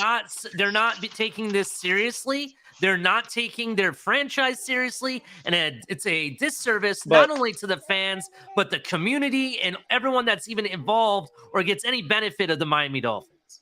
Let me ask you, Ali and Color, did this adult conversation happen in person, or did they wait for Tua to and they did this adult conversation behind his back?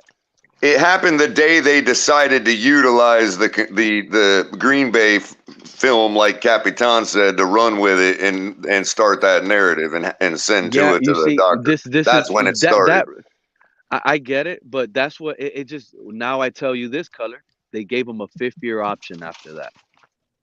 They didn't. If you want to apply, you know what, Pete? But that's where I would suggest you apply Occam's razor there and say, okay, the answer to that with the least amount of assumptions is it was just simply to define his value currently to everybody, the league, the media, themselves, us, all of it. Well, that's what a 5th-year Didn't option McDaniel say does. he had to do that?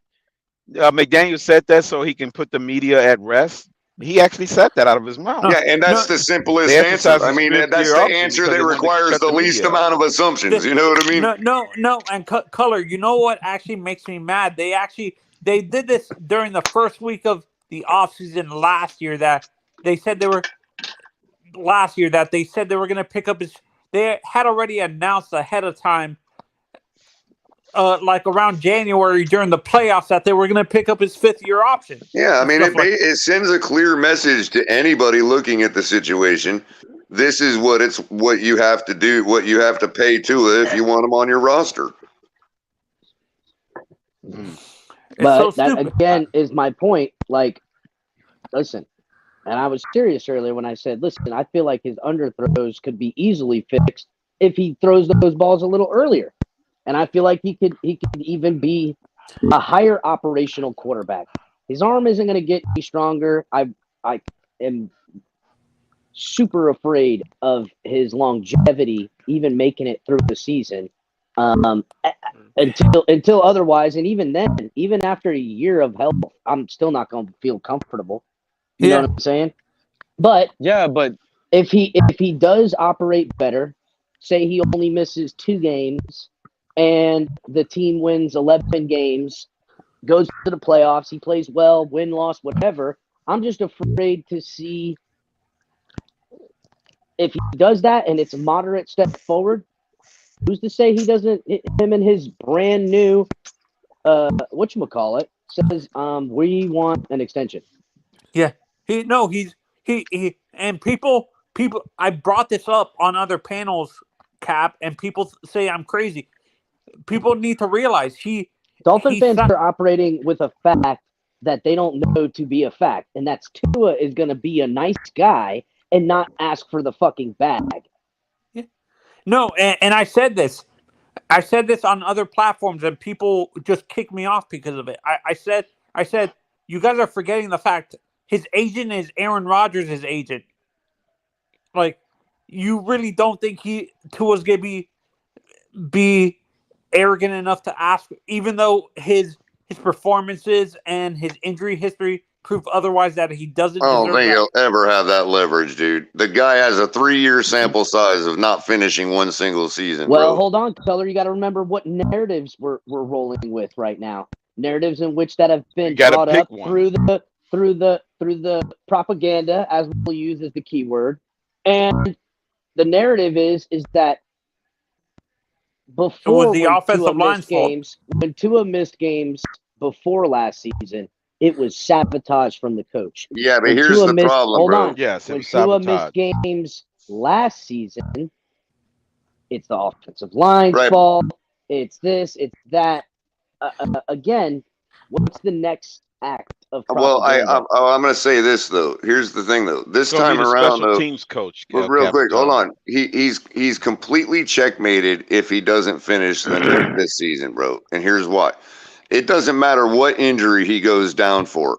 If he only completes 13 games and we have to rely on one of our backups to win and carry us into the playoffs, whatever it may be, and we find ourselves in the same situation where we as fans are disappointed because the backups didn't come through, and a la Tua didn't come through with a full season, it's over. Checkmate. However, if those backups, Tua goes down, only plays 13 games like everybody could bet on, the backups perform, and we go deep into the playoffs with one of those two backups, and that one of those two backups rises to the level, in which case, checkmate, Tua is done. But Color, that's a scenario. That's a scenario that is, I wouldn't even fucking. Yeah, is it a scenario to consider? Yeah, we've seen it just happen with the Niners, but I mean, shit, bro. Like, I'm gonna fucking ride with something like that. No, I'm saying either outcome. If he doesn't finish the season, if we're finding ourselves disappointed or excited because of the backups, I'm saying this: if he doesn't finish the season, who do you think is really cooked? It's us. We're fucking cooked. No, it's not Greer. It's not McDaniel. It's fucking us. Well, we are, but by default. Hold on, let me hit it. How in this window that we know is this year and next year with the current constructed talent before we either have to pay, unload, pivot, do something, make it work. Who's the option? A rookie? You're gonna hand the keys to this kingdom to a rookie you draft? No, probably not. Maybe you'll draft one, but who are you gonna go get off the market to try to take this home? Again, what all I'm saying is either outcome. Tua is done. I got that. Is Tua done though, Color? Here's my point. Yeah. Is he? Yeah, because if we're disappointed by our backups, short of an injury causing surgery or another wide concussion, I'm telling Dolphins fans right now, Color. All I'm saying is, I'm saying this now, Color, that we can have a carbon copy of last season. I don't think so. I'm telling you, we will get it. If our backups are in a position where they disappoint, hold on.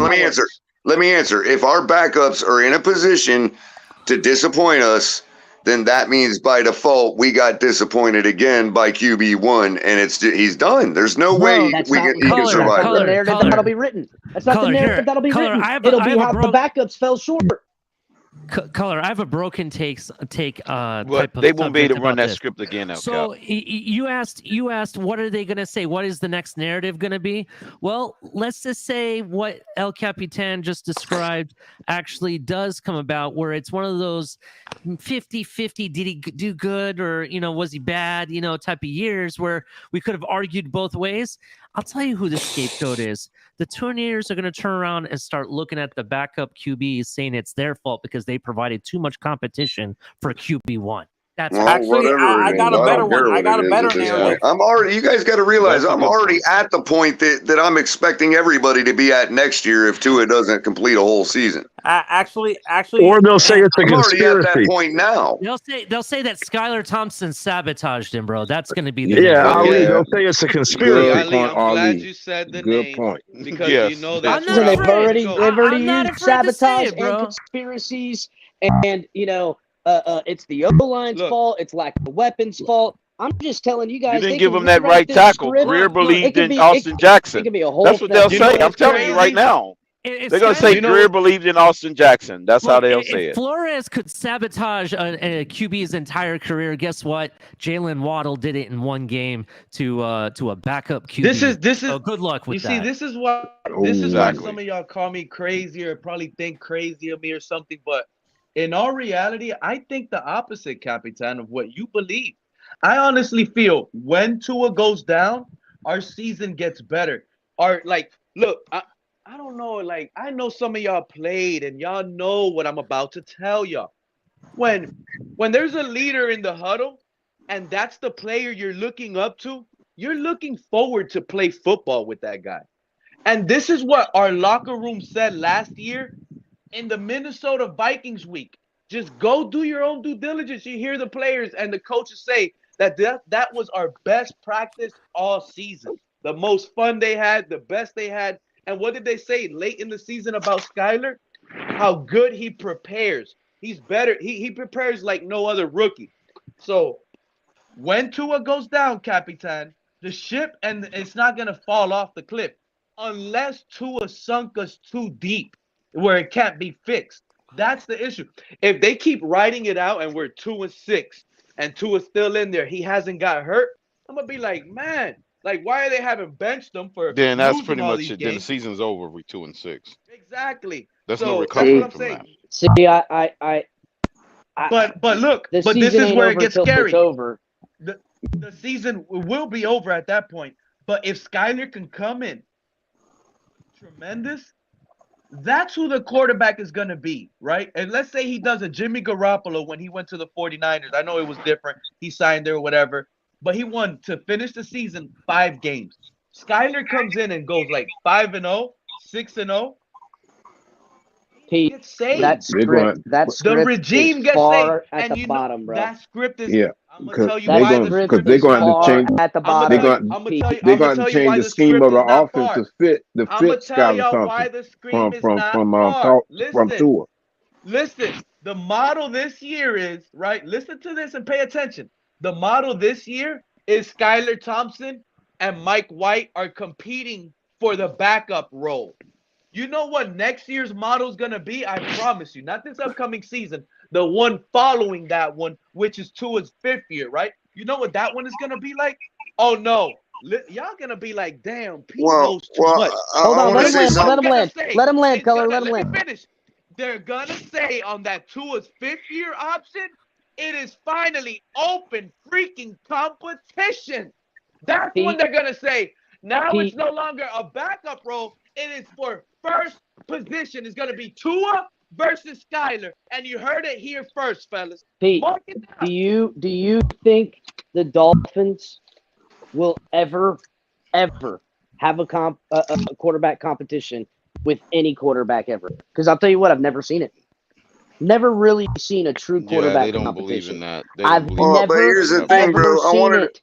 I wanted to point out something to what Pete and you were saying, though, Capitan, was, you know, if you ask me where the evidence lies, okay, Tua finishing the season and getting into the playoffs and winning one and going deep on his first experience, or Skyler, a guy who's already stepping in and being resilient enough to keep us going, like Pete suggests, who already has playoff experience, I'm betting the evidence shows that that's more likely to happen with Skyler, not the scenario with Tua finishing the season and blah, blah, blah. Ali, I have a better EM broken is in the take. chat. And EM, what's up? And another narrative that his fan base is going to make up. They're going to turn on Mike McDaniel, saying he's not the In a quarterback heartbeat. guru that they thought he was. Like, you want me to tell you? Hold on a second. McDaniel's definitely going to be head slopped off. I'm sorry, guys, but Mike McDaniel, as far as trending and hot, is just as hot as Tua is. So, to me, you got to look. You want to know where the truth lies? Follow the money, boys. And to me, unless Skyler comes out in this scenario, doesn't just ball out, he would have to look extraordinary. And then you would have to see the turn on the fan base buying Skyler jerseys. That will be the only way he could even ever. Yeah, I'm just saying the evidence supports that that's more likely to happen than Tua finishing a season. That's all I'm saying. No, but what do you guys think? I don't know What about are your that, guys? What are your guys' opinions on my broken take that you guys can add to Ollie's broken takes, where the fan base is going to turn on Mike McDaniel's his fan base? Yes, I will give you that. There will be a section of the fan base that will blame McDaniel, but they'll also blame everyone and everything. Hold on, this is what they're going to do. They're going to blame everyone and everything that has any sort of point, and the one that catches is the one they'll run with.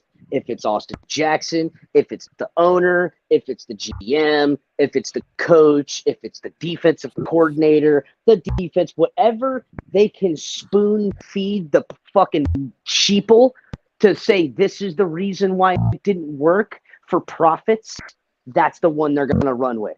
So I'm saying everybody accountable. But they're not going to – if you want that shot for Skyler, he'll have to come out there and play extraordinary. And then fans will have to go buy his jersey. And then you're going to have to start seeing Skylar Thompson jerseys. Because until that jersey changes from a Tua to a Skylar, Tua will be here until he gets himself off the field via injury. Well, don't get me wrong. Whatever. Sorry, boys. I'm with you in one respect. I'm with you in one respect, that I don't think the whole Skylar narrative playing out is more likely than us just having another quarterback altogether that's better than all of them. You know what I mean? So let me just say that too. So I think you're right. I think you're right, Capitan. The Skylar narrative is not going to play out that way. I'm just saying between the two, it's more likely that than Tua finishing a season. Won't happen. It's even more likely that we go with a whole other quarterback altogether. Color, don't you guys haven't you figured out already? It don't matter if Tua finishes the season. Collectively, the Tua lovers and doubters are giving him 3 games to miss. I don't know. I think they pigeonholed themselves with the narrative that it's all about health, bro. We have they did. No, they haven't. They did. They haven't. He could go. They've been saying it's all about health. He could go down with a concussion, and they won't tell you it's a concussion. He hurt his neck. He hurt his fucking something. I'm telling you, bro. Florio and Cowherd and all them guys ain't gonna buy that, bro. There ain't no way they're gonna let us buy that, bro. I'm not gonna say that they're not gonna get called out for it, but the fan base, the freaking army of idiots that roam around in this fan base will go, it's not a concussion. I mean, you already got Cowherd saying it's already too late for Tua with a long-term extension. I'm just telling you guys. No, but you can still get a long-term extension. It's all about the guaranteed money. Look at the Hurts extension just now. For the first 3 years, they're not even paying the motherfucker. It's all back. Well, Amicus, go watch what Cowherd said yesterday, bro. He's literally saying there is no extra contract into his future with the Miami Dolphins. Because of the availability, right? Well, because of the fact that if he even gets one more concussion, the media and the NFL will drive him out of the league. Right. Yeah, no, I get that. It's not going to happen. But here's the other part of it, though. I mean, it's not just if he gets one more concussion, but just imagine, dude, if he gets that one concussion and just something does something a little bit more damaging than before. You know, the Miami Dolphins, regardless of what they tried to do to not be affected by it, they're going to get lost. If he gets he's speaking to the business again. He's speaking to the business aspect of it, bro. Like, they cannot sign a contract with this guy. You know what I mean? I understand. It's still not one concussion though, because they exercised a 5th-year option. That's $23 million cap. It's not the franchise tag like we were thinking. So he gets $23 million. I knew what it was. I'm talking about $23 million. They'll wait until 2024 season. Between this year and next year, it's $32 million, I believe, is the total amount he's getting. That's exactly what it is. And, Color, someone, I don't know if it was Color, who it was, somebody said that maybe the Dolphins are trying to do right by Tua, and maybe they're already off of him. Maybe they're paying him so he can get paid. They're paying him hush money. Well, yeah. That's what Cowherd was saying too, and I'm the one that called it charity. Yeah, I wasn't trying. Or I should say charitable. Charitable, yes. Well, over the 5 years, he's going to make $53 million. That's pretty good. He's comfortable for life. Yeah. Oh my fuck! I swear. Let that 30 for 30 story come out. We will burn this straight into the ground. Fuck these assholes over here. This bullshit. These motherfuckers. I don't want to hear that shit. But the point being, you can't. I love me a good conspiracy. Yeah, go ahead. What you said? 2024, he's a $23 million cap hit. So you're not going to bring another. You're not going to keep him on the roster and bring in another quarterback. That's going to be. They will draft a new quarterback. And you know what? That is. And look. And you know what? That is actually a smart way the organization could be trying to turn heads, because if they do want to go for a quarterback like Caleb Williams, let's say, other teams are going to be like, well, they have Tua on a 5th-year option. They're not going to draft a quarterback. So they'll hopefully those teams and Pete, hopefully those teams aren't paying attention because maybe they're making everybody look the other way while they're setting themselves up for 2024, bro. Because we know the quarterbacks are better in that draft than this draft. And It's actually the opposite. I'm telling you right now, Ali. There's nobody that's gonna tell Greer right now that Tua's not the guy. Greer and Tua are connected at the hip. Believe it or not, how ironic that is. But Pete, teams will expect the Dolphins to go for a quarterback next year because he's on the 5th-year option. Pete, don't think that Greer can't figure a way out of unattaching his hip to Tua. Okay, that guy is the slickest son of a bitch I've ever seen in my life. That's a little bit too good, bro. They'll find a way, bro. They'll find a way. Man, that guy was. He'll throw McDaniel under the bus first and say, "Well, Stephen Ross said the coach will be picking the next quarterback." He'll just say that, and he'll be right. He wears chaps. He hit with Skyler. See, he picked you guys aren't Skyler. hitting it right. I'm telling you, the one that's gonna end up being gone is gonna be Greer and Tua. That's gonna end up being gone by the end of this little crap run. Greer's not going to be gone as long as Ross is the owner. Greer will just get promoted to some department we never heard of. Mike McDaniel will be on the chopping block. When Greer and or Tua are gone, so is everybody else. And it's not everybody else in a good way. It is a blow up, and it is back to square one, and I'm going to fucking lose it. I'm going to fucking lose it, boys. I'm going to lose it. I'm going to lose it. Well, Cap, all Greer got to do is say, "I'm not the one that's looked at 700 plays with this guy. It was that guy that did it." Bro. Shut the fuck up. That shit happened. So fucking pissed. Listen, that's what he'll say. I'll tell you who's next in line to get hung out to dry for all this shit. The team doctor who didn't diagnose the concussion, and they're gonna be a whole new deal come around the corner about who gets blamed, who gets fired, who gets paid. So, Capitan, maybe it'll be certain Dolphin YouTubers that get fired because they couldn't speak to his success into existence.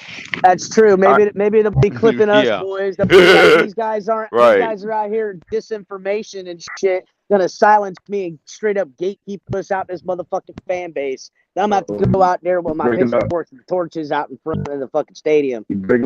Capitan, I got a question for you, bro. Go ahead. Do you think the Dolphins win the AFC East this year?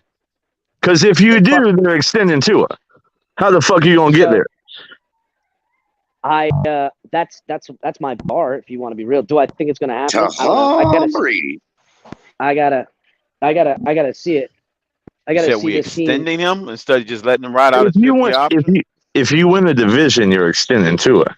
You have. Oh yeah, we win the division. No, because we can win the division by winning 10 games, and you guys win 9. Come on, Crypto, stop that, Cap. I don't give a fuck. I'm telling you right now. If we're number 2, or number 1 in the AFC, we're number 2 or number 1 in the AFC and win the AFC East. Well, obviously they have to get beat with number 1 or number 2. They're gonna extend to it. He's fucking right. Yeah, he's right. And how they'll extend him? No, we're not here for consolation prizes. We have to win at least 15 your games. leader. He said, "I'm right. Just accept the L." Nobody gonna convince me. There's nobody convince me that a zebra changes its stripes, bro. This team wins the East. If it runs fast enough, you might not see the stripes. That was profound. That's something else, Pete. That's some Matrix stuff right there. What color is it then? Is it just gray? Yeah. It's just be a breezy or be running fast. Black flight, does it turn into gray because it's running all together now? Anyhow, listen, exactly. If this team wins the East, and I'm telling you, they will extend him. That will be the talks. That will be what his agent wants. That's where the conversation will be, and there'll be a massive push to then say, this is our 2-year, 3-year window opening now if we pay Tua. Because it'll be true. It'll be true because if you pay him and extend him for 4 years, you can buy a 3-year window open through the contract. You can backload a lot of it and maneuver the money and have a 5th-year option put on that. So it's a 5-year extension along with the 5th year. It's a 4-year extension, including the 5th year. It makes it 5 years, and you can maneuver that money, backload it, play with it, extend them further down the line, and literally open up a 5-year window or a 3-year window to start 2024, 2025, 2026. And still figure a way to keep the talent. The thought of that perpetual boredom just like started to put me to sleep. But it's Amicus, I have a question for you, Amicus. It would save you way more money in the next 3 years, and then you can add more talent. I'm sorry, but to me, there is an entire faction inside this fan base that wants that to happen no matter what. Because what they want, you know what they really want? They want to have something. They want to have something to believe in. And if they can believe it by controlling it and have it, but people have lost the idea of next man up, best man for the job, go for more. Our bar, Color, you say it all the time. Our bar has gotten so low. I don't remember. I mean, it's like 10 years we've talked about it before we got to it. Yeah, well, you know, when you're at the finding stadium, a quarterback that's a freak, we can't find one. They're too hard to find. Bro. Let's just make a perfect football team and have competent quarterback play and see what happens. Bro, you know what a person, you know what a person looks like at the stadium after a loss that has makeup on, carrying pom poms. They look like a clown. Bro. I mean, listen, Color, I'm the dude putting fucking. I get dressed up, so fuck you. Well, I'm here to tell y'all you don't have to worry about extending to it because he ain't winning the AFC East, so you're in good hands. Amicus, let me ask this question to you, Amicus. Oh hell, Ali, what's up, my guy? Last year, all right, you guys beat the Jets 12-20 in December, right? It was 20-12. You guys won, right? You saw that defense that you have. Has your defense gotten better or has it regressed since that game? Oh, it's gotten better. You think it's gotten better? Okay. Yeah, most definitely. Right. I don't think they got. I think freaking with your linebacker gone and other pieces, you know. Well, we only lost one piece, Edmonds. We only lost Edmonds. Regardless, I don't think it's gotten better, bro. I don't even trust the guy you guys brought in to take place of Frazier's job, to be honest. But the reality is, McDermott. The backup quarterback of the Jets threw 268 yards against you, right, in that game. Yeah. I want that to sink in. 268 yards. And who is he the backup for now, technically? The Miami Dolphins. So you just made my point, Ali. That's why we got better. Hold on.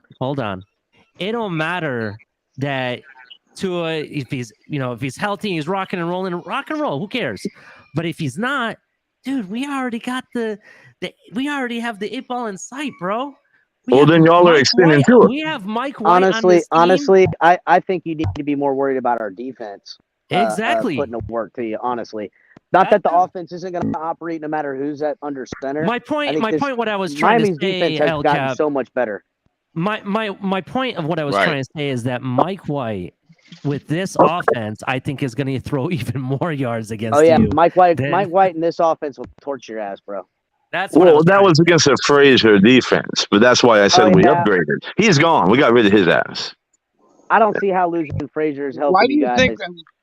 Why do you think we got rid of him? I don't understand that whole. Explain it. 13 Why are we seconds. even talking about Mike White when Skylar Thompson literally beat the Buffalo Bills in a playoff game on the road in his second in his first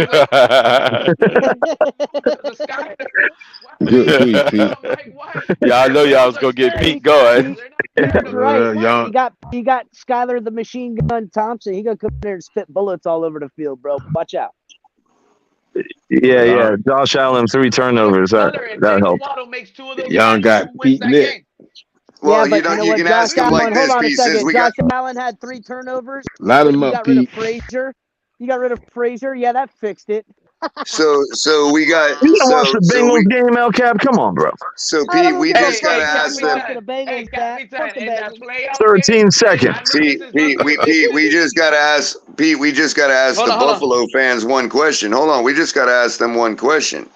Were they shitting bricks like when they saw Waddle drop the first one How about the second one? That was How a about the third nerve-wracking one game. where they're I'll like, be "Holy honest with you, shit, Colin. we're That was about to nerve-wracking. lose"? Oh, That was damn, fucking Waddle. nerve-wracking. Damn, you know That's what, right. Mickens? Tell us about that game. Tell us how you That's feel right. about just Because Skyler one of Thompson. those catches, just one of those catches, and you guys lose that game, and you know it. The Bills fans were so afraid that it was going to be another one of those things that they got to live with for their entire life, like 13 seconds. Like, Oh, you yeah. know, No, you ain't all that. lying. They thought it was going to be the Skyler Thompson beats the Bills in the playoffs game is what they were fucking dreading. And you know what I love? And you know what I love, Capitan? Watch this. Watch this Buffalo Bills fan disregard this right now.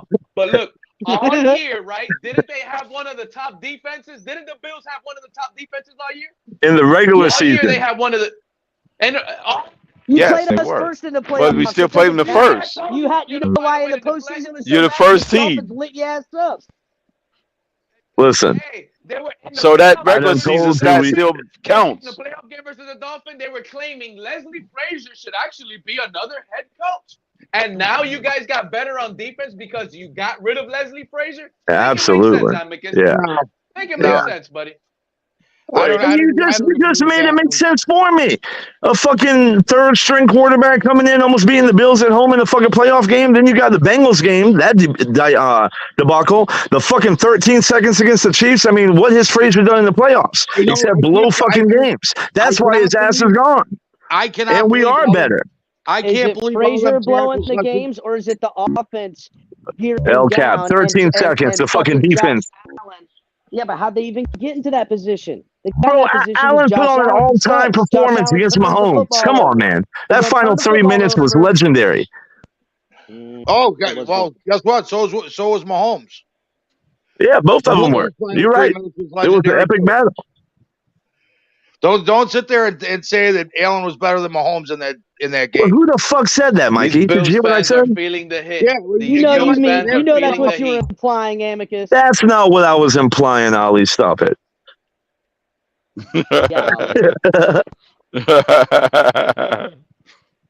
Yeah, Ali. Hey, I thought of a better way to illustrate. Don't worry, my Amicus point. knows Hold what on. Josh Allen's going to be in 2 years. Pete, hold on. I just thought of a better way to illustrate my point to Amicus. If everybody thinks that Waddle is a wide receiver one and he just had one of those days, then replay that game 4 more times, dude, and I bet you we win all 4 times. Yeah, Amicus. All the more reason that next year you guys are going to drop both games for the Dolphins. Well, then y'all are extending to it. Congratulations. Listen, if it's because we're dropping all the people. I hate every time you say that, Amicus. Hey, it was Skyler Thompson that threw us 3 passes, bro, not Tua. Fuck it. I'm ready for it all. I'm ready for it all. Again, I don't know if I'm going to be more pissed or less pissed. Exactly. I hedge my bets. Good luck. Well, I can win either way, really. I mean, if you're looking at it. Where's the Jets and Patriots in all of this? Oh, the Jets are fucking swimming at the bottom. I say this is a year the Patriots have a losing record, and then Bill starts. Then Bill starts, scrambling around, and then they come back to back losing records. Now Bill's like, I'm getting old, and I'm not helping my Shula beating record. And then the conversation. I'm telling you right now. There's a good chance in 3 years, fucking Belichick's ass is let go.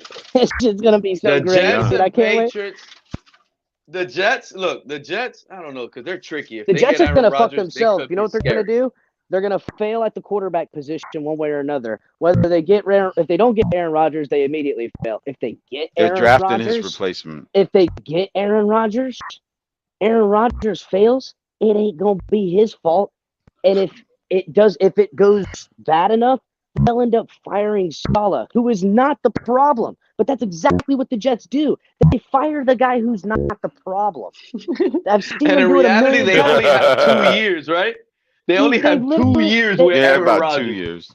Their 2 year Maybe window 3. 2, maybe 3. already Yeah. starting to shut. Their 2 year window is already starting to shut, and they're not even fucking in the playoffs yet. So I'm telling you, they're going to end up firing Saleh. 3 years from now, they'll have a different head coach, probably a different GM, and we'll watch Solid. We'll be like, damn, I can't believe they fired that guy. Thank fucking God. And the cycle shall repeat. Yeah. And the Bills over these next coming 3 years will just have more epic blunders to put in their trophy case. Yeah. That's what I see. I don't know. You guys are still up and running. I'll catch you in a bit. All right. Keep it up, fellas. All right, Thumbs Pete. All right, Pete. Yeah, Pete. Belichick's just hanging around for that record. We all know what his agenda. Yeah, he's just hanging on, trying to get the record. You think he'll get it? It's like what, 80? It probably have to be like play another 4 years to get it, right? Something like that. Unless 10 he wins, starts 8 wins a season. Yeah, let's see. Remember, Yeah, every loss he accrues puts him a win away, another win he's got to make up. Yeah. If he gets a losing season, he then outweighed his wins with losses +1. And he's got a couple of losing seasons coming up. He's got losing seasons coming up, bro. They're coming. It's a done. So yeah, he's just got the. Years. They got some, yes. That's it'll take him longer to get it. I think Shula's got it in the bag. I think so too. Yeah, before he retired, because Belichick's getting up there, so he probably pass it on.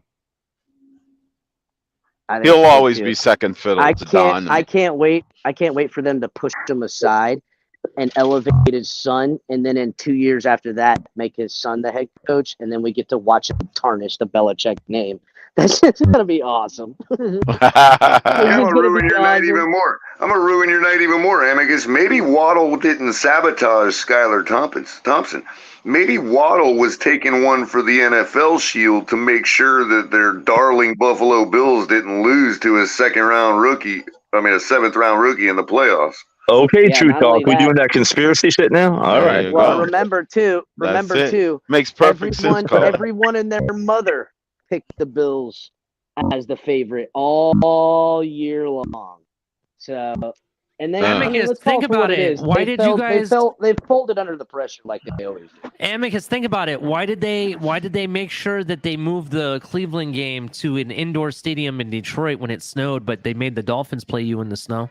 Because there was no snow. Golly, come on. Okay, so there's no snow, and they're throwing snowballs at the Dolphins players. Yeah. Okay. That was the Dolphins fans. The Dolphins fans. You want to conspiracy? That was the Dolphins fans throwing snowballs. They brought the snow with them now. There wasn't 7 feet of snow on the ground. Ali, the camera caught the Dolphins fans trying to set up the Bills fans because they knew they would get a penalty.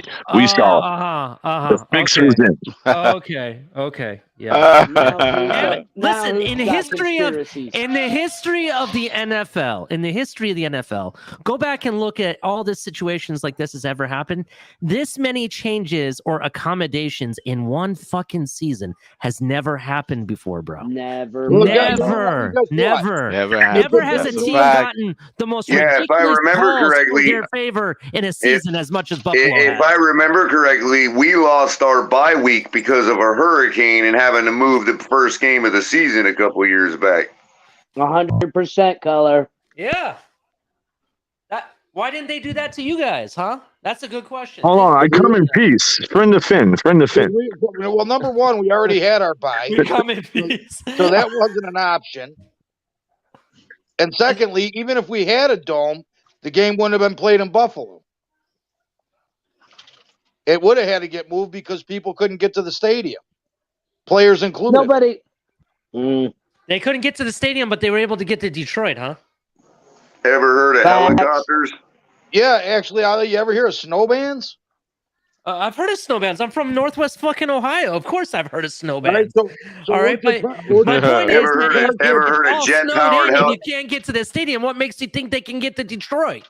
Ever heard of jet-powered helicopters that are flown by hot shots, dude? Come on, man. You know how much? You know how much snow I got when Orchard Park got 7 feet? I got 18 inches. Mm-hmm. So all you got to do is cross the Peace Bridge and go through Canada, which that's how you get to Detroit, anyways. Because it's 5 hours versus 7. So wait a second. How is 7 feet 18 inches? I got 18 inches where I live. Orchard Park where the stadium So, has got 7 so feet. you agree then that it was overblown and there was never any 7 feet? They could have played the game there the whole fucking time because it's only 18 inches. No. No, it was 7 feet in Orchard Park, El Cap. They're talking two different places. In 2 different places. Yeah, you remember, if you remember when that storm... Y'all ever heard of tents? I mean, you knew the shit was coming. You could have went to the stadium a couple days early and pitched Can't tents. they plow the fucking field or some shit there? Yeah, why didn't they, you know, the state of Florida, when we have hurricanes coming, they bring electrical Is that fucking Drubitron? and shit. Yes, it is Drubitron. What's Yes, up, it's bro? Drubitron. What's up? What is You up, missed me, bro. buddy? What's happening? What's up, Drew? Bro, you're talking to a bunch of people that live their whole lives under the threat of disasters, bro. I mean, you know, you can't fool us, bro. We got bro. resources down here, bro. We don't take no excuses. Don't tell me how the cake is made. Give me some motherfucking cake, dog. The fucking away team couldn't fly in either, man. You got to think about them. You know what? Excuses. Well, according to fucking Michael K here, it's only a 5-hour drive through the Canadian border. They can turn over and say hi to Jordan on their way in, you know, and talk about, Canadian chicken that falls from the tree that they can barbecue together and eat, but and have a couple smokies at the same time. But holy shit! Yeah, so what the fuck? I mean, for real, a 5-hour drive is only like a 2-hour jetpack ride. Okay, Man. I mean, come on. I'm sorry, but that shit is funny as hell. We can't play football here. Let's all take a 5-hour drive intercontinentally and shit to go play football somewhere else in a snowstorm. Right, over Niagara Falls. And actually, said going to Canada and shit. Cleveland could have flown into Buffalo. You're all talking about they couldn't play the game, and you're talking about the fans couldn't show up to the game. They couldn't show up during the COVID season, so they should have played the freaking game. Oh. Tell him, Greg. COVID, nobody was allowed in. They could have played the game with no fans. They did it during COVID. They could have done it this year. Yeah, considering that's right, Greg. Yeah, that's right. Buffalo, you tell him, Miggy. You fucking tell him. Considering Buffalo pipes in their fan noise anyway. Oh, that's right. It's all artificial. God damn it. Yep. Nobody live up there. You know, Amicus, it's all love, bro. I know. I love you guys, man. But Definitely. saying that you're fucking crossing the Canadian border to go play football and fucking coming back, that shit kills me, bro. How do you think it's a 5-hour truck? Amicus is like Rocky. Amicus is like Rocky. He's like, don't worry, Vic. I'm gonna win this one. Don't worry. We can't play in this snow. But what we can do is batten down the hatch and get into the friggin' snowmobiles and truck through Canada to get away from it and play somewhere else. That shit is fucking hilarious, bro. This fucking asshole is turning left and decides to cut me off, get in this fucking lane and turns right. You fucking idiot. Y'all were just worried one of those snowballs would hit Tua in the head and give him a concussion. Oh, hey, see, that's a low blow, bro. That's Greg, you're on the wrong show. That's Road Rage with Shake Money. Yeah, right. You're the wrong show. Is that MB41 I see in chat? What rock did he crawl from under, man? Holy shit, bro. All the Buffalo roaches are out tonight, man. Coming out of the crevices. Yep. They're up there getting sensitive about traveling in and out of the Canadian border. Shit was fucking hilarious, bro. I don't give a They don't fuck. want the Mounties. They don't want the Mounties sticking something right up there. You know what? I can remember too. You know, they were like, "Oh, look at all the snow in these pictures." I don't remember seeing much snow in pictures. I remember seeing an entire fucking city of buffoons travel through a snowstorm to fucking Detroit. That's what I remember seeing. They're on fucking snowmobiles. They're digging themselves out. I mean, listen, I respect. They were out there shoveling so Bills players they can get out so they can go to Detroit. So exactly, bro. They did everything all week, but no, they were like, let's accommodate the Bills because we have to accommodate the Bills. That's what they did, and they continue to do so. Player safety. For a whole month, they've been accommodating the Bills. I mean, they just been pouring it on with the accommodations. Well, they, listen, they were literally getting ready to slip. And they were like, "Oh shit, the Bills ain't gonna end up in the playoffs. We let this continue." Get ready to slip. What are you talking about? Getting ready to slip. Y'all were slipping. Got caught slipping, dog. 13-3. Yep, that's right. And it wouldn't have been 13-3. It would have been more like 11. If what? If you guys were held accountable to the same standards as every other fucking football team in the fucking season. El Cap. Stop the cap, El Cap. It'd have been 12. It'd have been 12 if Waddle makes one catch. It would have been a loss to a third-string quarterback in the playoffs. Maybe if Josh Allen didn't play like a bitch in the playoffs, maybe you guys would have done something. Trying to start fights, Good point, Ollie. Good point, Ollie. Let me land here. Let me land. Just like when he tried to pick a fight with Christian Wilkins for doing nothing but his job to block him. I mean, that's right. That was retaliation for when Wilkins tried to molest him. That was a bitch move. Every time he tries to act like he's the victim, and watch what happens. Everybody rushes to fight for him while he's walking away like a little bitch between his dick between his legs. Even 9 out of 10. Look, even 9 out of 10. He doesn't have one. Hold on. Josh Allen 9 out of sits down 10 when he pees. 9 out of 10 two-and-ears agree. Skylar Thompson was drafted to emulate Josh Allen in camp. So I'm just like thinking, like there's that old arcade machine that you could get out of the mall, that has the real hardware in it. Or you go to Pizza Hut now and there's like an arcade game there. And if you open up the box, there's a Raspberry Pi running an emulator.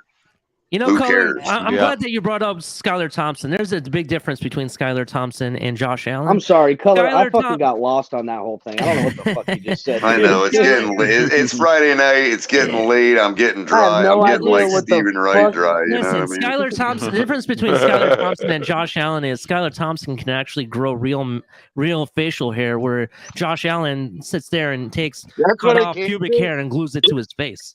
Damn, the JA-17 hate is deep right now. Yeah.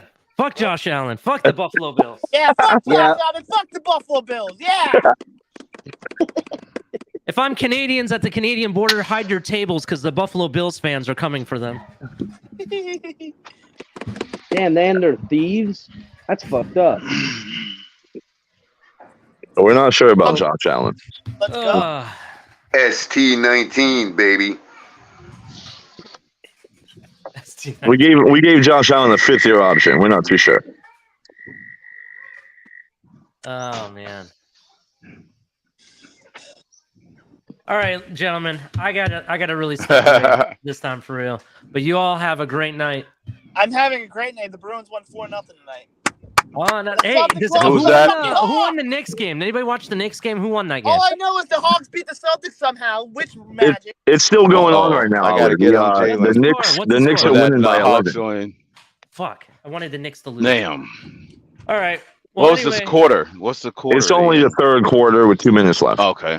Oh, they got time. They got time. It's time. Yeah. Anyway, you all have a great night. I love you all. Fins up. And bye, right, Buffalo fans. And here's to the Sheeps. Take it easy, Ali, man. Have a great night. They still haven't done this part yet, huh? Yeah. I get the Josh Allen hate is over now. We can move on to the next topic. Oh no, it's just begun. It's been nice and warm out. It was 89 degrees today. It is getting kind of boring hating on trash. I mean, at some point you just put it in the dumpster. Yep.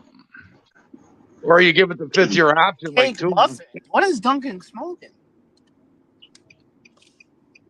What'd you say, Greg? Well, I'm driving by Dunkin' Donuts. They got a carrot cake muffin now. Carrot cake muffins? You can't hate on carrot cake now. You Carrot can't cake's beat the that. best thing. Yeah. Carrot cakes are the best. I never had carrot cake. Matter of fact, I got carrot cake, a little bit of some carrot cake right now. That I had earlier. Hey, real quick, and I'm so, I don't even want to say it because I ain't trying to end this stream, but I just want to. It's not even about ending it. I don't want no one to go over there and I'm just saying I was just over there. True Talk is over there on Batman channel, and so is CB83. And Color, your name is being mentioned a lot. they're calling you out and stuff. I just wanted to let you know because I don't want people to be like, oh, Lewis was over there. I was over there defending this great channel of the Finns Tailgate, but Color calling me out for what? Not wanting to talk to a child. Well, and now CB83 is over there too, saying you ain't shit, you ain't about shit. So I just wanted to let you know, Color. I didn't know if you wanted to go over there and address that, but just letting you guys know. Not really. I unsubbed from Batman for that very reason, so I don't hear that nonsense anymore. I hear you, Color. I just wanted to let you know because no offense to Batman, but he lets it go on, so I know I'm not welcome there, so you know it is what it is. But I appreciate you looking out, Lewis. Yeah, I'm just trying to let you know, Color. And again, Shake was over there. Shake was, hopefully he was listening. I was defending the channel. I was defending you. Yeah, you are. So I just wanted to come in here and let you know, homie, that they asking for you and they calling you out just so it's not. That's the reason I didn't say nothing because I know Color don't care. I know he ain't gonna try to address it. They know where to find me, and they're lucky I let him even approach me. I hear you. Yeah, I definitely hear you. So. Yeah, earlier I was trying to straighten him out.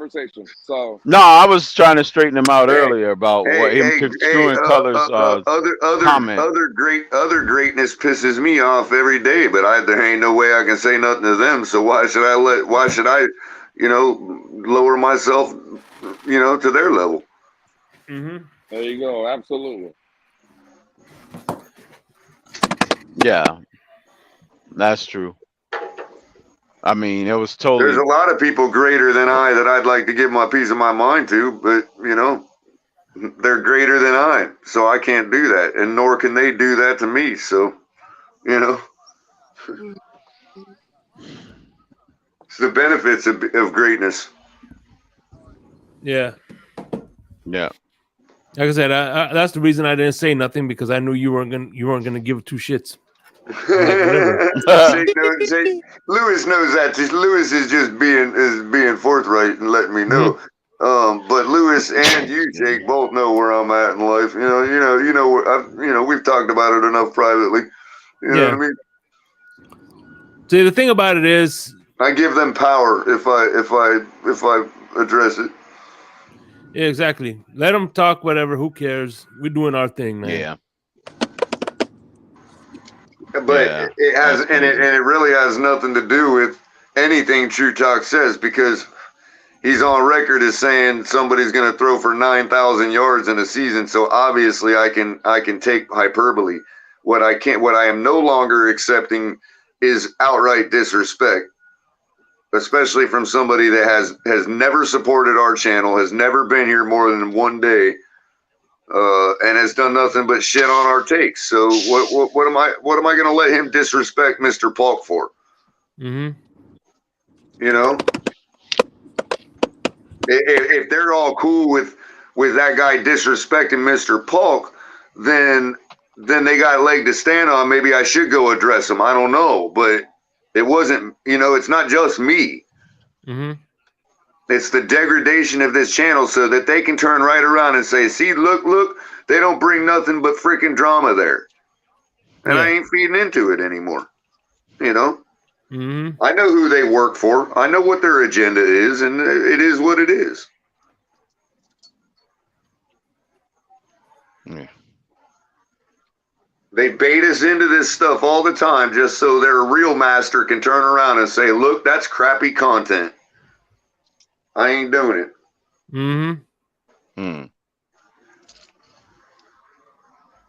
I don't have the mental health to do it. You know what I mean?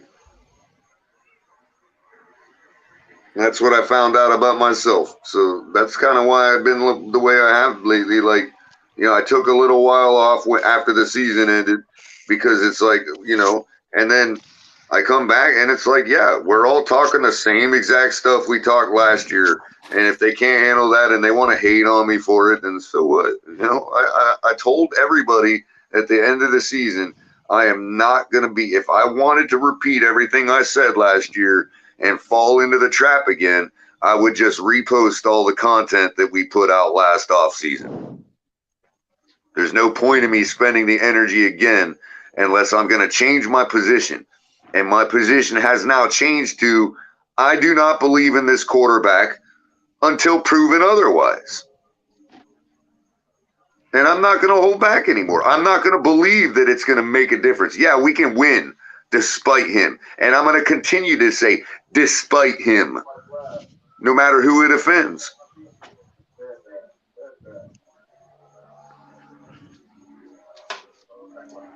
They don't even give me a chance to offer respect, Shake, like you have. Because I know your position on Tua. Does it bother me? No. No. It doesn't bother me. Yours either. Exactly. Alex Rene Diaz, I agree with 90% of what he says, and I treat him with respect, and I listen to what he has to say.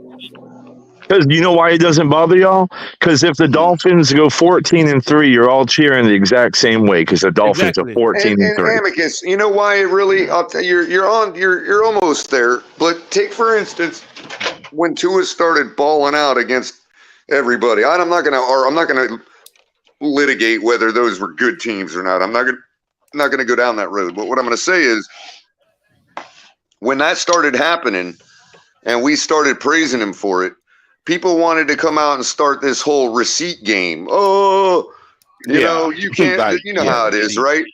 And the thing of it is, I know what it was. They were on the apology letter tour. They wanted everybody to sign this apology letter. And I'm like, apologize for what? First of all, the default position is I'm not going to apologize for my opinion. Second of all, even if it was wrong, because I was coming from a place of education, so I don't need to apologize for anything.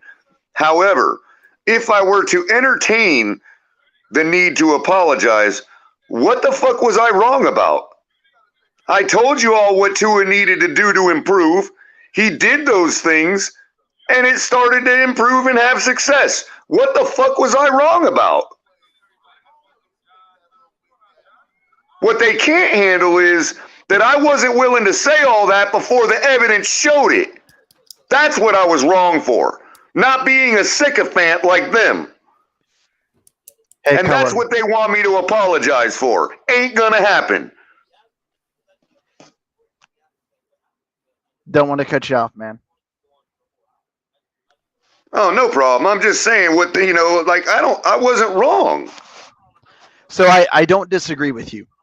I get, and I don't have the same take as you. Like, we're in a couple of different spots, but I can sit and have a conversation with you about it. When I can sit and have a conversation with people about it, that's what I can appreciate. Robert, you've never once said to anybody on this panel, much less myself, you don't know football. No. Like, I was just over there arguing.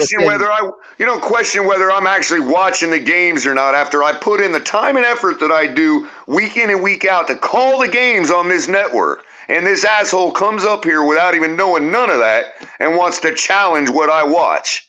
That's totally disrespectful. I agree. Ask Shake Money if I was over there chewing his ass. Yeah, he was. I hate the fucking kid. Like, I hate that. And shit. so if they can't handle that, the only way I could get through to him was flex the power that I have as a contributor to this network. I'm sorry, I can't help them. Yeah, I don't care, but I didn't say nothing because I it's like talking to the air, like talking to the wall, talking to him. So I don't bother with him. But I respect your position, Robert. There are two people that have like incredibly divergent views from me. I don't view myself very strong forward, very strong again. I said very much so in the middle. And unfortunately, it's what you were talking about, Cole, like kind of the same position as last year.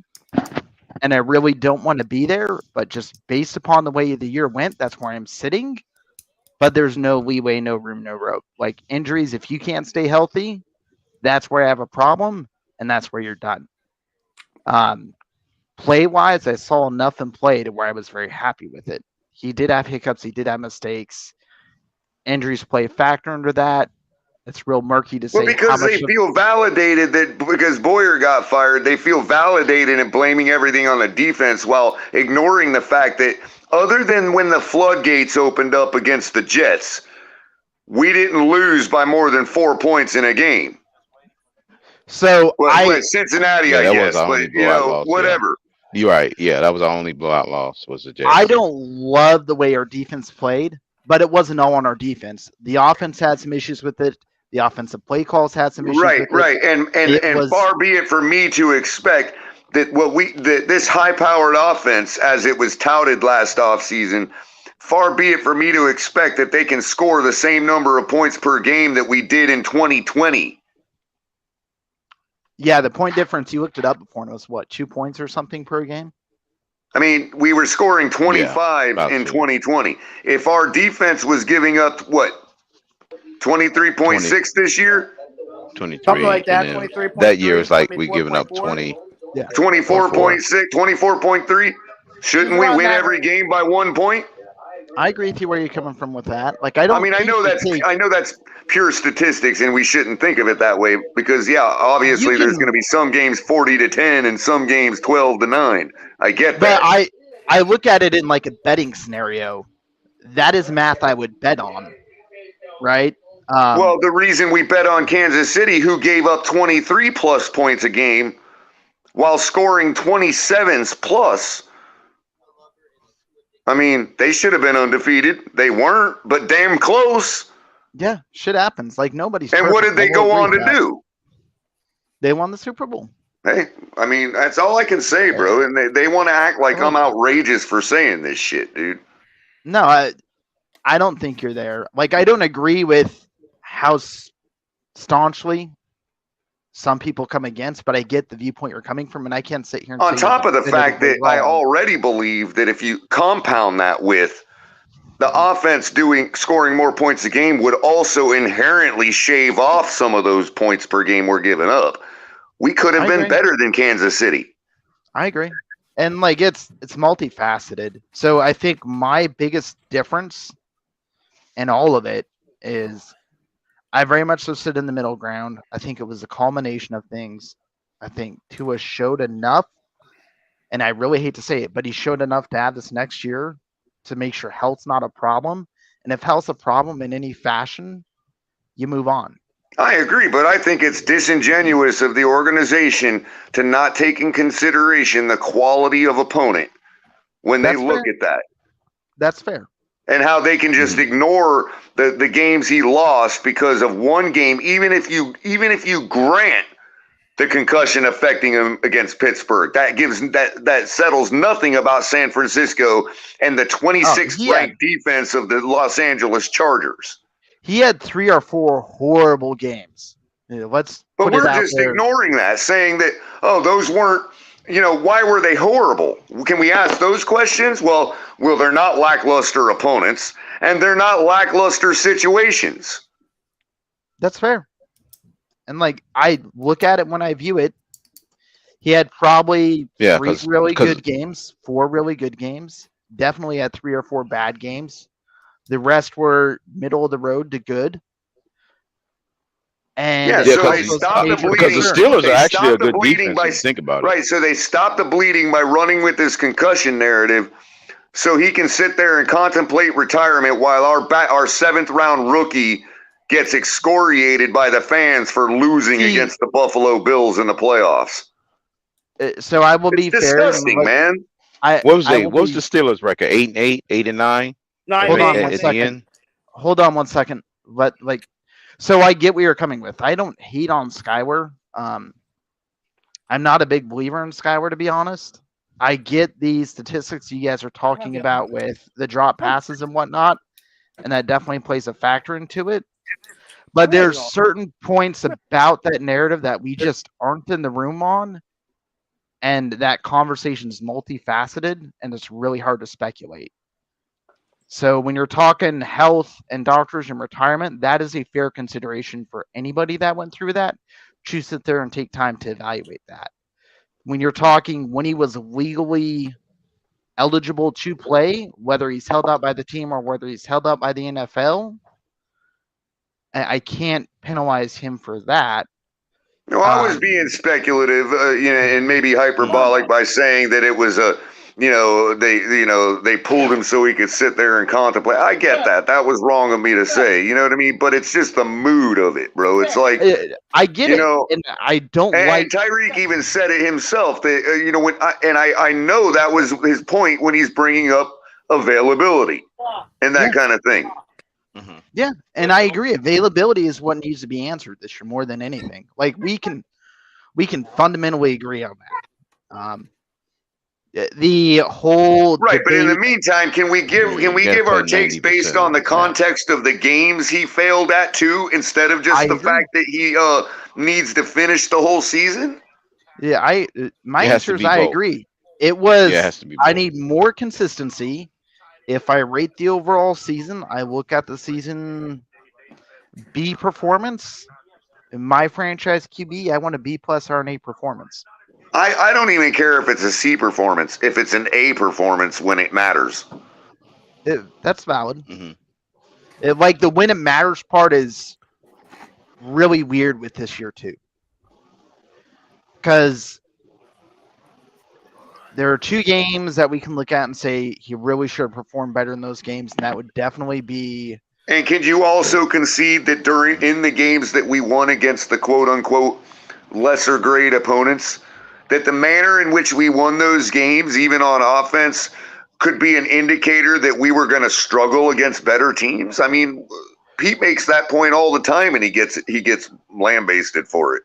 Mm-hmm. So I'd have like, to. In other words, red flag? You mean as a warning, as a red flag? Based on what we saw against Chicago and Detroit, you even in those wins, you couldn't see San Francisco and Los Angeles coming. So here is my response. Should be able to, because I could. I didn't want to say it, but I could. Unfortunately, Master Work actually was saying that, but I hated it coming from him. He actually forecasted the color. So here is my response to that.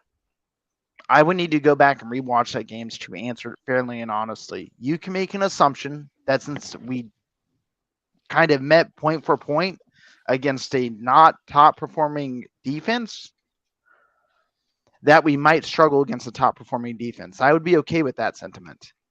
But the thought process of that I would need to take a look, and I don't know the answer to this right now, which makes it hard to answer, is I would need to go look and see where those offenses actually ranked and how they actually did kind of aggregated throughout the season.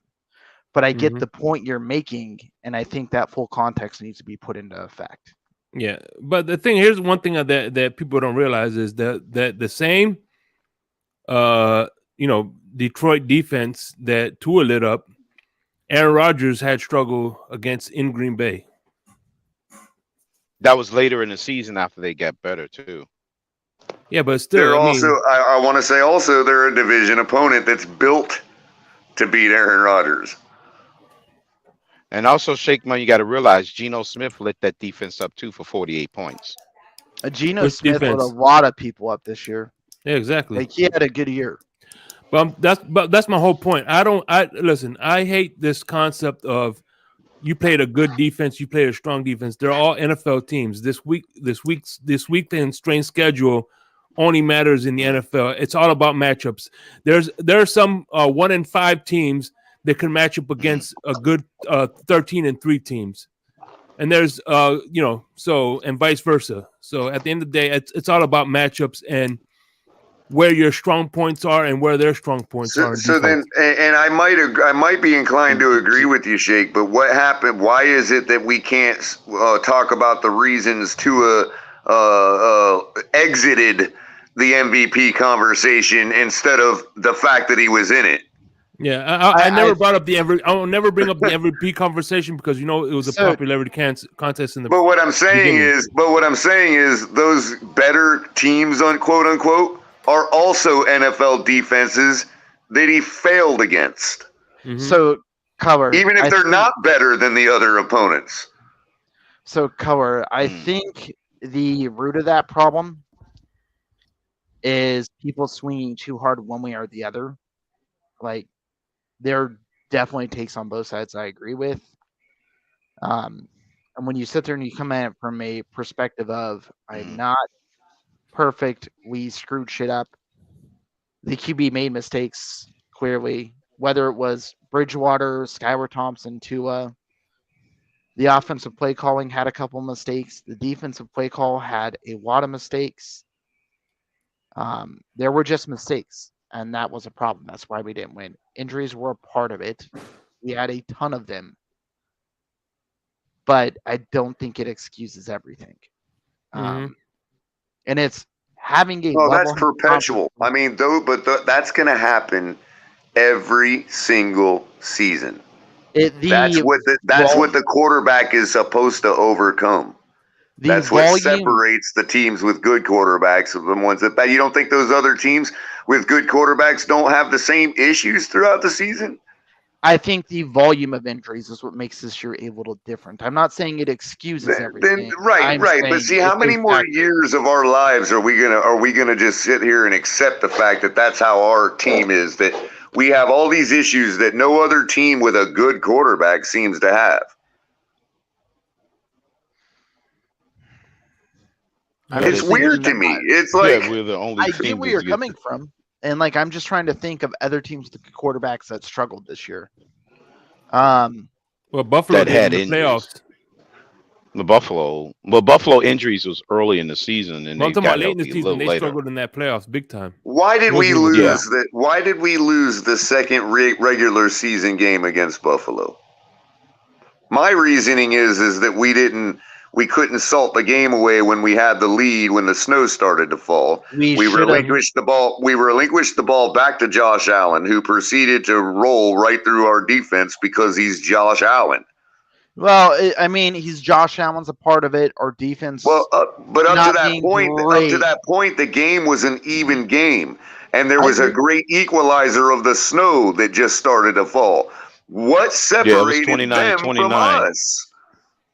Well, I agree. Josh Allen's a better quarterback than Tua. I'll be honest. But again, what I'm trying to point out is that the Buffalo Bills, were suffering the same conditions that the Miami Dolphins were. That was my point. But that second game, I don't know if you say same conditions as an element. Worse, actually, because when the snow started to fall, it was at an angle and it was at our back. But you change. Yeah, we hit the ball when it started. You change sides of the field every quarter. So No, the snow started in the fourth quarter. Was it the fourth? It was in the fourth when it came down. The point at which we had the lead and had the ball, the snow was falling in the fourth quarter at our back. So if you ask me what went wrong in the Bills game, we didn't run the ball. We didn't run the ball enough. We screwed up some play calls, and frankly, I'd have to go back and watch the game because I don't know if there's a misthrow in that fourth quarter. I'm going to assume there was. I don't know off the top of my head. I have to go back and rewatch that fourth quarter. I think McDaniel got too cute for him. He tried to play the greatest hits every game. I think play calls are a big problem with that, and I think this year that was my TKO game. I called it. They ended up with the ball last. Well, again, and maybe I'm being unfair, but that's mighty convenient for Tua. That's all I'm saying, man. Yeah, I'm not saying you're mighty convenient for Tua. Hey, listen, for Mike McDaniel, that's your point of view, and I respect it. But this is my point of view. It's not about being overly critical. It's just we have different points of view, and that's pretty much what it boils down to. And I can have an honest conversation with you about it. When I can have honest conversations and people don't try and twist words, it's fine. I'm all good with it. We don't have to agree. At what point does Tua look at the coach and say, bro, I know we got an image to protect about my arm, but I can't throw into the snow, bro. Can we just keep running the ball? Mm-hmm. So I don't have a photographic memory, but I want to ask the question, and I'm not being a troll. Were we seeing a bunch of passes that just weren't getting to where they need to be? Well, actually, yes, but one of them, the one I'm thinking of, ended up being completed because our receiver dug it off the ground. Okay. We did throw the ball, and it was affected by the snow. I don't think all of them. The one I'm thinking of came up short, but again, that one was completed anyway.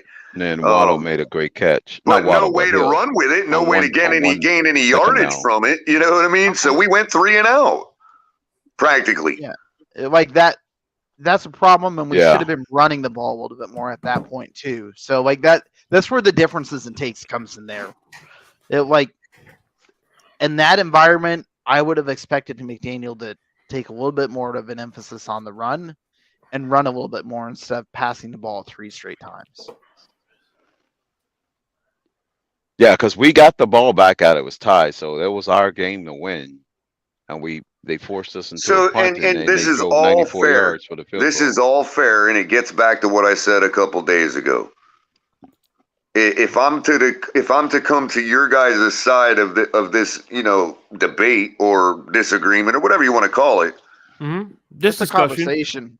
Yeah. Right. If I were to come to your guys' side of the conversation, I would have to exclaim at the top of my lungs that we are not in a Super Bowl window. If you guys are willing to say that, I'm willing to come right where you're at in this conversation. So Robert, you know what trips me out is the fact that some of these people that say they support Tua, right? They say, well, I don't want to, like, for instance, Rashad said, hey, if they trade next year's first round draft pick to pick up a running back like Bijan Robinson, who would help. I don't like that take either. Well, let me. Well, I don't understand, but let me explain. Let me explain my position though. I believe in Tua. All right, now check this out.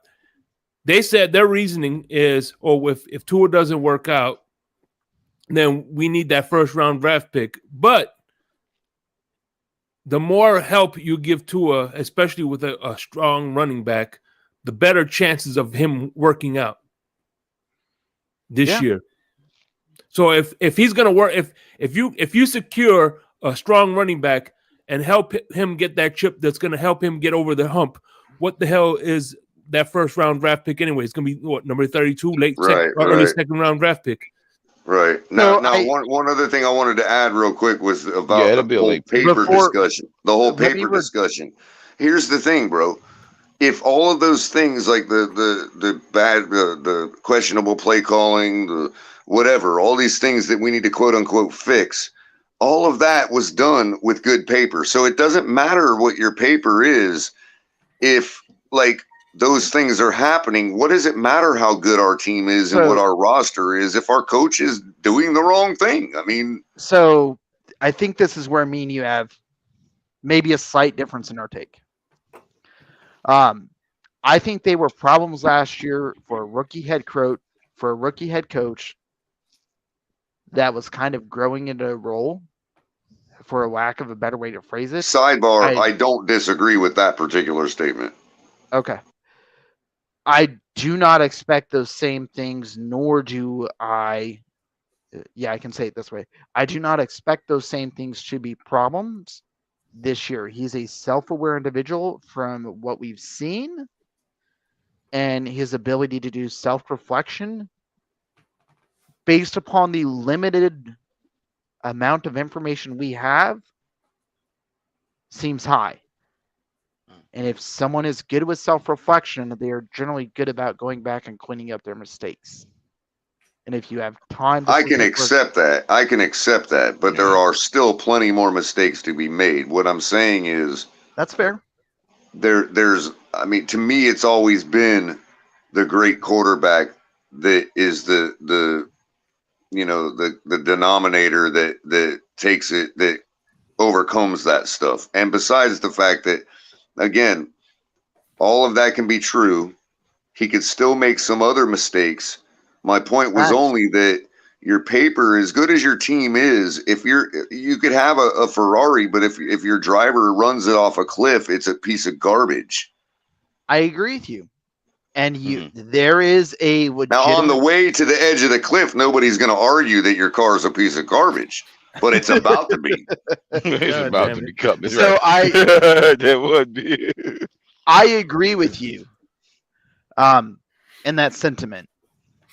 The problem set I have is in this league, there are only 2 QBs that I view that are definitively it. And neither one of them are going anywhere for a while. And those 2 QBs are Pat Mahomes and Joe Burrow. Mm-hmm. If it's not them, I'm not seeing a massive improvement. And I know some people are going to disagree with that and be like, what about Lamar Jackson? What about Aaron Rodgers? What about Justin Herbert? I'm not a strong believer in Josh Allen. I'm not a strong believer in Josh Allen either, Amicus. He is a better QB than Tua. They're still going to overcome the snow in Buffalo, as was proven by the very guy he just stated, Josh Allen. But, Color, the comment I would make with that, Monty's got that stuff going in the background. Monty's got Lewis in the background. I can hear him. Monty's got Lewis. I can hear him. Watch, they're going to copyright strike us. Watch. They're going to copyright strike our own shit. Watch. It's going to be funny. Somebody from the tailgate is talking. So here would be my argument with that. When it comes to, can we mute Monty? I'm sorry. Yeah, it's hard for me on my phone. Shake, you able to get it? Are you on your desktop? Hey, Color. Yeah. Hey, just so you know, just a heads up, Batman's channel. It seems like very much that they're trying to. So my problem set with the quarterbacks. Back and forth. Hold on, I want to hear what Mounty's reporting. Go ahead, Mounty. I'm just saying on Batman's channel, it seems like they're trying to get some shit going. They've been in the league for a while. Hold on, Robert, hold on a second. I don't think Robert can hear me. It's not like they've had complete trash teams around. Robert, I think you lost us, still bro. haven't gotten it done. Hey, Robert, you can hear So I don't have any faith that coming here drop him back downstairs and bring him back. It is a discussion to have. I don't think he can hear nobody. But I'm not definitively. Yeah, he can't hear nobody, obviously. Sorry, Robert. I only dropped you back because you lost contact with us. You couldn't hear us, and you were just talking on. Yeah, he can hear. But what were you saying now, Mounty? No, Color. Look, I'm on everybody's panel, but it seems like I don't know. They're trying to get shit started, going back and forth between your channel and Batman's. Well, I hope they get a bunch of viewers over. So you got a heads up. That's all. That's cool. I hope it carries Batman over 1,000 subs. More power to him. Don't worry, I'm gonna straighten it out right now. It's really no worries. No, Color. I was no. The thing about look, I understand. I understand. I understand that, but we're not talking about anybody over there. That's what I want to just convey that message. Oh yeah. Again, I hope whatever they're saying is the type of content that'll get Batman over his 1,000 subs. I wish the best for him. Right on, brother. Right on. I'm glad to contribute without having to spend any energy to contribute. No, I'm just trying. I was trying to tell them, Color, that you wasn't trying. They were twisting your statement about. Well, they always do, bro. That's par for the course. No, man. they were saying you were saying you're trying to compare Tua's bad game against Skylar's good game, and you wasn't. You was trying to compare both of them's bad games. Yeah, and they wasn't realizing or that's what they consider to be a bad game, because I don't consider the perception of bad game. Right, and again, it's their perception of bad game, because I don't consider 3 drops by Waddle, a drop by Tyreek, a drop by Gesicki, and a short stopping short by Tyreek. I don't consider that a bad game by Skylar, who still threw for over 200 yards. I mean, I don't, Right, they trashed him in the Buffalo game. They was trashing him after that game. They was trashing him in the Jets game. Oh, he's not going to score. He's only scoring 9 points. 9 points is not going to cut it against Buffalo. Again, what I happened? don't have he scored to 31 points. Again, I have never had to bring up another quarterback to tell them why Tua sucks. I really don't. You know, right. And the fact of it is, it's just another example of people that purport to be everybody part of the community and purport to be everybody's friends. It's just another example of them believing the worst in everything that comes out of my mouth and running with it to make themselves look good. So, hey, more power to them. You know what I mean? No, I was just trying to straighten them out and say you only brought up the Chargers. It happens everywhere I go. It happens on MSM. It happens. The only place it doesn't happen, there's actually 2 places it doesn't happen. Well, 3 because I don't allow it anymore. But the only other 2 places that it doesn't happen TD is TD Finstock and Miss Fins. That's why you'll find me there. Now, I'll give Larry L credit. He don't let that nonsense happen either. So you'll find me there too. Larry K as well with Shake Money, obviously. But that's why you find me in those places, because that's literally the only place I can go as my personal person. When I'm not that I don't bring, myself to the table. But let's be honest, when I'm not being show creator and I want to be myself and go consume Dolphins content, I can't do it without people like these twisting everything I say and being personal and whatever else. So that's why you'll find me at TD and Miss Fins. That's why they think I'm a TD lackey, because that's literally the only place I can go to protect my mental health. I do show up still at Stephen D's channel, but I've limited that because I literally, despite what he purports about, mental health and all that, it does jeopardize my mental health going there. So I have to curtail it. I'm just being honest. I'm not trying to throw any shade at anybody. Just speaking of my own life and how I perceive things. If people don't like it, then they can sit there and drum up all the drama they want. I hope they knock themselves out. See, you got Robert back? Okay. Here's the thing. One thing about me, I don't focus on what any other content creator is doing. I focus on myself. I don't care about being better. Exactly. The only person I try to be better is myself. That's why I envy you, Shake, because you figured out that way earlier than I did in this game. I wish I would have learned that last year, and I'd be a lot further along and a lot better off in my head. Hey man, you taught me a lot, so I appreciate you, bro. Color, real talk. Yeah. But I do have a problem letting people like them get to me, and that's something I've had to say, hey, you know what? I can only do me, and if people are going to be like that, they're going to be like that, and I'm going to act accordingly.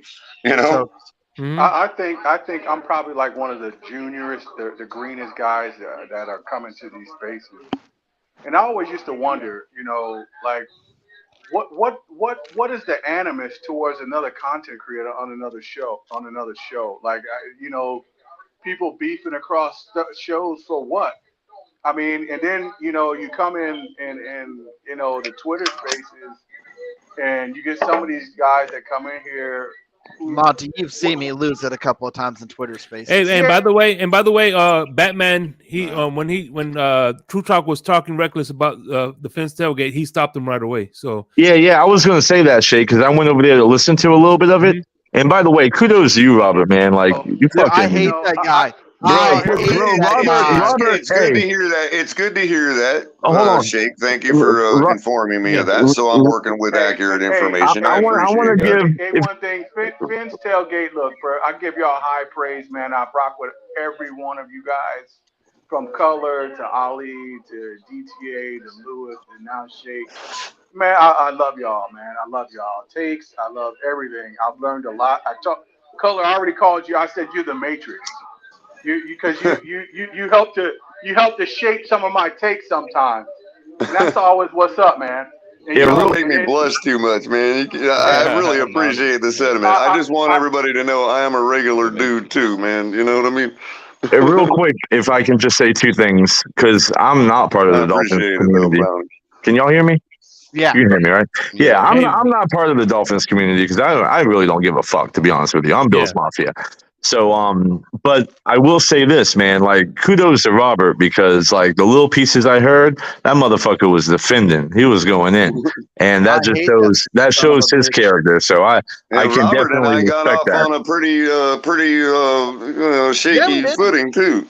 We went at each other. He went straight defense mode. So I respect shit like that, right? And then also to Shake's point, the parts that I heard, I listened to about 20 minutes, and I didn't hear anybody say anything negative about TFG except for the people that y'all already mentioned. Batman shut that shit down. So I mean, if anybody's thinking that, I didn't hear that. You know what I mean? Yeah. No. And I told Batman, when it comes to me unsubbing from him, it has nothing to do with other than the fact that he shuts down the talk. He can shut down the talk and all of that.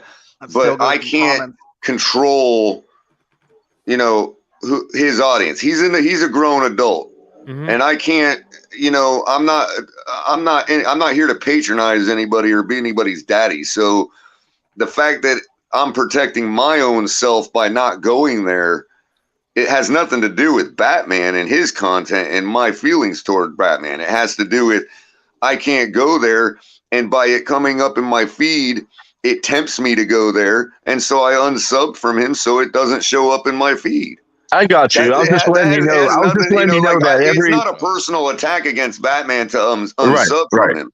Yeah, I just want to let you know that. And again, it's not me trying to give Batman an ultimatum as to who his friends are or who he associates with. It's me saying, this person I can't be around. If you are going to associate with them, that's your business. But that doesn't mean just because we're friends that I can all of a sudden be around that person. Right. I just want to let you know that what I heard, everybody was defending TFTG. So that's what's up. Yeah. Well, I cool. appreciate it too, Amicus. That's why I didn't want to go overboard with it and get all involved, because I kind of figured I wanted to give people a chance to say their piece. You know what I mean? Color, I have no issues going and arguing with that piece of shit, because that's what he is to me. So well, he's just hyperbolic, and again, I don't even mind that he's hyperbolic. I just can't handle the disrespect. No, Color. There's other pieces of it that you don't know. He's a piece of shit. Yeah, well, it comes from Twitter. That's goes with the territory. You're right. But the other piece that I wanted to get at with the quarterback stuff, and Monty, I'm sorry I didn't mean to overtalk you earlier. I couldn't hear you. Yeah, we couldn't. You couldn't hear us. That's why we bumped you in back, just because you for some reason couldn't hear us. When you bumped me, I was able to hear you say that. So I don't know. Right, we got you. So like the quarterback piece, there's only two that I feel are definitively in the guy in the league. You can make arguments that others are better than Tua. I would concede Josh Allen's better. I would concede Lamar Jackson is better. I would concede Jalen Hurts is better. I'd have to go look at all the QBs out there again if I want to move any up definitively and say, yeah, I would concede they're better. But it's how much, what you have to pay, and does it really move the needle to me to that point to where it's like, yeah, I'm guaranteed to make it to a Super Bowl. And that's why I pointed, I told Pete what I told him earlier about giving him some ammo, and I'm gonna use that ammo right now on that point. If the concern is money and the financial future of the Dolphins, it's relative to performance of quarterbacks in our quarterback room.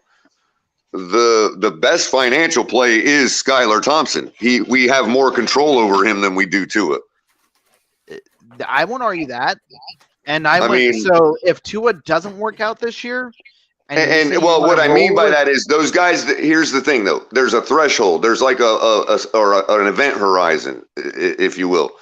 Those guys you're talking about, I don't even care. It's not so much that they're better than Tua or they're better than whoever else. It's that they do something Tua doesn't do, and that's be the reason we win games against good teams in great situations.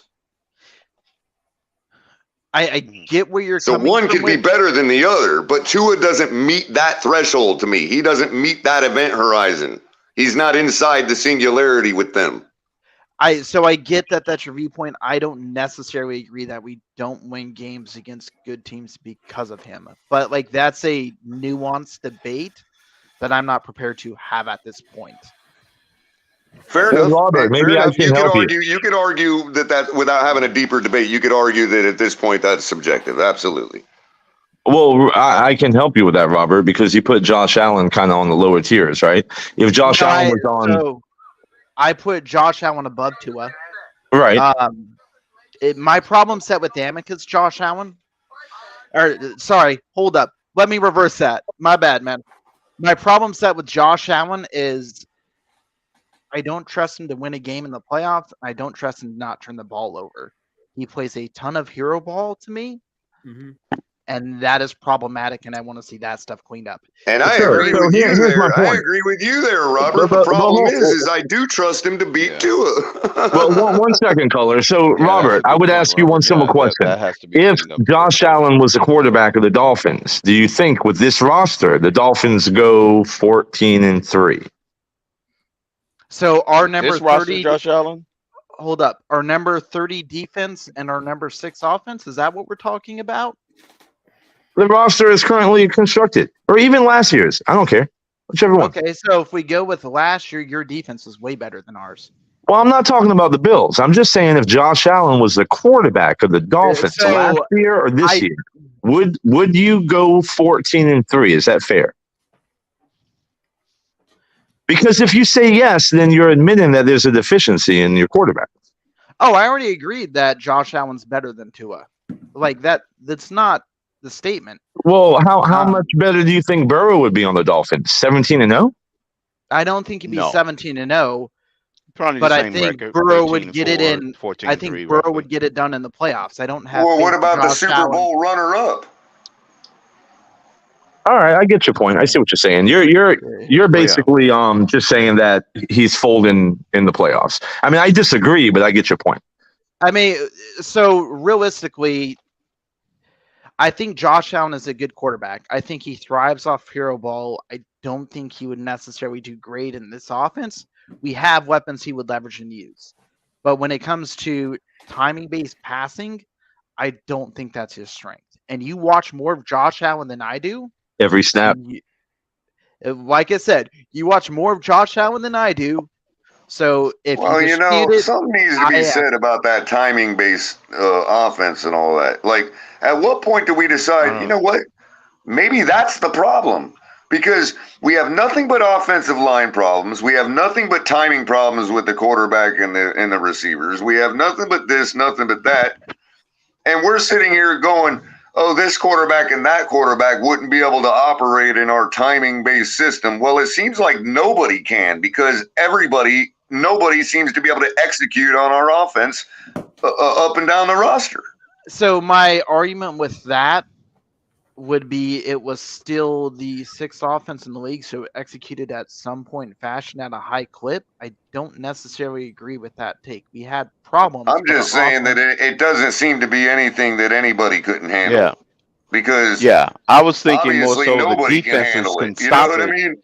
Some defenses can stop it if you throw off the timing. You jam the wide receivers, but what I'm saying, though, Robert, is what I'm really saying is we're like, well, this quarterback or that quarterback couldn't operate in this system, this timing-based system. Well, neither can ours. I don't know if I agree with that take, though, because there's stretches to where, and not just like quarters, but a few games in a row to where he played well. Like this gets and as soon as that timing was disrupted, it's over. This gets back to that point of he needs to be more consistent, and we come to back to the point of I think consistency is actually the problem. That's what allows defenses to adjust and shut it down. So I want to see right. And the Chargers did that when they put out the 30-minute dot. Let me nuance that point. I could argue that consistency is a synonym for static. I don't agree with that take. And when I'm saying consistency... Okay, maybe I should ask it as a question, Robert. At what point does consistency become static? You see what I'm saying? When you are running exactly the same set of plays for the same scenario and you don't have variance in the style of play calling you're doing, that is a problem. When you're talking about... But that seems like our issue. But hold on. I wasn't finished. I'm sorry. I didn't mean to cut you off. Go ahead. No, I know that. I had a natural pause because I'm trying to get the words right to actually convey my meaning. When I'm talking about consistency, I'm talking about your ability to execute on time in a timely fashion.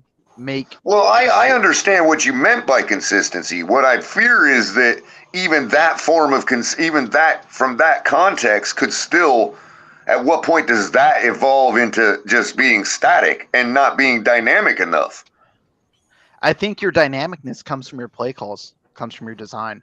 Well, that's fair. I mean, that's fair to say. I guess that could be a source of it, yeah. But it's just so far. I mean, Adam Gase, you know what I mean? It's like, dang, man. I get what you're just saying. get a guy to deliver the football to the playmakers. That's all we need. I get what you're saying, and I get what you want. My preference is give me a high level of efficiency with a decent line, good playmakers around them, and a decent run game, and make sure the coach is actually calling it. Again, efficiency could be a synonym for mediocrity. Well, I was going to go to Amicus. I had a question for Amicus. Hold on real quick. Efficiency could be a synonym for average. Crypto, you have a question for me? I got a question for Robert.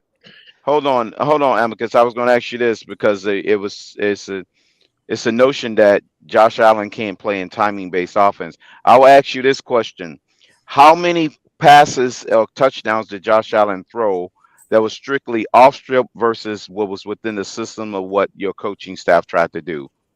What McDermott and all of them tried to do. Last year, he had 42 total touchdowns, 35 passing. One of my favorite stats with Josh Allen is in the past 3 years, he leads the league in touchdowns under pressure. He is first with 38. Mahomes has 29. That's a powerful stat, in my opinion. That's under pressure. That's fucking defensive ends coming at your ass, and you get it done. So I agree. It's a good stat. Now, I would ask Robert this, and this kind of goes to it favors Tua and Ears. I mean, honestly, I don't know why Tua and Ears don't use this stat more, but everyone mentions the passer rating, which was only second to Mahomes, right? I think 105.2 to Mahomes 105.5.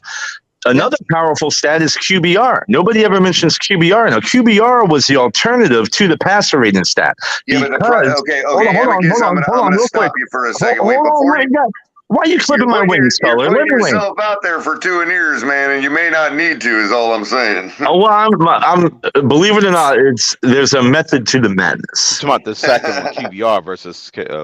Yeah, I'm not talking passer rating. I'm talking the QBR. Okay, go ahead. I'll let you finish, but go ahead. I'll let you hang yourself. Oh, well, maybe. But Tua's was 68.2, third in the league, right? Josh Allen's was 71, second in the league. The best was Mahomes, like 78. It was significantly better.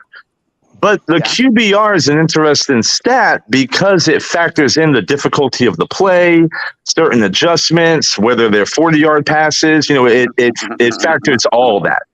So I think hold on, let me land. I'm telling you, keep going. Don't clip the wings yet. All right. Let me respond because it was a question to me. Yeah. So I'll let you finish. Yeah. So the point I'm trying to make is I think the issue a lot of people have with Tua is when you look at that QBR, which is only a couple of points below Josh Allen, the gap is still greater because QBR factors in all those other weapons that Tua has that someone like Josh Allen doesn't have. When you have Waddle and Tyreek Hill, Robert, because he claims something that doesn't apply to you. He said that the reason is, or whatever, you don't believe there's a difference. So I'm going to go ahead and just clip his wings right now by saying the one thing you're leaving out, Amicus, that the 2 Ears conveniently leave out too, is that both that passer rating and that QBR were on a drastic hockey stick downslope when he got injured. Okay, fair enough. When he got quote unquote benched. The point I'm trying to make, though, is the point I'm trying to make is the QBR should be way higher with the weapons you have. What makes Josh Allen impressive is he does that with nothing. I'm saying is your point may be fair, but that just means that Tua's was going down as the difficulty got higher. Okay, fair enough. That's all that says to me. But nobody wants to point that out. They want to just tout the QBR. Josh Allen was 71 rating, but they don't want to tout what it was before San Francisco. I thought it was lower than that. Tua's passer rating was 118.5 before San Francisco. Right. So I have Crypto, to answer you, Josh Allen 71, second highest in the league. And I love QBR because it factors everything. Yeah, his QBR was in the 90s, bro. His QBR was in the 90s before he got injured, before San Francisco. Yeah, it was in the 90s something. Yeah, it was 90s. So here is my take on that, Amicus. Changes the perspective, doesn't it? I'm just sorry, Robert. I just had to, point that out. I don't think I'm not Buffalo's an number 2 advocate for receiver Tua. is You good know as that. ours. Well, that's why I didn't want you to waste your breath, because it's a flawed stat. Because they won't point out the fact that it was on a hockey stick downtrend after San Francisco. Well, Color, I think they realized that now. That's why they never use it no more. So, hold on real quick. Like the problem set with going to like stat checking for last year to sit there and base everything off of is the ambiguity of the injuries. And I'm not sitting there and saying it is an excuse for his play. The bottom line is he had I'm going to call it a B season, a slightly above average season. I think Josh Allen had a good season. I think Josh Allen is a better quarterback. That sounds sort of like you're using TD's spectrum. Is that what I'm guessing? I don't know what TD's spectrum is. He puts good just above. He puts good just above above average. Yeah. So what's above good? Like what's really good. Really good, yeah. Then great, and then elite. Great, and then elite, right? So for Josh Allen, I would go somewhere to good to really good. But I still stand on the premise of I don't trust Josh Allen in the playoffs. I don't trust him in a game where it's on the line. And the Bills are an interesting team because you guys had injuries in the secondary in the beginning of the year. But you didn't lose this in the beginning of the year because your injuries to the secondary. You lost us in the beginning of the year because the weather just killed you, if we're being honest. Like that heat. You said it, I didn't. I wasn't going there. I'm trying to call it like a feed, Amicus. James Wilson. You guys were in the locker room on IV. You guys were just out. Like here will always be my pushback on you guys. You had plenty of YouTubers coming up and saying you weren't going to lose, and the heat wasn't a thing, and it wasn't real. And then you guys have plenty of YouTubers and plenty of your fan base going out like we need to file OSHA complaints. Yeah, that's ridiculous. Yeah, Mark actually said that, Robert. I remember. I just flagged him on that one. For that, Robert. Mark said that, Robert. I remember that. I have to take a victory lap for that one, Robert, because I hammered Mark about that. And Mark said that, but man, big time, chest out. Literally, I saw a clip that one. He said it. That's not gonna matter. He said it. I was like, oh my god, I can't believe I'm ashamed of Bill's Mafia. When I saw their offensive lineman crouched on the ground, cramped up, gassing, and it caused them to only be able to get a field goal on that last drive, I knew we had them.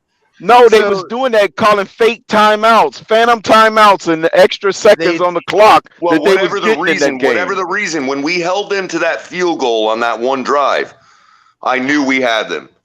I knew it. You do have to say one thing about that game, though. Actually, about all the Bills games that we played this year, those games were hella good games. Oh yeah, they were. Oh yeah. Yeah, and you know what, Robert? I've been fair to credit to it for those too.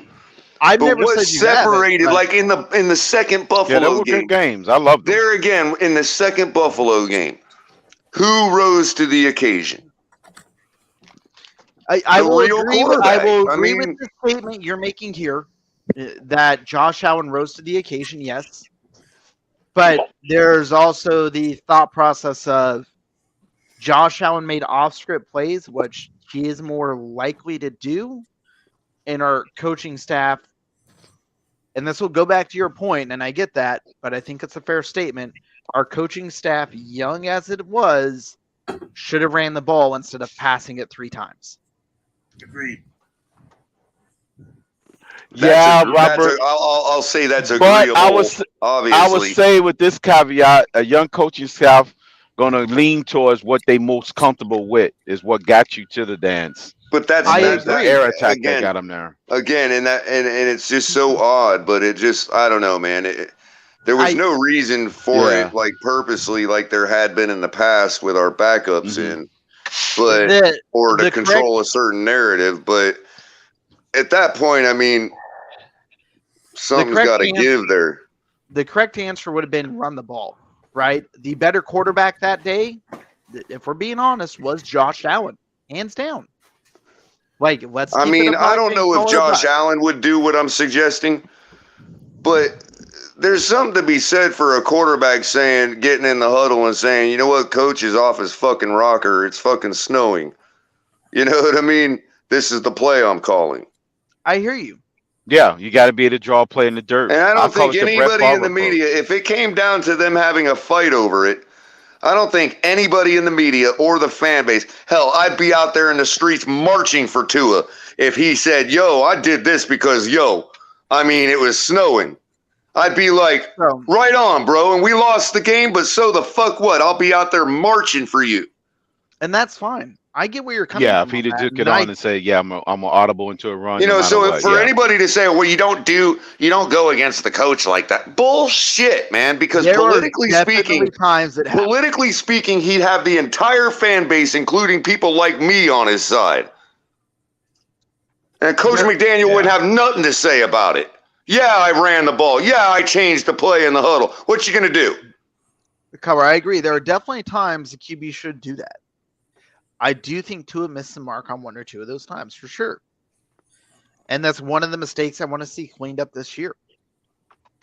Yeah. Sometimes maybe it's going to take McDaniel telling him, make a bad call, you got to change it. That's why maybe it's going to take McDaniel to say, hey, I ain't the end-all, be-all. You do what you think is right. You know nothing, Zaza Zig. You know nothing except about your mama. It goes back to the same thing about them claiming that Flores was controlling how Tua was passing and all that. Well, isn't McDaniel doing the same thing if he makes him pass the ball in the freaking snow? So is it the coach forcing Tua to do it, or is it Tua missing the mark? I'm sorry, I got distracted by comments. Can you read Flores's last year, okay, one of my contentions was the same thing, that Tua missed the mark when it came to just doing what was right. And everybody, coach was in his ear telling him who the hot read was and all that. Remember?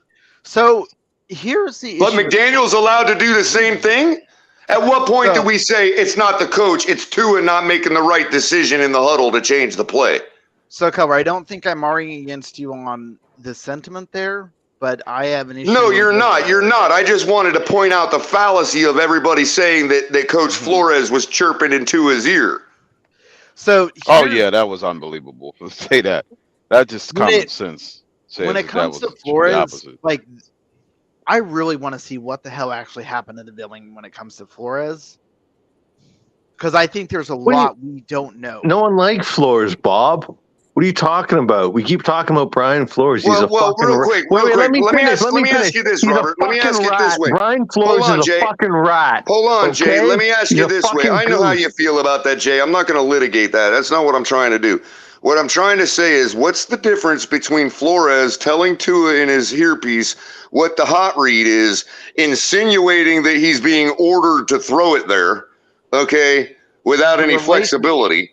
Okay, wait a minute. What's the difference between that and McDaniel running the ball twice on 3rd and 2 and 4th and 2 when Tua was already cooking and could have easily picked up 2 yards? Okay, so here's my answer. What's the difference between the two is what I'm asking. Let me try and answer that. So the part about Brian Flores being in the ear versus McDaniel running the ball twice, the statement you're making there, just so I'm clear, is why didn't Tua change one of those to a pass? How are they different? Because really, it was more to illustrate that Tua doesn't have control. It don't matter who the coach is. And we can't be faulting coaches for that. Mm-hmm.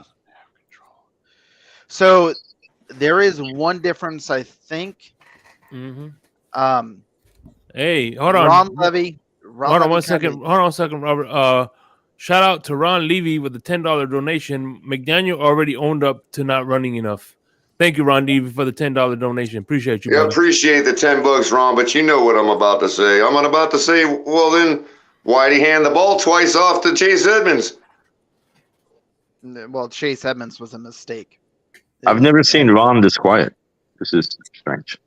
So I think the difference between the two, and when you're talking about giving permission to, maybe permission is the wrong word, but encouraging them to change the play based upon what they see, comes down to how that relationship is managed and how those conversations go. And I wasn't there to witness how that relationship was managed and how those conversations went, and that could very much change the dynamic of that behavior. Which is why it's disingenuous for anybody to say they knew the dynamics between Flores and Tua in his earpiece. That's fair. Right, but he's well, that's all we were saying the whole time off season, and we got excoriated for it, bro. Dude, I'm not accounting for everybody. There are things I disagree with you guys on, and we have general conversations, and we sit there and talk about it genuinely. I don't expect you to account for all that. I'm saying, I'm just asking. This is the reason I'm asking these questions. Is where they're coming from. That they're not just coming out of a vacuum. You know what I mean? That's all I meant to say about that. In response to your Chase Edmonds comment, I will say one thing. That was earlier in the year. They learned. They got rid of him. They figured out he wasn't a scheme fit. Later on in the year is when McDaniel should have learned and gained a little bit of more experience when in the Buffalo game and some of the and a couple of other games down the stretch, when the running game was successful, he should have stuck with it. I'm not making excuses. Yeah, but Ron, again, and that's fair enough. But there's something else to be said about let's say, I don't want to say excusing, because I don't want to say you're being disingenuous by excusing him. But what I'm saying is there's something to be said for having the deficiency in the first place. Like, I'm pretty sure that, like, I could teach somebody football in one weekend, the basic concepts, and they would be able to figure out on their own within a week and a half by the next game that it's preferred to run the ball when it's snowing the way it was in Buffalo, as opposed to passing the ball. So the only thing I would say on that, and I think it was brought up a little bit earlier. Is that another way to say it's inexcusable, Robert? Is that what I'm really trying to say, is that it's inexcusable? Because, I mean... no, I think even a chimpanzee could figure it out. You know what I mean? I'm not going to excuse a mistake. Even McDaniels is not excusing the mistake. What's the old saying? Even a chicken's got a brain big enough to get him out of the rain? Was saying he should have ran the ball. He's talking about in general for the whole season. Well, I'm saying, the old saying, even a chicken's got a brain big enough to get him out of the rain. Yeah, I mean, you hope so, but fucking society shows us that ain't true. So my answer to it comes down to, Then again, these Egyptian geese I got out back by my canal, they're a different story. They just sit out in the lightning storm. It's hilarious. Damn, Egyptian geese. Nice. Yeah, we got like some invasive species, man. I looked it up. I used Google Lens to look it up, man. They're Egyptian geese, and they're freaking mean, bro. I'm telling you. That's another story for another day. Go ahead, Robert. You're good, man. Like, McDaniel admits he made mistakes. I'm not excusing anything he did. He made mistakes this year. He's already called out that he didn't run enough.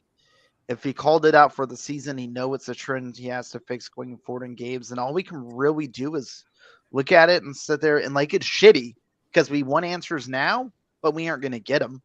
But you appreciate the fact that he acknowledges his. I do, Ron. I just thought it was a little odd to say.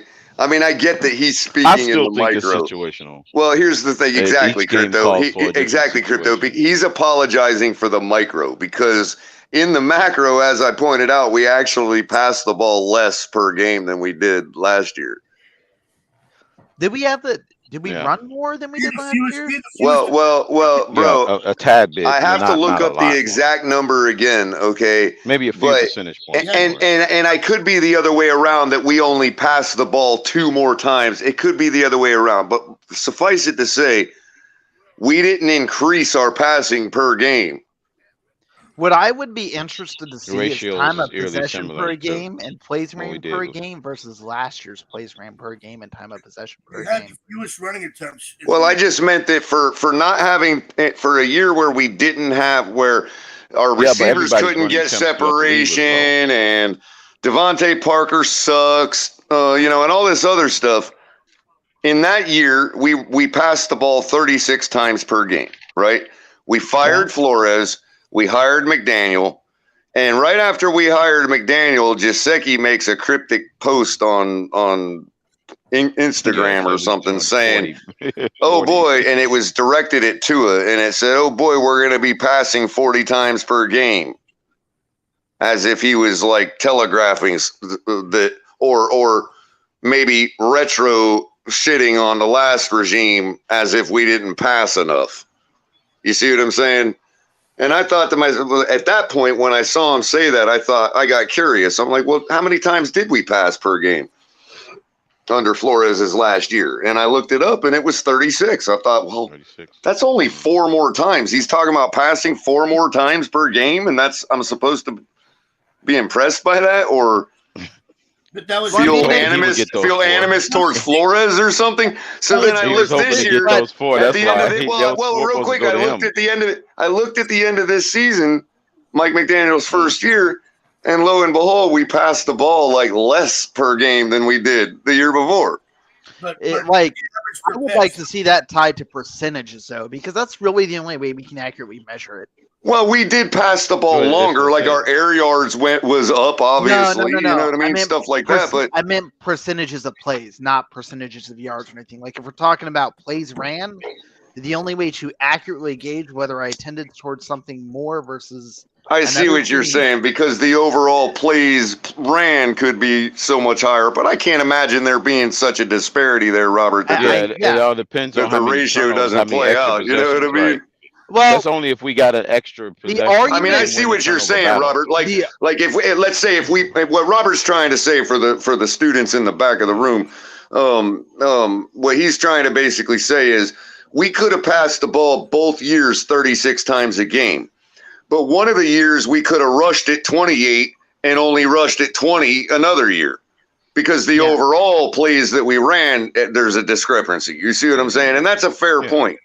And like the other piece of it too is our defense also affects how many plays per game we get, how much time of possession we have on the field. Sure, so, but given that we were, you know, I don't know, it's hard to say, because we did increase our points per game given up by like 2 or 3.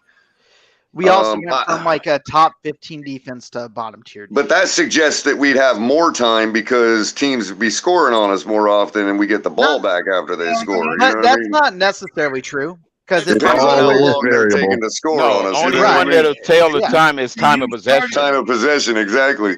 We'll tell that story. If the time of possession didn't change drastically, then we get the same amount of plays. Now, what would you say, Robert? And I haven't looked up the number. What would you say if our time of possession on offense increased this year as over Flores' last year? That would suggest that the defense got off the field more often this year. You see what I'm saying? That's the number we would need to look at. I would agree with that statement. Right. If you're asking if I think that's actually the case, based upon what I saw this year, I don't believe that's the case, because there's eye test. It looked identical to me. Our defense had us in each game like they have for the last 4 years straight. I get that the points per game went up. You know what I mean? But yeah, I don't. So I don't. You could be playing bend but don't break defenses too, and march down the field. What I'm trying to say is, give up a lot of points. What I'm trying to say is, take away last year. Okay, going into the beginning of last year, our defense had a 3-year average of 21 points per game giving up. And we ended up giving up 24 this year. So Amicus Mike McDaniel literally came out and said to expect that. So, Color, he did warn us. Hold up he one actually second. did say that. I got a point for it, though. So this is where it gets interesting. The answer is I need to see the number of plays the opposing teams had, because it could be bendo break defenses. That's what I just said. Yeah. Right. I said you just landed on it. Oh, okay. It could be we didn't get a lot of turnovers this year, and it was just really long drives. I don't know the answer to that question, but if we really want to sit there and look at like plays per game and why those numbers shifted, we have to go to that point and collect those statistics. Well, that's why it's really hard to really, it's hard to be descriptive even with stats when it comes to defense, because everything is so like what's in front of your eyes. Like, again, I point out the fact that every single game, our defense played well enough to allow our offense to score more points than the other team. And that's really all that matters, man. That's their job. Doesn't matter what the stats look like. So I get it. Yeah, if you're within one score of winning in the fourth quarter, that means you played just enough to give your offense an opportunity. For instance, against Minnesota, for instance, against Minnesota, our quarterback throws for over 350 yards, and it comes down to, I don't remember if we had a point lead or if we were needing to take the lead and we were down by a little bit, but we're driving down to take the lead and Waddle fumbles the ball. We're down by 4, I think. Yep. Yeah, we've done. Yeah, Robert. How is that remotely our defense's fault, even if our defense did give up another score on the next drive? They're behind the 8 ball at that point. I mean, that puts them behind the 8 ball. What the hell more are they supposed to do? So I want to they gave our offense an opportunity to throw for 369 yards, and that's not counting the yards that Skyler had on his first series or two before he got injured. So, Color, I want to respond to that. Penalty yardage neither. I do want to respond to that, but Amicus was also trying to chime in and say something. Well, you always got the floor over a Buffalo fan. Amicus knows that. I do wonder what the question was, though, because I was just going to say, like, if you saw the stats, and I don't know them for y'all, I don't even know them for Buffalo. But it's an interesting and intriguing conversation. If you were leading the league in time of possession, right, but also only scoring like 17 points per game, well, that tells a massive story, in my opinion. Right, that you're going nowhere with your offense. Right. I mean, you're just running up and down between the tens. Exactly. Well, that's what our defense was the last couple of years, giving up yards but not points. That's why we weren't in the top upper echelon of defenses, because they ranked. If I'm pulling from the top of my head, our last season with Flores, we were 30 for 30 in time of possession. So I don't know those numbers. I've never looked at them. Like, I'm gonna call it straight out. But it would be interesting.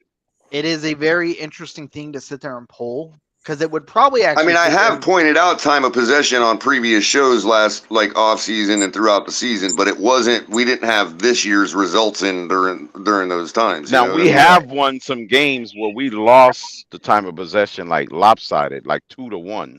And like, that happens too, Crypto. But it all, you'd like to believe it all factors out in the end, as far as, like I was saying about points per game. If you're scoring 25 and you're giving up 21, theoretically you should go 17-0, winning every game by 4 points. You know what I mean? We obviously know that's not going to happen, and you're going to have games where you win 40-10, and other games where you only win 12-9. You know what I mean? So that all factors out. And you're going to have some where you lose 17-15. You know what I mean? One of the biggest issues, Colin, was last year we didn't have anywhere near the turnovers that we had the previous couple of years. But if you look at the top teams, we didn't have the turn. That's just goes. If you look at the top teams, the ones that were actually in contention, you will see there is a large gap between how much they scored and how much they gave up. It doesn't matter that they gave up a lot of points. They scored that much more.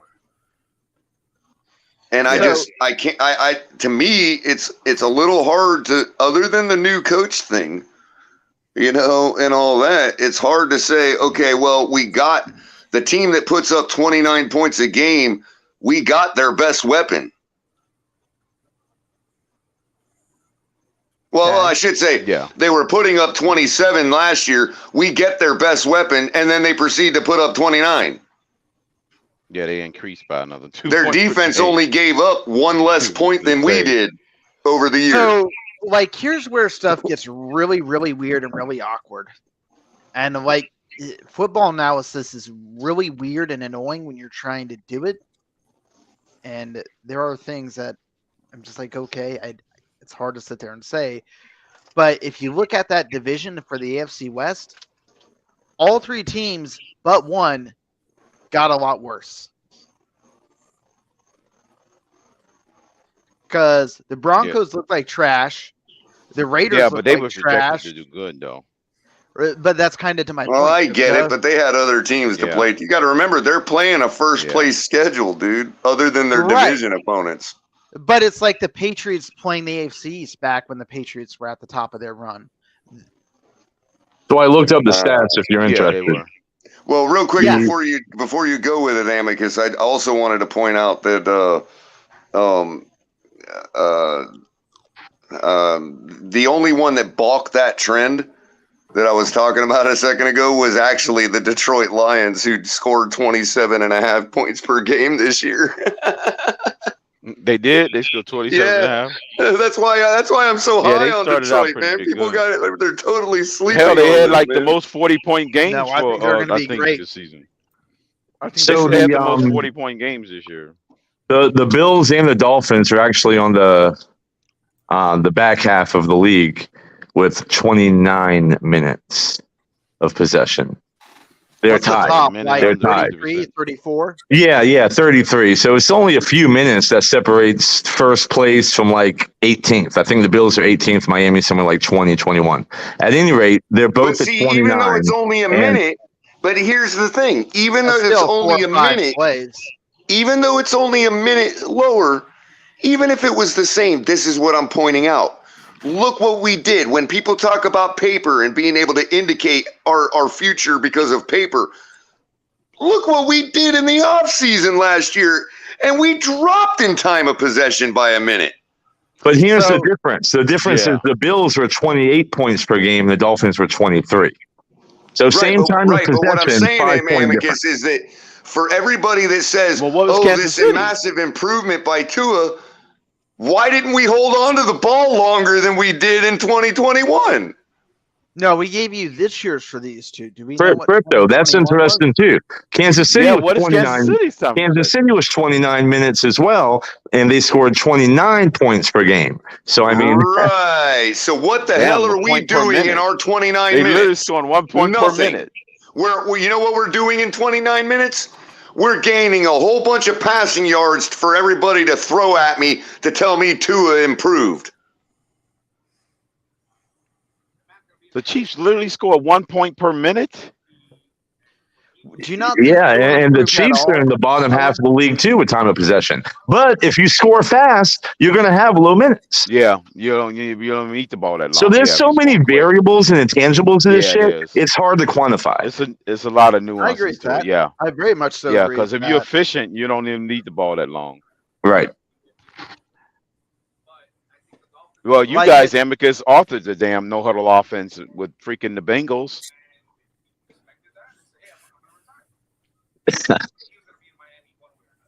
Yeah. Well, we're the originators of it, man. Back in the '90s, like. Yeah, in the '90s, you guys Yeah. pretty much perfected it with the K-gun offense. And then And hey, if y'all are telling me by year 5 Tua will start actually putting the ball in the end zone, then just admit we're not in a Super Bowl window and I'll be on board. So, like, fair enough. What's going on with Mike White? Wait a minute, there must be something going on in the background. I get what you're Like saying. Robert, did you see what? Now, this is not to pick on you, but you notice how you pointed out the flaws of the new head coach, and you'd expect some of that to get better and improve, right? And I don't disagree with you. But how then can people at the same time turn around and tell me we're in a Super Bowl window? So here is with the potential of our coach making second-year coaching mistakes. So here is my answer to that, because I actually think I kind of fall into the group you're talking about. But I don't know if my answer is going to be what you expect. I think we have the talent. And it is based entirely upon belief and faith. We're going to caveat that out. It is based on projection, belief, and faith, and I could very well be wrong. Well, at least you can admit it's on faith, bro, because I'm just not a man of faith, and I've admitted that from the time I started my YouTube channel. You know what I mean? Yeah, I'm not a man of God, but like there is, based upon what we saw, based upon the talent on the team and the roster that's put together, the addition of Vic Fangio to improve our defense, because I was not happy with our defense last year, and I think there's tons of room for improvement there.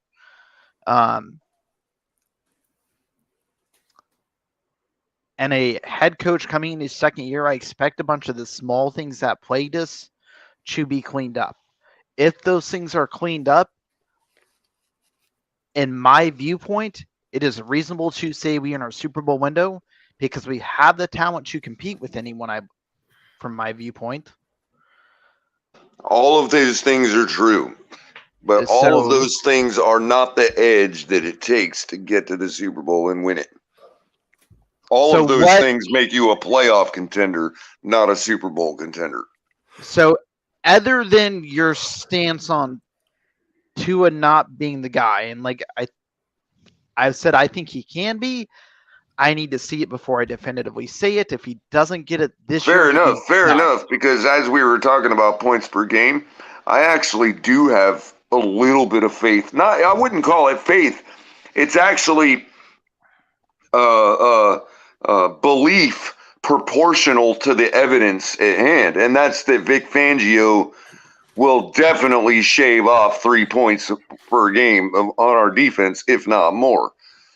So if you're telling me that we're going to go and score the same measly 23, 24 points a game, and we got Vic Fangio, then I can reasonably project that we gain at least 2 wins on the season because of that. I think we will actually increase your scoring. I think we will be closer to. I mean, it could be more. 25, I'm not saying it couldn't be more. I'm just saying I could reasonably project that gaining us 2 wins alone, everything else being equal performance-wise. Yeah, and I think that's where I'm at, and I think that's how I get to the viewpoint of we are Super Bowl contenders. So if you're asking me that question, that is a reasonable stance I take.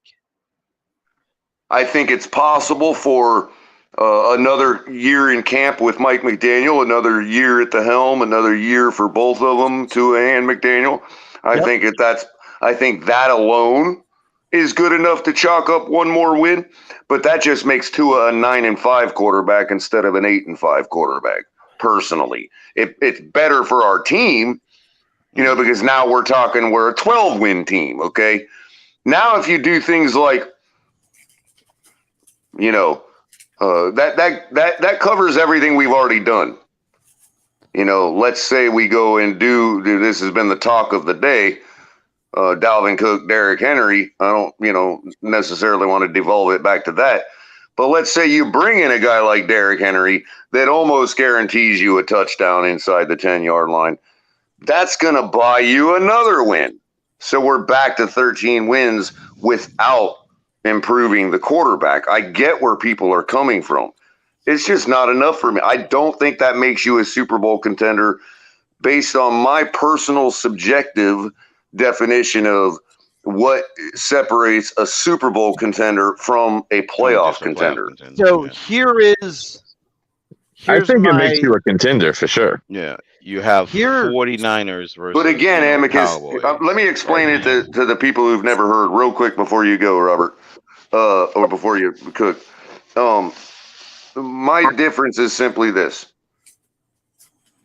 If you build a playoff contender, you're going to get to the playoffs, but you have no shot of doing more than falling into the Super Bowl. Maybe winning it, but falling into it. Maybe some other team gets a bunch of injuries and you're able to win it. Whatever. But if you build a Super Bowl contender, that doesn't immediately mean you're going to get to the Super Bowl. It just means that when you get to the playoffs, you contend. You're stumbling and falling on the way to a pretty much guaranteed eventual Super Bowl inevitability. That means that any given year you could legitimately beat all the teams to make it to the Super Bowl. Right. That's a Super Bowl contender. Yep. And without a quarterback to the level of, let's say the top 5 on his own without weapons, you're not going to get over that hump. You're not a Super Bowl contender. You could be a playoff contender for 10 years straight, like Tennessee For That instance, was always my biggest fear, being the next Cowboys or the next Bengals with Marvin Lewis. So, and I Constantly think being the perennial playoff participant. I think Yeah. this is where me and you have a disconnect, Color, and there's just not going to be an answer till this year plays out, and that's the unfortunate part. You don't view Tua can get there until he proves it, and that's fine. I get why. I understand that. I think I'm on the more optimistic side of that coin. I'm not saying he's there. I think he can get there. And that... Well, again, I think he's already there, given the super team we've built to actually get there and all that. But that doesn't mean we're a Super Bowl contender. You see what I'm saying? It's really hard to explain. Again, it's very subjective. It's just a simple matter of standards, bro. It's like, you know, you can build... If you could build a Super Bowl contender and you stumble along losing a couple playoffs on the way to your inevitable Super Bowl. Whereas a playoff contender is, you make it to the playoffs every year. You could even win playoff games, but you're never, ever, ever going to win the AFC Championship game. But the stance for you on that is based upon the QB, right? Absolutely. Yeah, but the problem is, let's take Tua out of the discussion. Let's take Tua out of the discussion, and this is why I brought up Tennessee, because of Ryan Tannehill. Okay. Ryan Tannehill is not a Super Bowl contender. I agree. Doesn't matter how good anybody thinks he is. You know what I mean? It doesn't matter how good he actually is. I tend to think sometimes he can throw a really nice football on a rope, but you know, he's never going to win a Super Bowl, ever. If he gets there, it's because of you know, circumstances. Whether it's the team around him, yes, him included, but you're talking about, Joe Burrow broke his finger, so they don't have to face him against Cincinnati in the AFC Championship. So a la Tennessee makes it to the Super Bowl. Okay. Yeah, that's not a Super Bowl contender. But real quick, Color, I think hold on. One more thing. This is what I mean. The Peyton Manning Denver Broncos that lost 44-12. Ironically, that was a Super Bowl contender. And they proved it the next year. What has Tennessee done since the last time Ryan Tannehill sniffed the AFC Championship game? Hey, Color, I'm going to give you a little pushback. Right, they're just... And I'm going to give you an analogy, okay? You look at quarterbacks. Let's say we equate them to superheroes. You got Pat Mahomes, you got Josh Allen. Those are your Superman. You got other superheroes that have other abilities that can still beat their villains with their abilities, even though they're not Superman, not going to overpower them. They're not going to look as superior as Superman would to another. Fair enough, Ron. Fair enough. But in my analogy with the Denver Broncos, I'll get back to Robert to ask him this question directly. If we could agree, and I don't know if you do or not, but if we could agree that team that lost 44-12 was a Super Bowl contender despite losing like that, what would be the reason they are? What game is it again? The game that the Carolina Panthers or the Seahawks destroyed the Peyton Manning Denver Broncos. Okay. In the Super Bowl. Okay. If I'm claiming that team, despite that kind of loss, was a Super Bowl contender, but the Tennessee Titans are not, what would be the reason for that to be true? Well, obviously, you find it being one man, one name. Or real quick to Peyton Manning. To Ron's point, the superhero thing, right? Like, listen, man, Trent Dilfer, you know, Joe Flacco. I mean, there are ways to win Super Bowls without having a top three. Okay, Amicus. In my example, if the Baltimore Ravens got destroyed in the Super Bowl with that Trent Dilfer team, do you think Trent Dilfer and that team would have come back the next year and proved everybody wrong? Nope. Not at all. Thank you. That's because they were not a Super Bowl contender. Even winning it, They weren't a Super even Bowl a threat contender. to dethrone the Hey, Patriots as a 2 years. dynasty. I tried to help you out. I tried. So this is where They wasn't at all. So, Color, I get your point, and this is just where me and you disagree, because I think the potential is there. And that's fair. I mean, I admit it. It's highly subjective. It's my own thing. It's my own spectrum. You know what I mean? I'm not saying it's definitively wrong. The only thing I'm saying on it is Tua has shown the ability to sit there and play with anyone. I needed to see the consistency prove and show out. I'm not saying he's there yet. I hate to say it, but I want to see this year play out. I wish I had this answered now. I don't. But to sit there and definitively come out and say, I don't think we can win a Super Bowl as long as he's our quarterback, I'm not there. And one thing. No, I did. And again, that's why I wanted to point out. That's why I do like the Ravens example to say, hey, that's not a Super Bowl contender that did win the Super Bowl. I'm not saying it's absolutely impossible. Given what we've done with our team and what, you know, look, I said it the same last year. Our team has always been for the last 30 years because of the kind of being really, let's be fair, let's be amicable and say really efficient with the money. Okay. We've always had to ride this line where it is completely predicated upon whether we can execute or not. Even with the worst teams we've had in the last 30 years, if those teams would have executed, we could have beat anybody in the league. Because that's what I found myself, over the last 25 years, that's what I found myself thinking every single Sunday. No matter who our team has been, what roster we've had. Constantly, every single Sunday, if we just execute, we can beat this team. We can beat any team in the league. As was proven, okay, I'll give you an example, a famous example. When we lost to the Seahawks in Seattle, when the Legion of Boom was still at its height, when we lost by 2 points, we can go back to the first quarter of that game when Kenny Stills dropped that freaking sure touchdown. Man, you got to bring it up, don't you, Colin? Yep. Are you telling me we couldn't have beat that team if we had execution? No, I agree with that, but I think you definitely would have kind of missed the point on my statement. That team won the Super Bowl. I understand that, but I don't think you got the point on my statement. The way I'm taking what you're saying is you don't think Tua can be the reason we win a game. You don't think he can carry the team. No, I don't. I think that almost perfect execution is what wins us games in Miami. And that's for the a fair last 30 point. years. But if you add Derrick Henry, it changes things. So, real quick, well, my that gets us the stance on perfect it. execution, Amicus.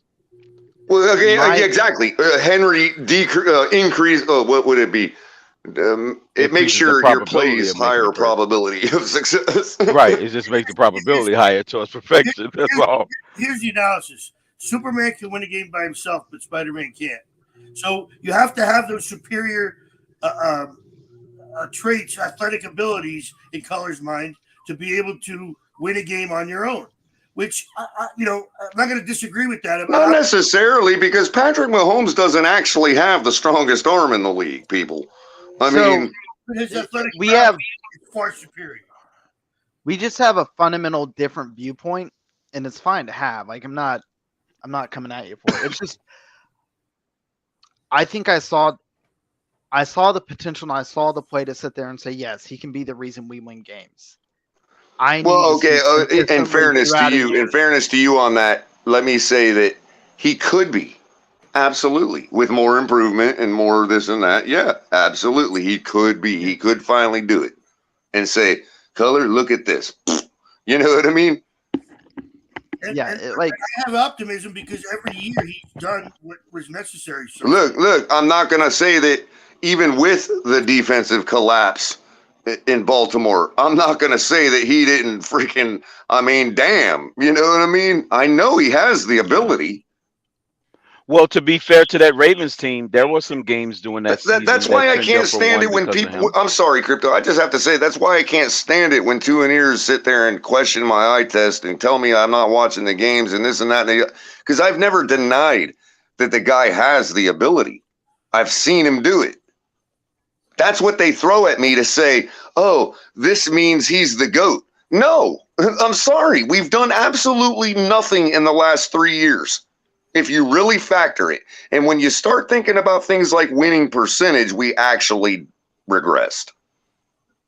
Despite the playoff appearance, we actually regressed. It's up to Tua to change that. Because, okay, if he's on the field more and we get one more win, our winning percentage doesn't regress. Even if we lost a playoff game.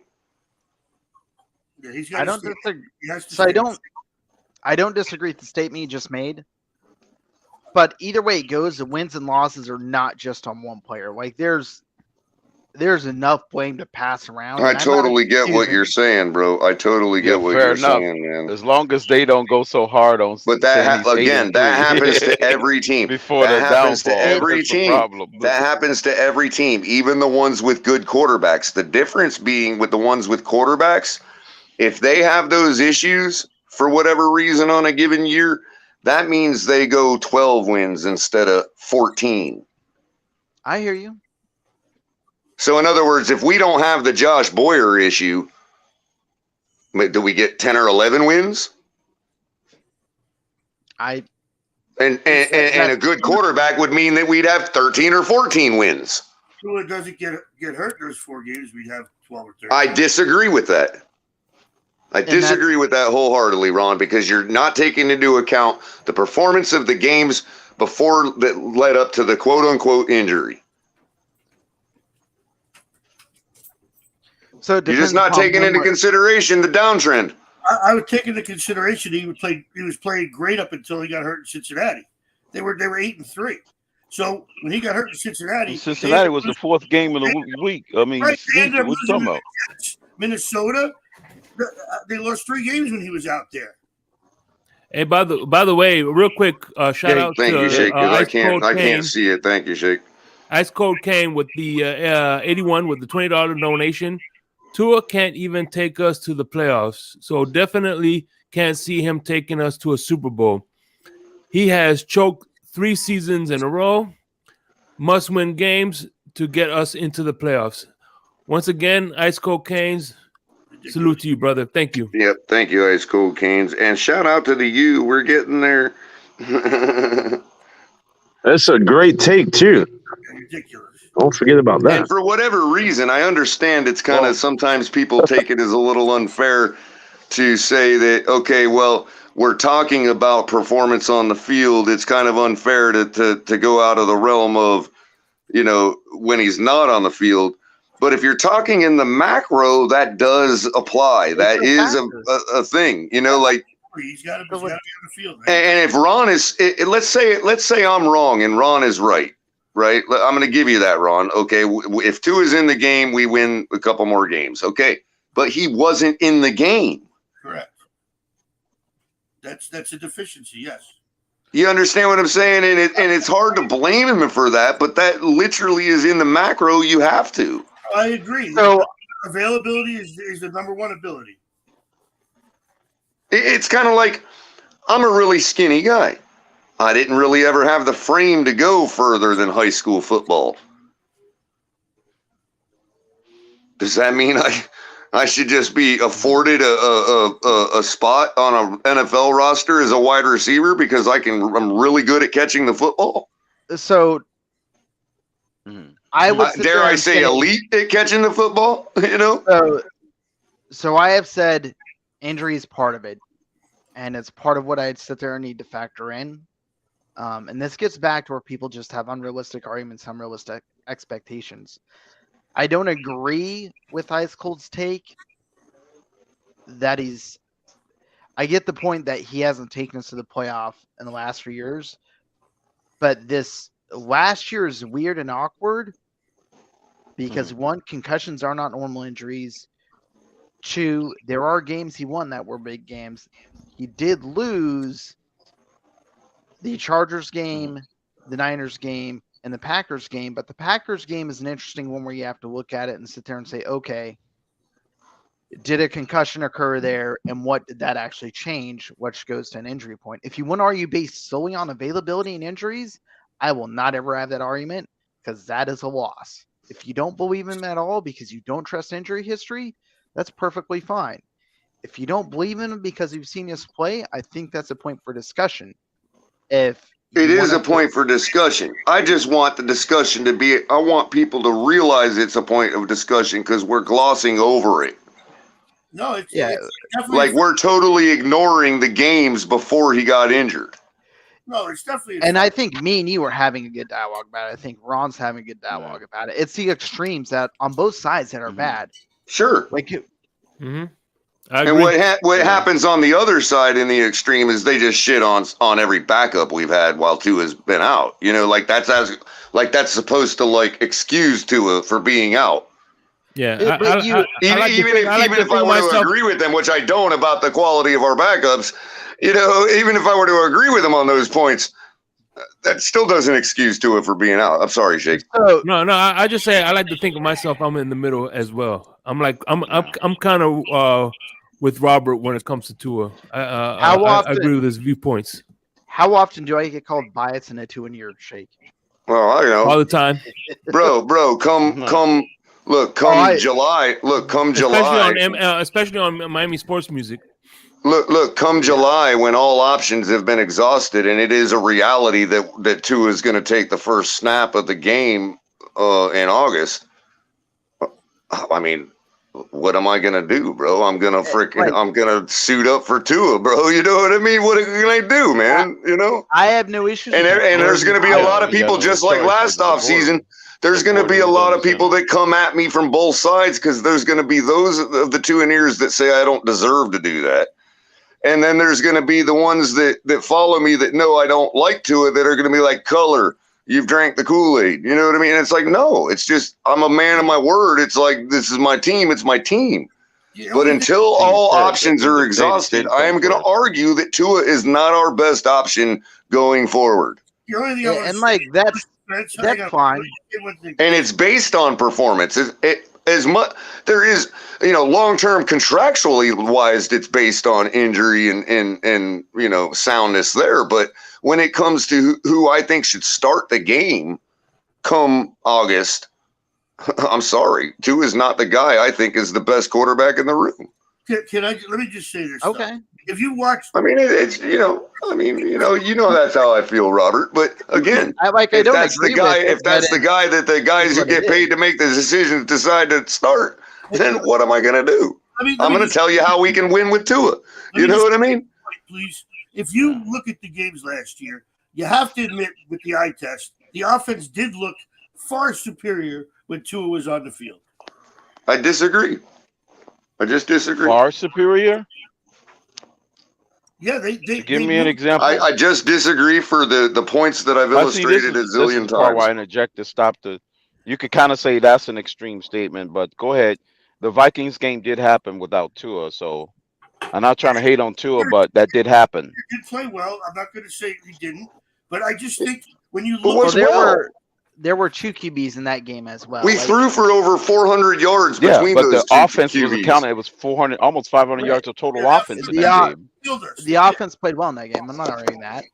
And see what I'm saying, Robert? Lately, they've been touting the top 5 offense, and they forget that 400 and something yards of passing was due to Skylar and Teddy in one game. Okay. They just shift over to credit Tua for all that.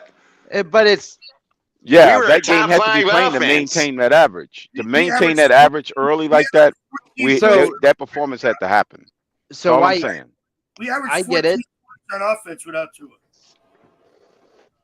So points per game is part of it, and I get where you're coming from. But like the pushback I would give Color, and I'm not saying you do this, but it's the other extreme of it too that occurs where it's statements like anybody but Jacoby Brissett, Josh Rosen.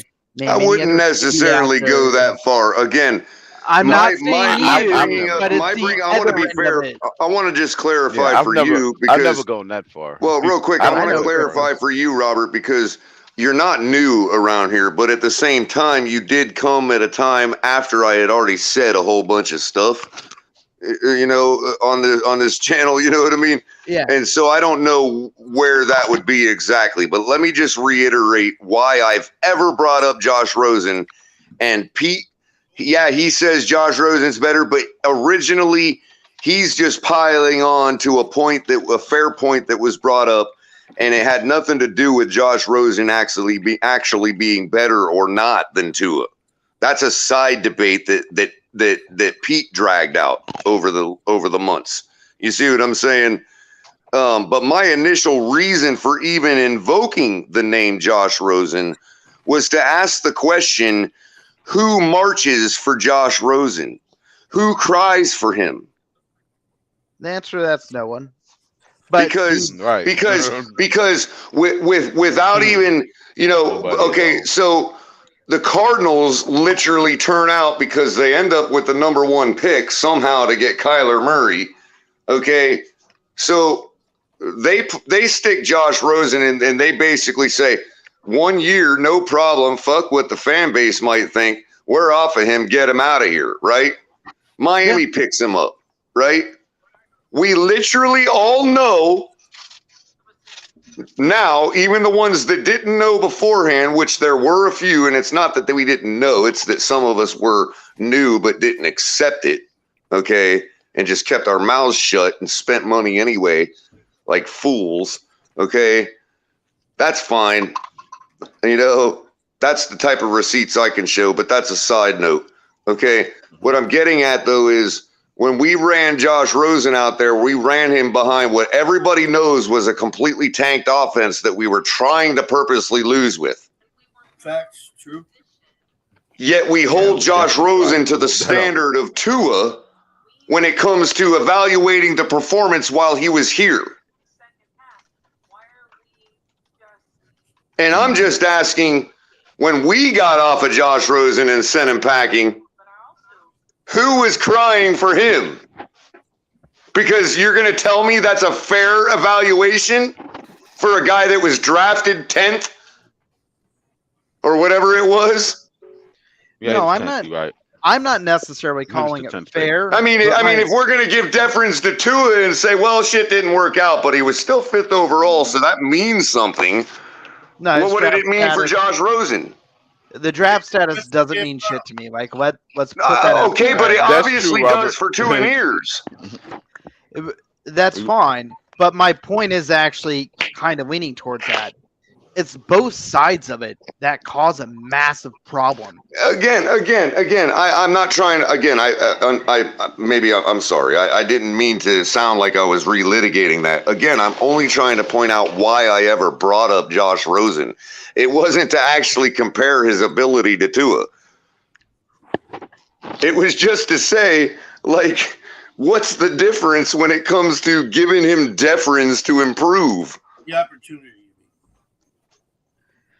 I don't have a great. Was Josh Rosen not tan enough for Miami? I don't know. What is it? Well, can I say something too? It's all right. One theory I have is how he interacted with the other players in the locker room. That the other players gravitate towards him. That he is the dick that everybody made him out to be. I could go with that shit. So that's probably one aspect of it, because think about this. He went to 4 different teams and not one of them gave him a shot to even play a snap in the game.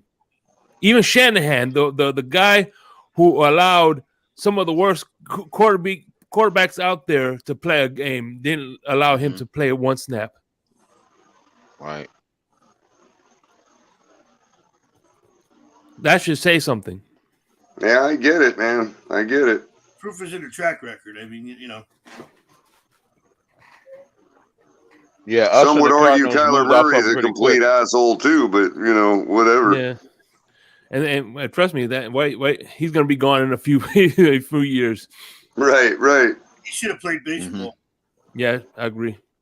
Could have been, yeah. He probably would have been a better baseball.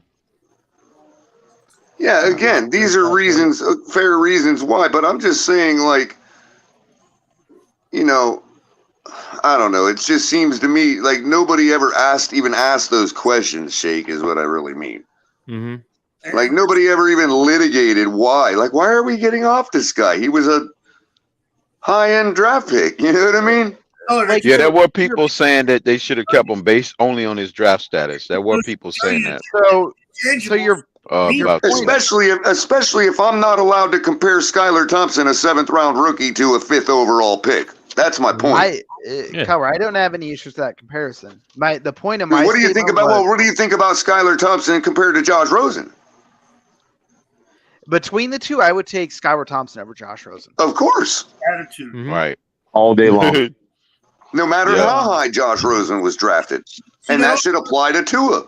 No matter how high you were drafted, my stat line against Buffalo in the playoffs was better than yours against the 26th ranked Los Angeles Chargers. It also goes to show you that intangibles matter. Intangibles? Huh? Yeah, Well, Josh Rosen never had any intangibles. Well, look at San Francisco. Right now, San Francisco is ready to move off of their 3rd overall draft pick, which they used with us. They got from us. They used 2 draft picks plus their own, and they're a swap. So, in essence, they used 3 draft picks to get whatchamacallit, and they're going to use Mr. Irrelevant. They already said that Mr. Irrelevant is going to start over him next season. Oh, Shake, thank you for bringing that up, because you're actually feeding my point. I saw I don't remember who it was, but I saw either a video or an article where the commentator was literally praising Shanahan and the 49er crew for being able to do that. Mm-hmm. You can't make this shit up, bro. They praised him out early already. So then he's not even going to be able to start the season. Now it's going to be egg in their face. They're not giving deference to Lance because of his draft status, which is the way it should be. So that should tell you right there that Chris Greer might actually believe in him. Well, that may be true. I'm not necessarily disputing that Chris Greer believes in him. Same with Mike McDaniel. I just think they're absolutely wrong. Mm-hmm. And that's fine. Yeah, Trey Lance, I think is better. To be honest. And most people are going to side with the guys that get paid the big bucks to make that evaluation. Fair enough, but that is an appeal to an authority fallacy, you know. Mm-hmm. So, actually, I don't call it an appeal to authority. But here's the thing. Like whatchamacallit says, if you don't, that's his decision, Chris Greer's decision. And if it doesn't work out, like the words of Witherspoon, that's your ass, Mr. Postman. You know what I'm saying? That's exactly why that's why, despite what people think about me, I don't put it on Tua. Come game 1, he's the guy. I mean, what can I say? That's Chris Greer's decision. And he saw fit to keep Tua in a Dolphins jersey as our starting quarterback. So pretty much he's putting his career and his reputation on the line. Right. By then, I'm not going to get out of the car just because I don't like the driver. I mean, you know. So the only thing that I differ on a little bit is just a viewpoint of what's physically capable. Because I think where we differ, I've seen play that makes me optimistic, doesn't necessarily seem it's like where you're at, and that's. I mean, in the moment it does. I'll be honest with you, Robert. I mean, I want to be fair to myself. Like, in the moment, I'm freaking like, yeah, bro, that's freaking gorgeous. That's what I want to see. You know what I mean? Okay. I've said that to Color before, where it confuses me because I mean, and these are things that these are things that can be verified by the people that hate on me, bro. I mean, I call the games. You can hear me say it. That's like I said. That's why I said I believe you. it confuses me because I know you know your shit when it comes to football, and I like to think that I do, and it boggles my mind. Sometimes you just don't. I don't know if you don't want to see it. You can't see the things that I see. Where when Tua does have the capability. Again, Ron, I do, and I would encourage anybody to go back and watch our VODs to see it. I mean, look, the thing of it is though, Robert, like even when during the games, you can actually go back and hear me say things like at certain points of the game, they're going to blame the defense for this. Hey, by you the can way, literally hear me predicting what they're going to do, what they're going to say about what's going on in this given game. And it's like when the defense comes through again, you'll hear me say, here we go again, another chance. Like, bro, I'm telling you, nothing I've said comes out of a vacuum, and you can hear where it comes from. Anybody can. It's all right. We haven't deleted nothing. And look at this. Hold on, I want to read this. This is funny. I love this analogy. It is. You see the duct tape on a wing of an airplane, and it goes down. You don't blame the plane. Right. Robert. You can blame the pilot. Exactly. I got another analogy that's similar to that, but I wanted to say to Robert real quick.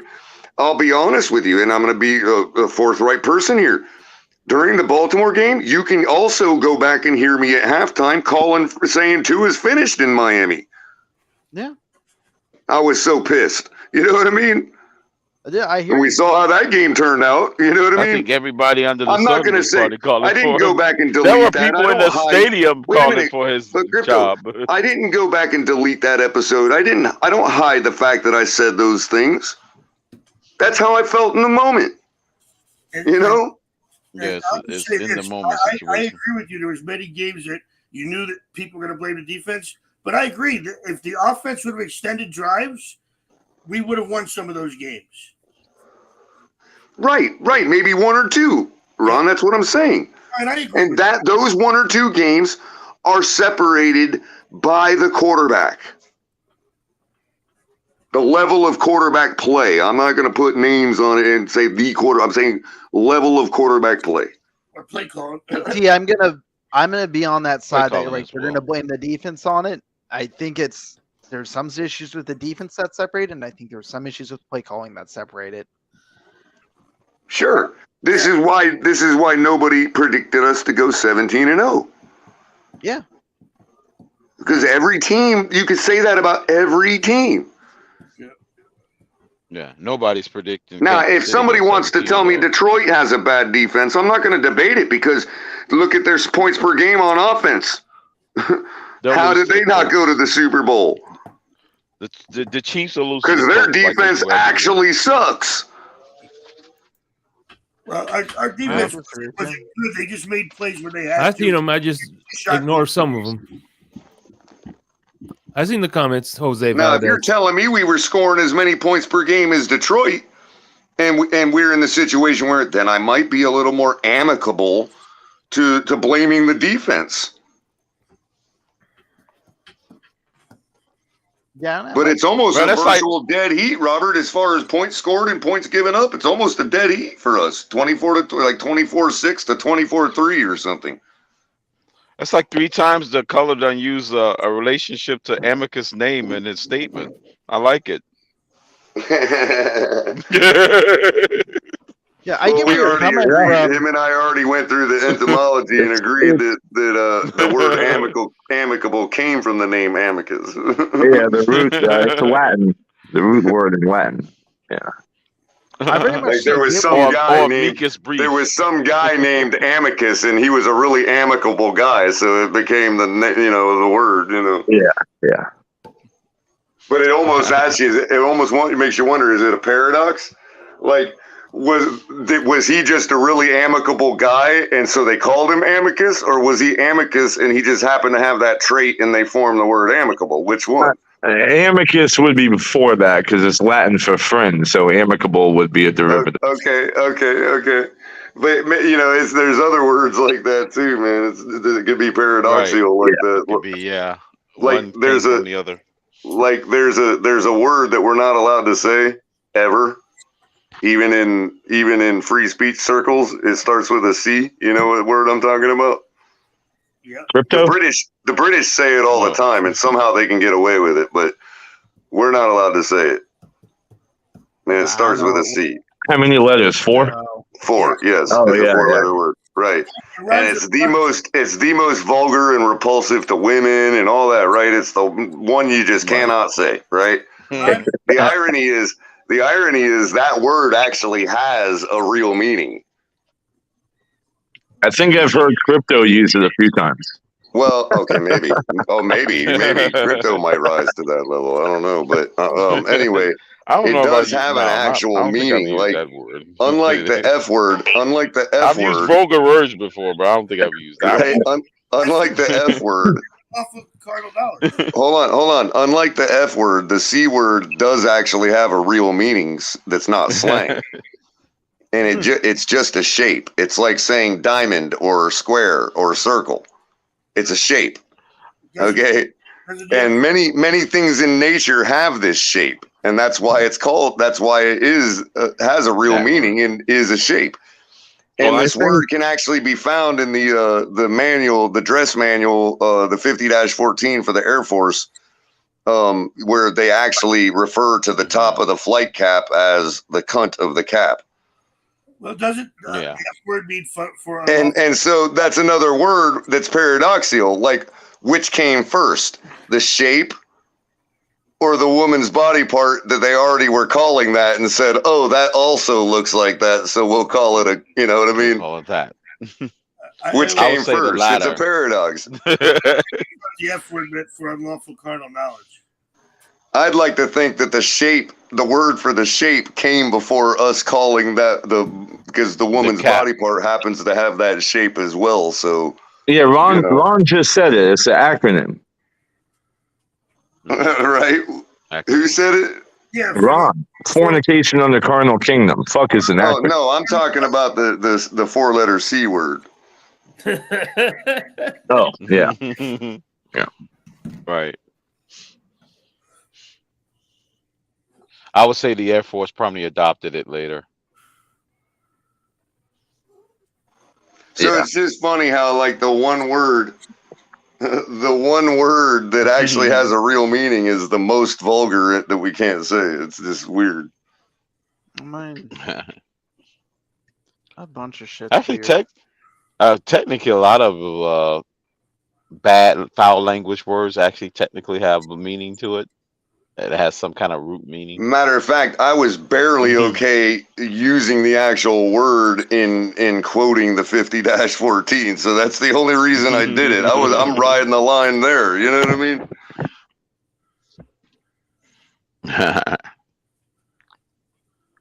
Tony B, funny.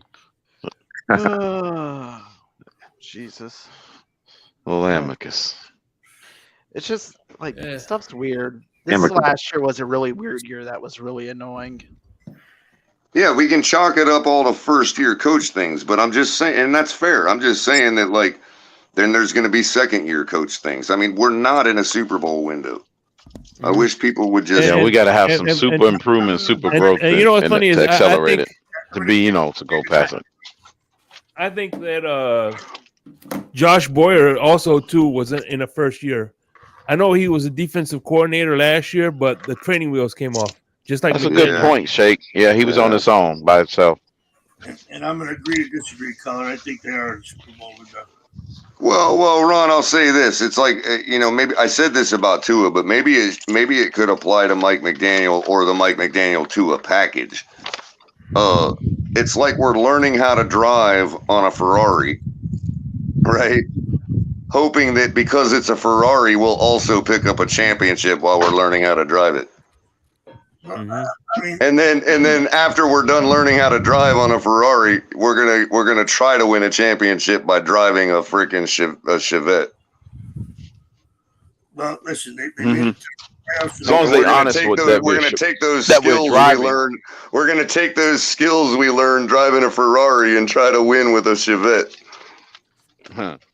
Just gotta execute. Well, you have the Ferrari, you just don't have the right driver, in my opinion. No, we do. Our driver is just learning how to drive on a Ferrari. Yeah. Hoping that because it's a Ferrari, he'll get a couple wins while he's learning how to drive. Well, if he doesn't try to do 3-point turns and all that, I mean, it could work out. 3-point turns. Now, would you call that guy a real contender to win the race before the race starts? Or parallel park. Don't forget the parallel parking. If he can stay out of a wreck, yeah. What if he's related to Dale Earnhardt? Given that there's four other Ferraris that actually have drivers that aren't learning how to drive. So I actually have a question for Amicus real quick. It's not a trolley question. I just don't know the answer to it for you guys. What has to change in order for you guys to win? And how much longer does Sean McDermott have before he's fired if he doesn't win? Oh, those are easy questions.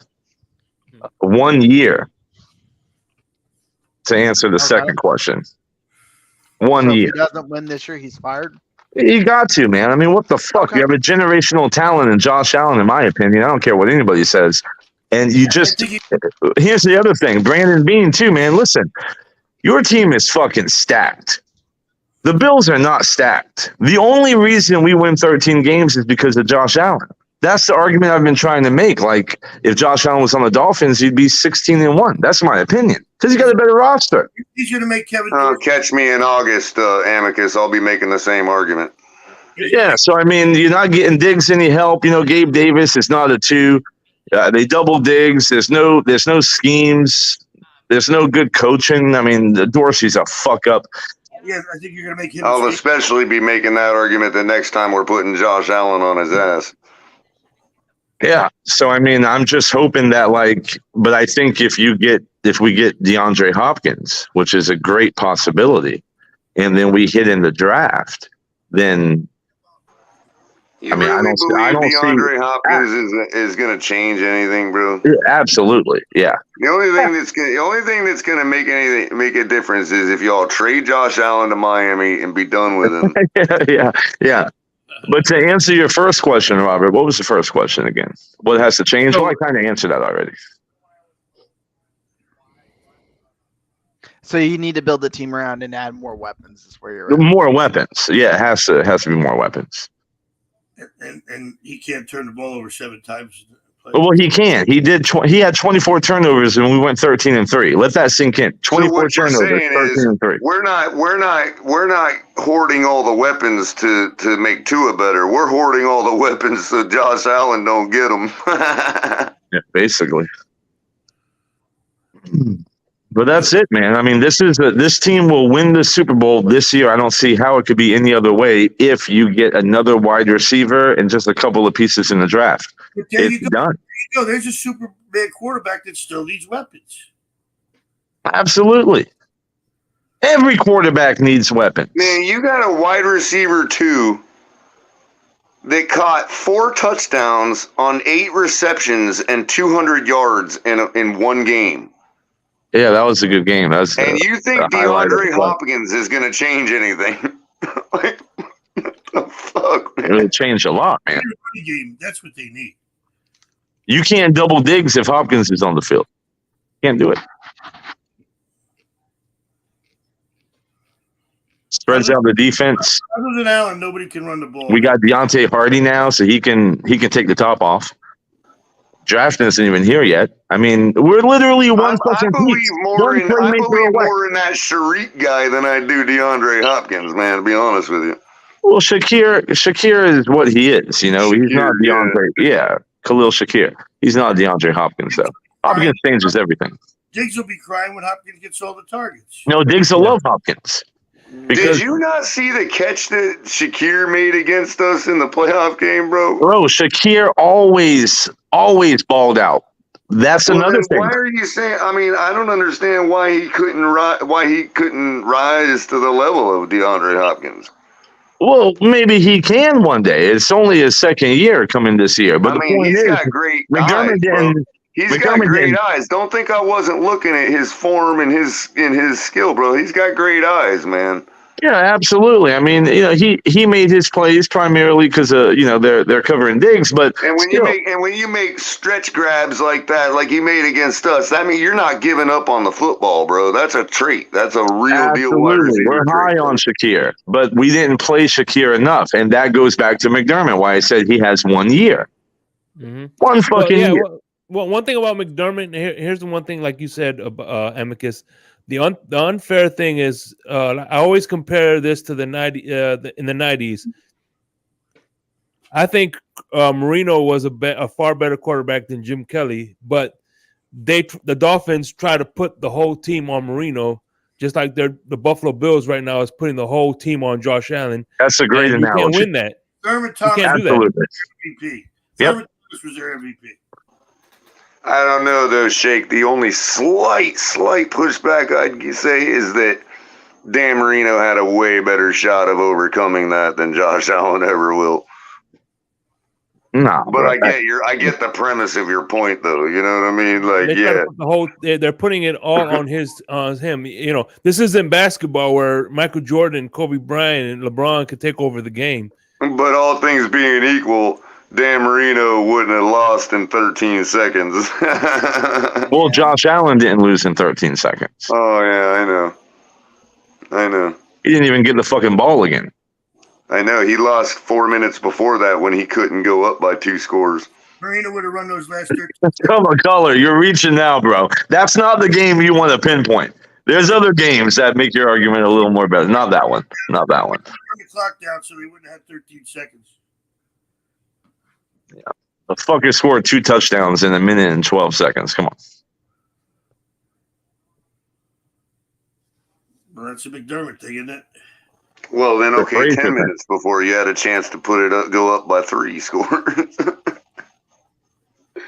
Yeah.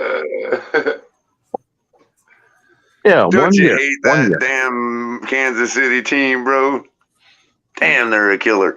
By the way, first, man. It is. By the way, I also want to say that Buffalo team with Jim Kelly, I mean, every bit of that had as much to do with Marv Levy, like bringing the K gun in and destroying the whole league with it, man. True. Yeah, no, that was a game changer. I think Marv Levy's in the Hall of Fame. It's like, didn't Bill Walsh invent the West Coast offense? Yeah, game changer like that. Mike Brown did. Bill Walsh perfected. Hey, I'm gonna bounce out of here. Color, I appreciate the conversation. Yeah, man. You too, All right, Robert. You be safe, man. All right. I always love chopping it up with Robert. All right, Robert. Good job. Take it easy, bro. Robert Robert don't question my manhood and shit. It's not about that. Like, we're on. Yeah, that's insane. People doing that. People are dumb. Like, I'll go at it with anyone, but yeah, I can get I can get sucked into it. It happens. You know it. Me too, man. Sometimes I'll go just on a tear. I'll just feed right in sometimes and be like, "Yeah, Tua is trash." What? Yeah, there are days I just say something stupid. But I learned a lot about Robert, and you feed right in and just start dumbing yourself down for them. You know what I mean? And be like, "Yeah, whatever. Tua's trash. You clip it." You know. I learned a lot about Robert tonight, man. That's my guy. You're good, Amicus. Like, I will go at the Bills sometimes. I will sometimes probably say some shit about you guys choking all the time. It's all fair in love and war, man. I mean, we're rivals. That's what the whole platform is about. I mean, like, some people in the chat always say, "Why are the Bills doing it?" But bro, it's just a third perspective. It's another perspective. I mean, we're fucking division rivals. When I'm sitting in the chat and not on the panel, I hear Buffalo's name all the fucking time. All the time, because you play us. We're AFC champions. It makes sense. You have been for 3 years. Like, right. You have to talk about conversation.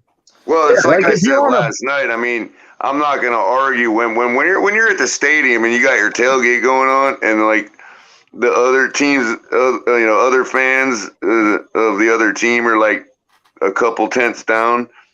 If one of them dudes brought over a chest full of beer, I don't think anybody's not gonna drink the beer. You know what I mean? It's not only that, man. If you go to the Bills podcast, they're fucking talking about Jets, Patriots, and Dolphins. That's what podcasts do.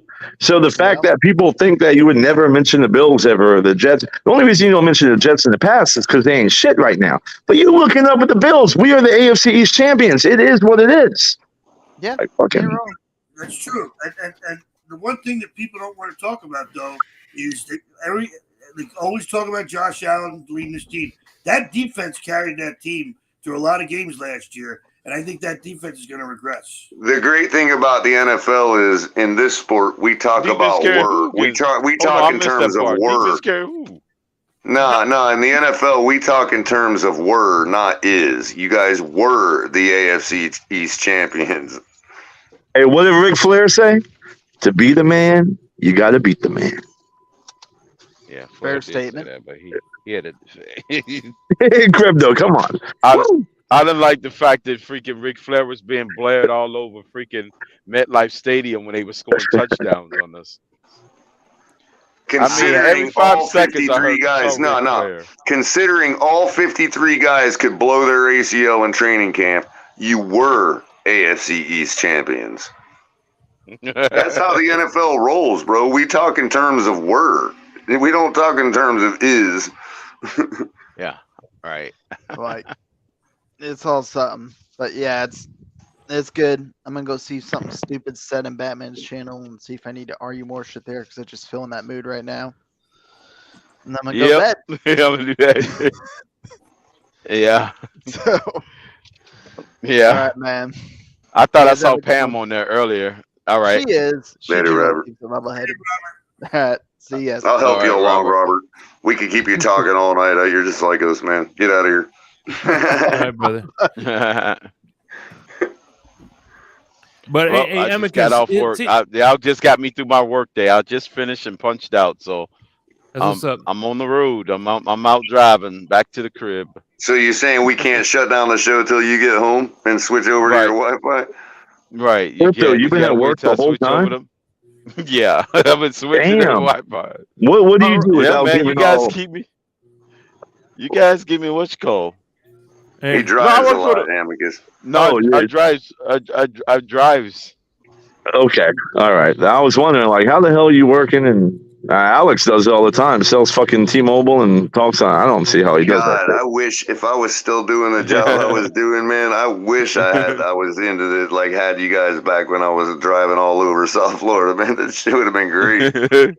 Yeah, it makes my day go by a lot easier, man. Oh yeah. Hey, by the way, like I said, Amicus. Here's the thing: people don't realize this isn't gang warfare. This isn't fucking shoot on sight. You know what I'm saying? We're just fans of football, and we just happen to root for two different teams. Absolutely. Exactly. We ain't debating geopolitics and world affairs, and we're not North Korea and South Korea. We're you know what I'm saying? I was referencing more about some of the comments I see where people are like, is this a Bills channel? Like, what the fuck, man? We're in the same fucking division. You don't think you're going to hear the Buffalo Bills every once in a while? What the fuck? That's probably just level 2 noob, bro. Level 2 noob, but this is I think he does it joking around. Yeah, he's joking, but he's still quasi like some people are serious about it. Like, he still believes what he's saying, but he's joking about it. You know what I mean? Of course you're going to mention the Bills. We're in the same fucking division. EM, on the other hand, EM's about to start a whole new channel where it is literally you are not allowed in it if you're a Buffalo if you're a fan of another team. Hey, credit to Crypto if he wants to start that up and acknowledge that right out the gate. I'll join it and have fun. I don't care. I don't have to have Buffalo fans around. You know what I mean? So more power to Crypto if that's the type of channel he wants to run. Good for him. You know what I mean? No, but he's making that clear out the gate. And if he gets 1 billion subscribers and they're all people that are okay with bouncing Buffalo fans, then more power to EM. You know? You mean EM? Yeah. Did I say Crypto a minute ago? I'm sorry, Crypto. Make no mistake, it's all fun and games till we play. It's just like Ron Levy. Who's your college team, Ron Levy? I don't really have a favorite college team. I mean, you don't like Rutgers? No. Okay. See, my point, so for Ron, we'll say when in Rome, which means he's a Hurricanes fan. Okay, see, let me tell you something. Let me tell you something. Color and Crypto, are Canes fans, and I despise them just as much as I despise the Bills, and we get along just fine.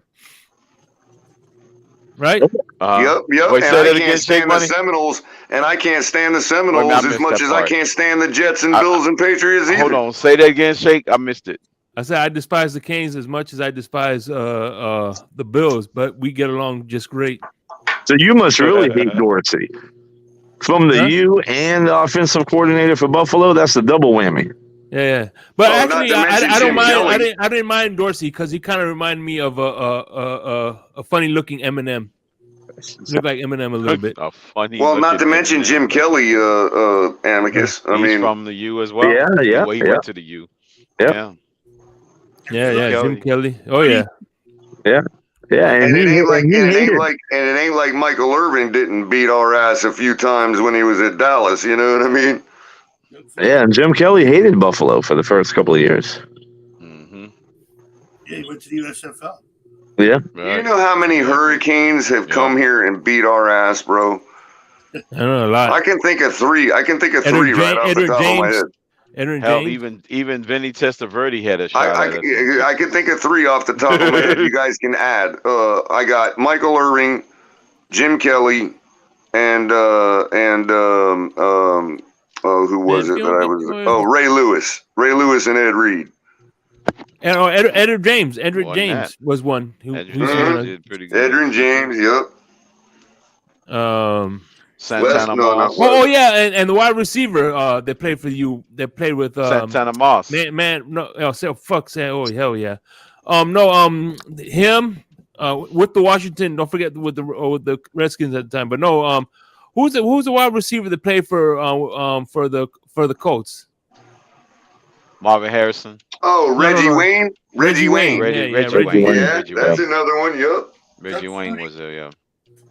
Whooped our ass with Peyton Manning every time they played ball. Another one. San Marino did beat him one year, but there's the weapons, right? Reggie Wayne, Marvin Harrison. Yeah, I just wanted to say hi. The reason I highlighted, I don't even know what MCJB is saying because I can't read it. Receivers. But I just wanted to say hi to MCJB because I noticed he commented, but I have no idea what he's saying. I can't read it. I just wanted to highlight him. He always say, "Hey, Shake, do you know that the Gator named Curtis White? He's a DB."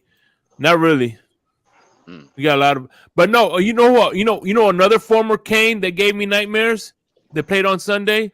Fucking Andre Johnson. Oh yeah. Yes. And he was a robo receiver. But and again, like Crypto said, Vinny Testaverde, Bernie Kosar used to hand it to us with the Browns sometimes. You know. Yeah. I mean, damn, man. Yes. Yep. That Monday night game, man, I'll never forget, man. That was brutal. We was up by 23 points going into the fourth quarter. MCG says, "How did we lose that game?" Penalties. Frank Gore is always Frank Gore has always put a hurting on us. Frank Gore. I remember that game. If they didn't have so many pass interference calls, there wasn't enough time. They kept stopping the clock. Right, kept stopping the clock, and that's what allowed them to freaking keep getting the ball. Penalty. A lot of the time, we could have salted away that game easily. And this guy didn't play for the U. But if you're talking about Florida boys putting a hurting on us, nobody can stand in the shadow of the great Palm Beach County's own Fred Taylor. Oh yeah, Fred Taylor. Oh yeah. I know that he gave us our first national championship. He was our first Florida's first national championship. Him and Javon Curse, Util Green, not Util Green. Yeah, Jacquez Green. He helped Jacksonville go to the Super Bowl. Yeah, he helped send freaking Dan Marino into green pasture. That's what I'm saying, Crypto. There is nobody else that has put more hurting on us in one game than that man. Right. Oh man, that was brutal. 35-0 in the first quarter because of Fred Taylor. Right. Yep. I was just sick that whole game. I'm like, how is this happening? This team was barely an expansion team that was coming out of nowhere. Oh my It ain't the God. much team. Doug, Yeah. Doug Williams threw for 4 or 5 touchdowns in the first quarter. Yep. In the Super Bowl. Yeah, he did. He had a record. Who's Brian touchdowns in a Blades? quarter. Who's Brian Blades? Guy for the Anybody? freaking Oh, he played played for for the Seahawks in Seattle, I Detroit. think. They had They two play brothers. for Miami. Yeah. Brian and Benny. Yeah. Yeah, there was the Blades I brothers. think Yeah, wasn't one played Brian. for Seattle. Were they both Detroit. defensive backs, or I thought one of them was a wide receiver? No, it was a wide receiver. Yeah, one of them played offense. Yeah, he played with freaking Dave Craig for all. Dave Craig, yep, in Seattle, man. Yep. Jim Zorn first. By the way, Crypto, that was little tiny little Colors first football game ever, man. Dave Seattle in Miami. Yeah, we played Seattle there. Yep. That game in December. Yep. Oh man, that had to be nice. First experience being out there in the old Orange Bowl. No, it was Joe Robbie. Oh, Joe Robbie. Okay, it was Joe Robbie. Okay. It was 1991, I believe. Oh yeah, that's Joe Robbie. Yeah, all right. Could have been 90.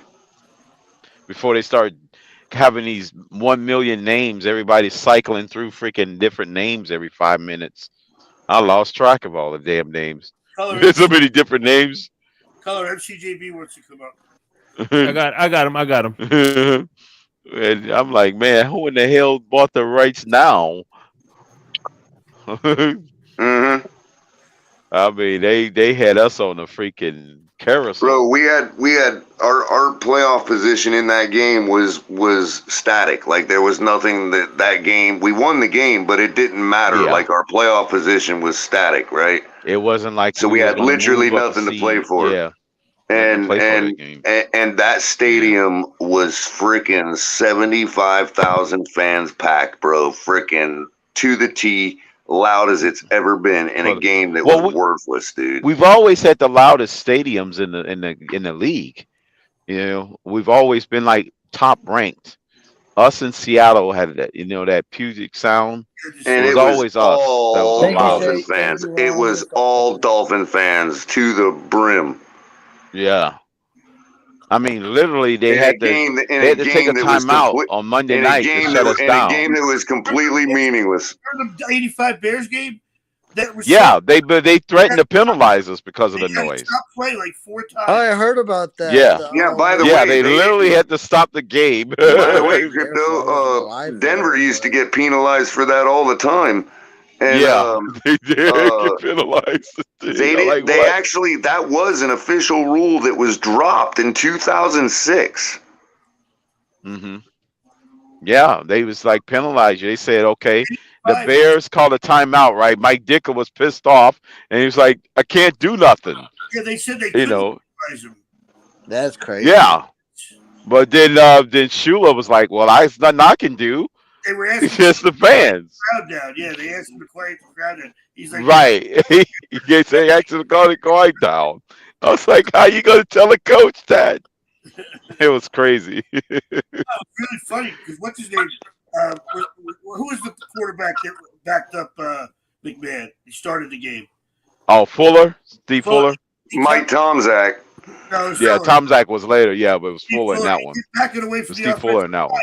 He kept backing away from the line because he couldn't hear nothing, and the kept telling him to get back up to the line. Yeah, that was funny. I was like, this is crazy. The crowd is just destroying these guys. What's up, MC? Hey, Color, how you What's doing? up, MC? Hey, Shake. Hey, Ron. Hey, Crypto. What's up, Amicus? What's going on, bro? How you doing, man? Hope everything's well with y'all.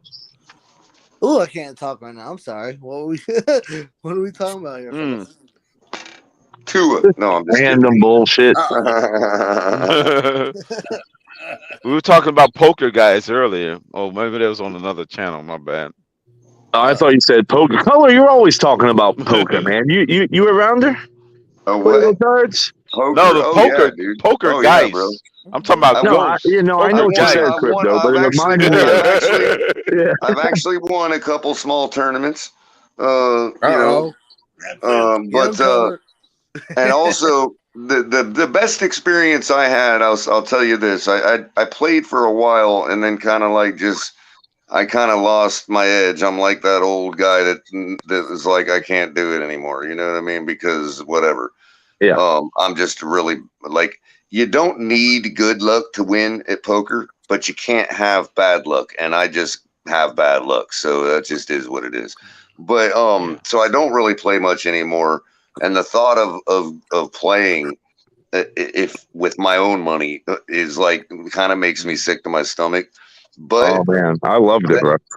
So do I. But that's probably why it's like I need to be staked because you know what I mean. Like it's just the way it is. Anyway, well, real quick. So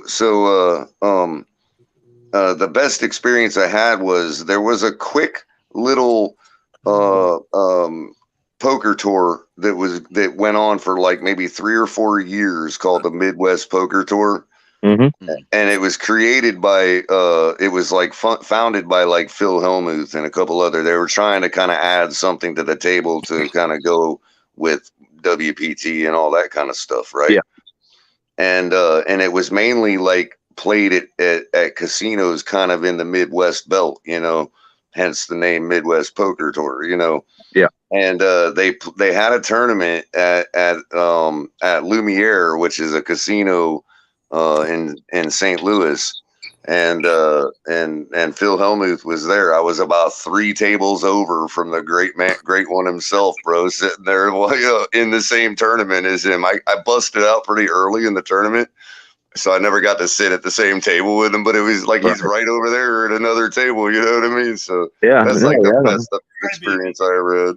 No, I was before I got married. I've been married for 10 years, but I was before I met my wife, I was around there for 7 years, cash games in Charleston, South Carolina, right? And it's funny because they had some of the biggest games. It's just a misdemeanor here, right? But when I moved to Texas, I played, you network across the country. I played some cash games over in Texas, and those games are fucking crazy, bro. Like $50,000 on the table, armed guards, cages all over the windows, machine guns. I never rose to those heights, but I know that if I had a large enough bankroll to start with, I could. Yeah, you know what I mean? It was good times. Good times. There's nothing. Live for 7 hours. That's I'm sorry. Yeah, and Amicus, I'm really into the psychological aspect of it too. Like, it is really powerful when you literally know what's in your opponent's hands and can control what they do with their cards and their chips. You know what I mean? It's just a really powerful feeling. Yeah. But I'll give one example of a hand one time where it was a kind of a younger buck on the table. He's like 18 or 19 years old, and I had kind of like started really expanding my wings in this particular smaller tournament over at Dania Highlight in Dania, Florida, where they had poker tournaments. And a lot of the audience will know where Dania Highlight is at. But anyway, so this kid, we're in this hand, and this tournament, I decided, I'm going to flex my wings a little bit more. I'm going to play a little more on observance and watching people's betting patterns and stuff like that. And I came around, I think it could have been my blind, I think, but I could have been on the button. I don't really remember. But I felt bold enough a few times because I got in the habit of waiting to look at my cards, because one of the things people don't realize is your card, they do, but they forget, is that your cards aren't going to change. You know what I mean? When the dealer deals them out and you're at the table, your cards aren't going to change. There's no reason you have to rush to look at them. You can watch everybody else look at their cards if you're not the first person to act, right? And so you'd be surprised at how much information you can garner from doing that. Okay, just in and of itself, right? So I started to get in the habit of doing that, and it got to the point where I could gain so much information right off the bat that I felt no need to even look at my cards, right? So I started to play a few hands based purely on betting patterns and certain things without even looking at my cards. Absolutely. Right. And so here's the thing. There's some good players at the table. There's some old timers over at Dania that are pretty good players, and most of the table had started. This is how good I got, Amicus, with what I was doing, because I could even tell that most of the players at the table started to realize what I was doing. Yeah. And it caused a lot of them to fold a lot of junk hands. That's one of the ways you can cull out people's junk hands, because nobody wants to go against somebody. Sometimes people go by really strict rules, good players do, and sometimes their rule of thumb is don't go against somebody that's playing crazy, no matter what your cards are. You know what I mean? And so, well, unless you have the best of it, yeah. Of course, unless you're really strong, exactly, and can get them in a one-on-one situation, and you're confident you can get them in one-on-one. You know what I mean? Isolate, yeah. Right. But you can still be burned because you never know what that guy's going to have, and the flop is the flop. You know what I mean? So either case, but putting that aside, a lot of players started to notice me doing this. So a lot of them were starting to fold a lot pre-flop. Okay. And this one kid, he goes in with me. He had no idea that I'd been doing this, right? No idea that I hadn't looked at my cards yet. And we go in on this hand, and it comes down to the river card. And I could tell just from betting patterns and everything that the guy's waiting on a card for it to complete a straight. I could just easily figure that out after the cards are flopped and turned and all that, right? And so right after the river card came down, and I saw it was a blank that would help nobody that would be going for a straight, I decided to push all in, right? I was like out of position, and I was gaining control back. So I was like, okay, I know this guy just missed his straight. I'm 99% certain that's what he was waiting on. You know what I mean? And so I push all in, and the guy literally, like, he was so flabbergasted that he let the emotion out of his mouth and was like, oh man, he mucked his cards and said, oh man, you hit the straight, didn't you? He thought I was going after something else. And that card helped me get what I wanted and busted him. So he mucked his cards, and he was like, oh, you got it, didn't you? And I'm like, and I actually looked at him and looked at everybody else at the table, and I said, well, I don't know. Let me see. Yeah. Well, here's the thing. My cards. I used to do that quite often as well, because there's a psychological advantage to it. Meaning, if you know what your two cards are, right? Like, if you know you don't have anything, that can weigh very heavy on your decisions. But if you don't know what your two hole cards are, and you do everything based on their chip count, their position, their betting patterns, demeanor. It trains you to figure out what's in their hand, because what's in their hand is way more important than what's in your hand. Exactly. And not only that, but you can just say that you have the best of it. Right. Like, you don't even know, but you can play like you have the best of it. Story. Exactly. Right, you're telling a believable story, because you're basing your betting patterns as if you had these cards that the flop is helping you on. And in your mind, you're dealing from straight every hand. Right. And if you figured out, and if you're able to determine what within a reasonable margin of error, what their cards are and what they're waiting for within a couple different things, then okay, if that's what they were going for, then there's no way they can call this bet. Exactly. After, let's say, seeing the river card, it doesn't even matter what my cards are. It matters what's on the table relative to what his cards are.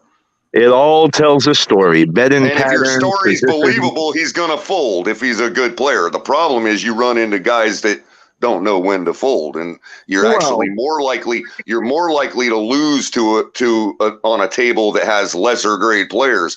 You're more likely to win if you're a good player playing against good players, because they know when the fuck to fold. Well, sure. That's why you have to know your audience. There's an old saying, like, if you can't spot the fish at the table, as soon as you show up, then you're it. Or the donkey. Yeah, if you can't figure out who the donkey is at the table, it's probably you. That's it. The best scene I ever saw was in Rounders, when Matt Damon tells everybody at the table what they all had in their hands. And they're all like, how the fuck did you do that? Oh, you know who else is really brilliant at that in real life? Spot on brilliant is Daniel Negreanu. That dude will sit there and he'll tell you you got him. He'll tell you that you have him beat, and he'll still put his chips in the middle, and you'll still fold. I don't know how the guy does it. Well, it's a combination of position, chip count, demeanor, history, betting patterns is the biggest one. Like people that say they can look at somebody else and read them, that's bullshit. That is not how you tell what people have. It's all the other things. It's a combination of a zillion things that's going on that you're like, no, I know what this guy has. You know what I mean? Right. Within reason. Like it may, okay. Again, I knew the guy was going for a straight. What I didn't realize is that the board also helped the story that I might have been going for a different straight, which the river card helped out. Exactly. Right.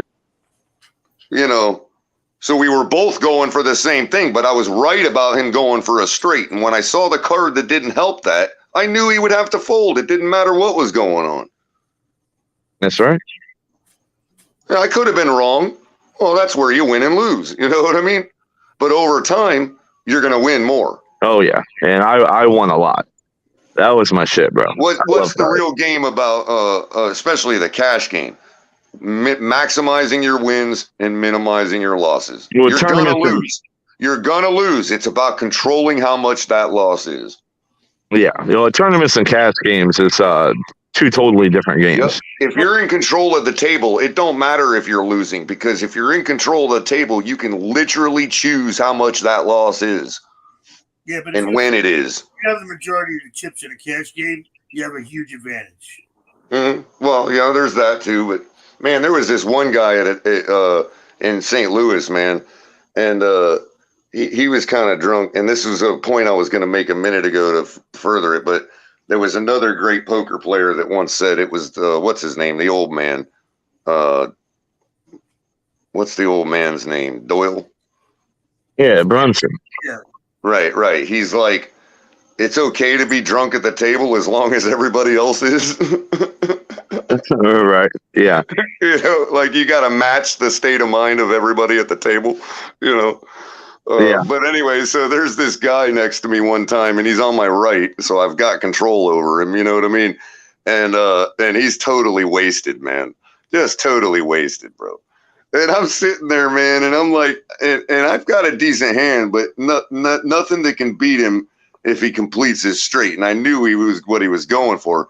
Well, partly because of all the things I've observed, but also because he's sitting there before the river comes, he's sitting there saying under his breath, man, come on, I need the 5 of diamonds. I need the 5 of diamonds. And I'm like, he was that drunk?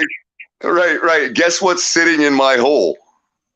The 5 of diamonds. The 5 of diamonds. I'm like, oh my God, this guy. I'm just going to clean him out. I felt bad, but I'm like, how can I not, bro? You know what I mean? Like, I'd be stupid not to take advantage of this. That reminds me of like, well, he was on his way to the ATM after that hand, by the way. A trick of the trade. Like, let's say you put somebody on a flush draw, right? And you think they have a couple of puppy toes in their hands, but you're holding the ace of puppy toe. Like, what if you're holding 2 of that? You know. But I'm saying, even if you just have 1, it doesn't matter, because if the board comes 3 puppy toes, right, and you think he made his flush, bro, the ace of clubs, you know he doesn't have it. So there's still a possibility that you hit the flush as well. So those are the little nuances of the games where you can really take advantage of people and their demeanors and different things like that. Plus, if let's say you're holding a heart and there's 3 hearts on the board and he's holding a heart, you know, even if he's holding the high card, you got to look at it like there's only 27 cards left to come on a 9-handed table. You know what I mean? Given everybody else folded, there's only 27 cards left in the deck, and you're holding one of those cards that can help him. It's a blocker, right? You know what I mean? So, you know, his chances are already at 25% at the turn, 22% at the river. You know what I mean? And you're holding one of the cards that drops to like 18%. Hey guys, I'm gonna say goodnight. I don't mean to interrupt, but I gotta go to work in the morning. So Right on. Appreciate you having me up here, caller. Thank you, Ron. Good show, man, and as usual. And fins up. Be safe, everybody. Have a great night. You too, buddy. before we because we're getting dwindling down, we could probably, Shake, if you're still there, we could probably segue to shutting it down if you want, since we only got Amicus left. But I wanted to run something by Amicus real quick, and it's something that's like totally crazy, and people would probably, like, good poker players are probably like, no, you're stupid, but I know it's something they do, bro, because I've done it myself and it wins. If you can corner a couple players that are going after each other in a race, right? And you can get yourself in specifically a three-way race. Can't be four-man, can't be heads up. Specifically a three-man race. Okay, so if you can somehow, because of position, betting, whatever you got to do, if you can somehow corner two other guys that are trying to race each other, what would be the reason that they're willing to race each other if you were not on the hand? Sorry, Color. Can you please repeat that? I was distracted. Yeah. So if ideally you want to corner two guys that want to race each other. It can't be a four-way hand race. It can't be a heads-up race. Specifically has to be a three-way race. But if you can, either through your betting patterns, whatever you got to do, if you can get in on two guys that are trying to race each other, if you were not in on the hand, what would be the reason that those two guys are willing to race each other? And when you say race each other, like they just want to go at each other? Like one of them goes all in and the other calls, or vice versa. Like their betting patterns tell you that they want everybody off the hand and they want to go at it. Well, I mean, there's quite a few variables and factors to that. But most of the time, it's because both of their holes are really strong. Exactly. Right. One of them's got an ace queen. The other one's got an ace king, or one of them's ace king suited. Or one I of would them's say the range queens. is. I would say the range is higher than that, like queens up. Yeah. Right. Pocket pair, high pocket pair. Right. Something good, something strong. Right. Mm-hmm. But if you think about it, it's likely that one of them is holding the other ones out. In that case, that's how you beat somebody heads up. Usually, is because your shit comes and their don't. Your help comes and theirs doesn't. A lot of times because you're holding their help. You're talking about you being the player that's not in the hand. Like having somebody dominated. It's because you're holding their help, right? Well, unless it's aces versus kings, you're not holding their help. Okay. My point is what they're going after. How many times out of 10 does a race just end up my hole beating your hole and the board helps nobody? Only really with aces and kings, like pocket pairs against pocket pairs. But yeah, right. Or ace king versus ace queen. Right. Yeah. That's domination there. Right. Okay, but if I'm holding ace king, if this guy's holding ace king and this guy's holding ace queen or ace jack, or this guy's holding pocket queens, what's less likely to come on the flop, turn, and river? Well, if it's ace queen versus queen, a queen. Right, or ace king versus ace king and one of them is suited, or ace king versus ace queen, or king queen versus ace queen. Okay, what's more likely to come? And it happens every single fucking time. This is why it's the particular hole that I like to make this move on, and the only one I like to make it on is a 10-7 suited. I see where you're going. Yeah, because what comes out every time, and most of the time, I think the flush is going to come, right, or the straight, and most of the time it just flops 7-7 or 10-10. You know what I mean? It's like done. You know what I mean?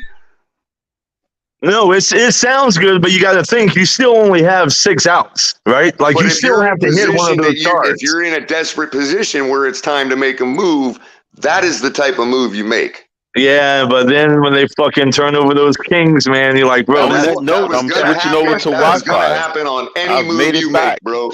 That's going to happen on any move you make, because in that scenario, if you're making a move with the last of your chips and you're the guy with ace queen and he's got the ace king, sure, you might have the 10-7 dominated, but the other guy just scooped you anyway. I'd rather be the guy with 10-7 before those cards come down on the board. How about we just make sure we have enough big blinds to fucking like scoop them up and take, push everybody out. But I'll make that move as a big stack too if I can afford to do it. Because I want to be the guy with 10-7 suited in that situation. No, I hear you. My cards are more likely to come, despite me having a weaker hand. You have more chances of your cards coming than them, but they're still winning pre-flop, so they still have the percentage. Sure, but this is where you get into the argument about how much probabilities and statistics really describe the real world. You know what I mean? Yeah. Oh well, that's another conversation there. It's just like when if mathematicians were right, we would never see somebody win the lottery, but somebody wins the lottery just about every drawing. Yeah, you know what's funny about that? You mentioned it, so I have to say it.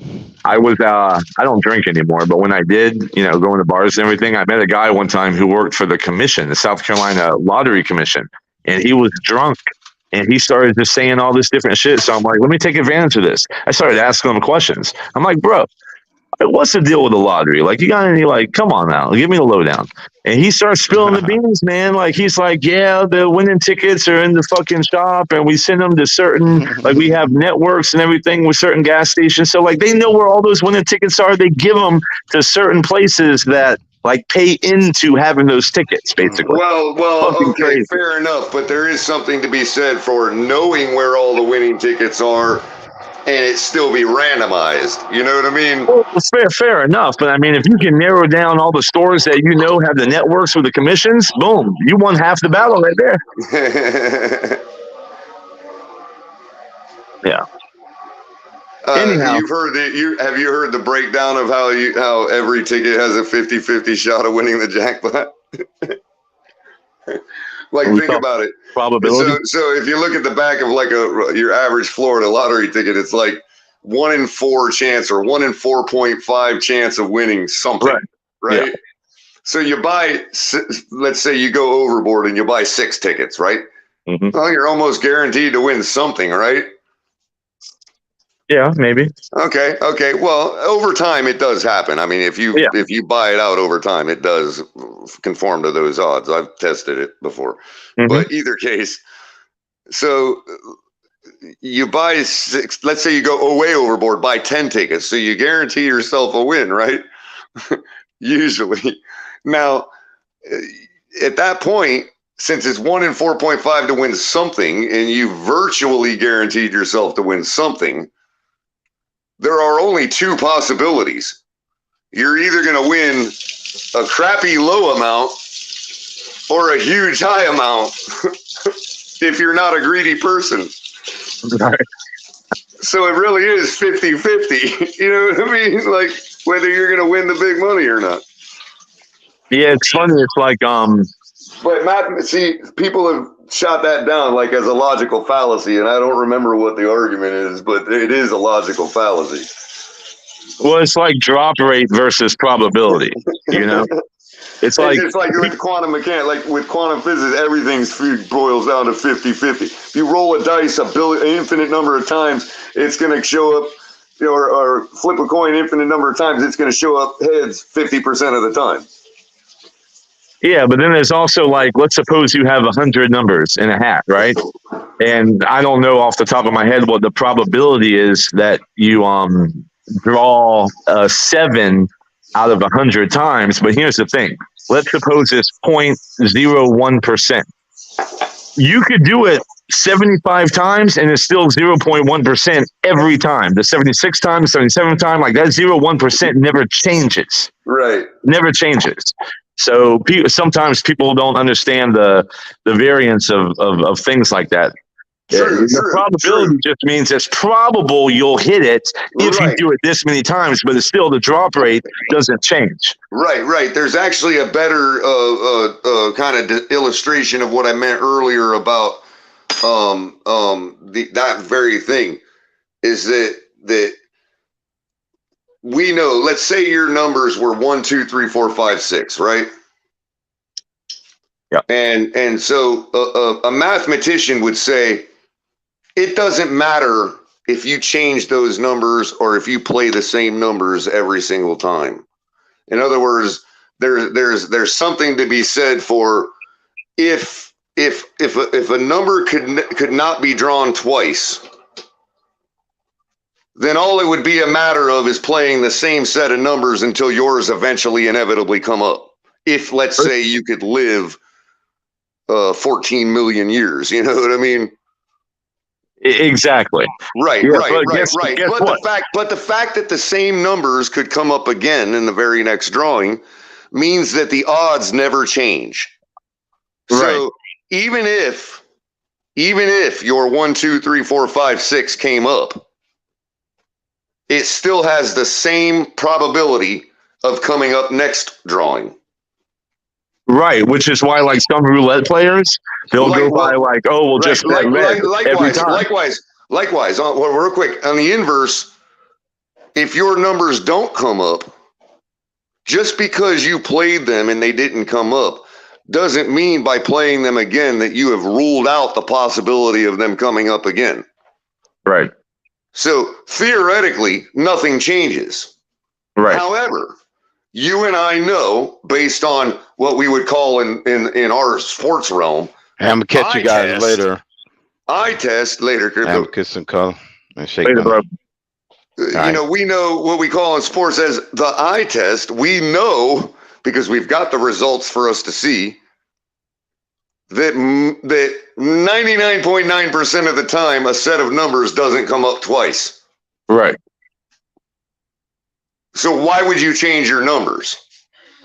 Exactly. But what I was going to say is that same theory or thought process is used all the time in casinos, like with roulette. If it comes black, they'll go red. If it goes black again, they'll keep going red. It's got to hit red eventually, right? A lot of people go broke because red hit 22 times in a fucking row. Like, what's the probability? But it happens. Right. But as far as the lottery goes, in my little system, my little light cone, if you will, I'm never going to see the same numbers twice. I should keep the same numbers every drawing because I am, in effect, ruling out combinations every drawing that goes by. But you're also ruling out combinations what screws that whole up, what screws that all up is if you miss one drawing.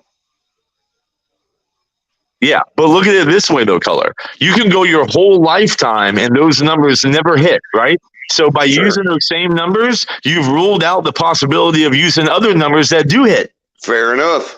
But I just don't, but that's just like that. But you're also limiting the possibility that number, you see what I'm saying? If you randomize, then you're limiting the possibility ever of, in the short term, you taking advantage of the fact that some of them are ruled out. I do it with Keno all the time, man. I'll stick to the same 4 numbers and they work for me. Hey, these are like unsettled philosophical questions, bro. Yeah. Do you believe the mathematician or do you believe the philosopher? You know? Yeah, yeah, exactly. I'm a little of both, bro. I mean, I still play the same numbers every time, but I do acknowledge that it really doesn't fucking matter. You know what I mean? No, I hear you, man. I mean, listen, I swear I see 42 on Keno more than any other number. Like, I've looked for the patterns, right?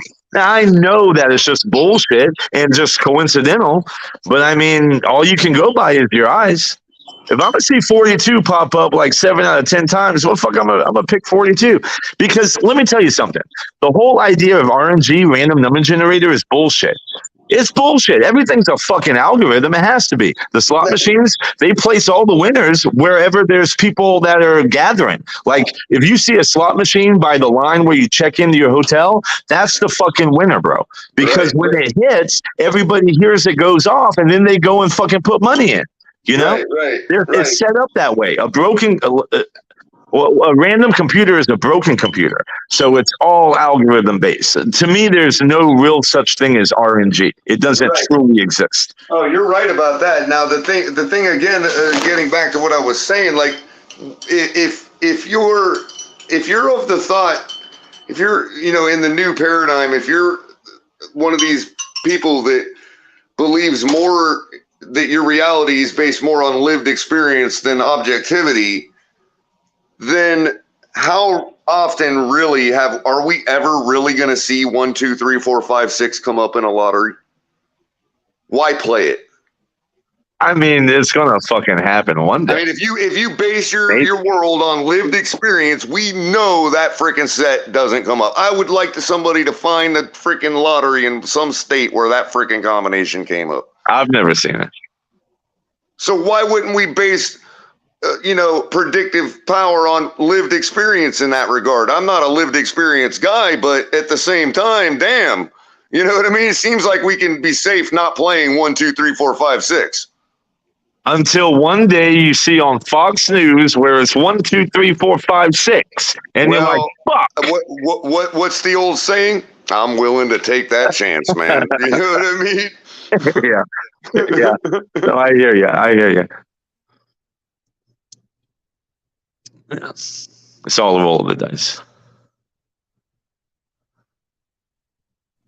Now, if you're talking a three-way drawing where it's like 3 numbers, and you're talking about this idiot that keeps playing 777. Yes, I have seen that. I've known people that 222. This one lady played it religiously every day. She finally won it. $800. Whoop-de-doo. Yeah, but those lotteries come from like the balls out of the machine, right? So that's way more random than a fucking algorithm, like a computer doing it. Random. No doubt. Yeah. Although we don't know, They could be weighted balls. You never know. Not only that, but the air that spins them around. What happens if you change the direction of one of those turbines? Yeah, do they randomly place the balls in there to begin with? We got to know all this shit. Well, listen, bro, I got to get out of here, man. But thanks for having me on. You'll be it then. Shake, are you still there, bro, or do I need to hit it? I think Shake might have fell asleep on us. All right, well, fins up, Amicus. We know you love the Dolphins. Nailed him on the way out. So, everybody, like and share. Man, we gone like 1 billion hours here.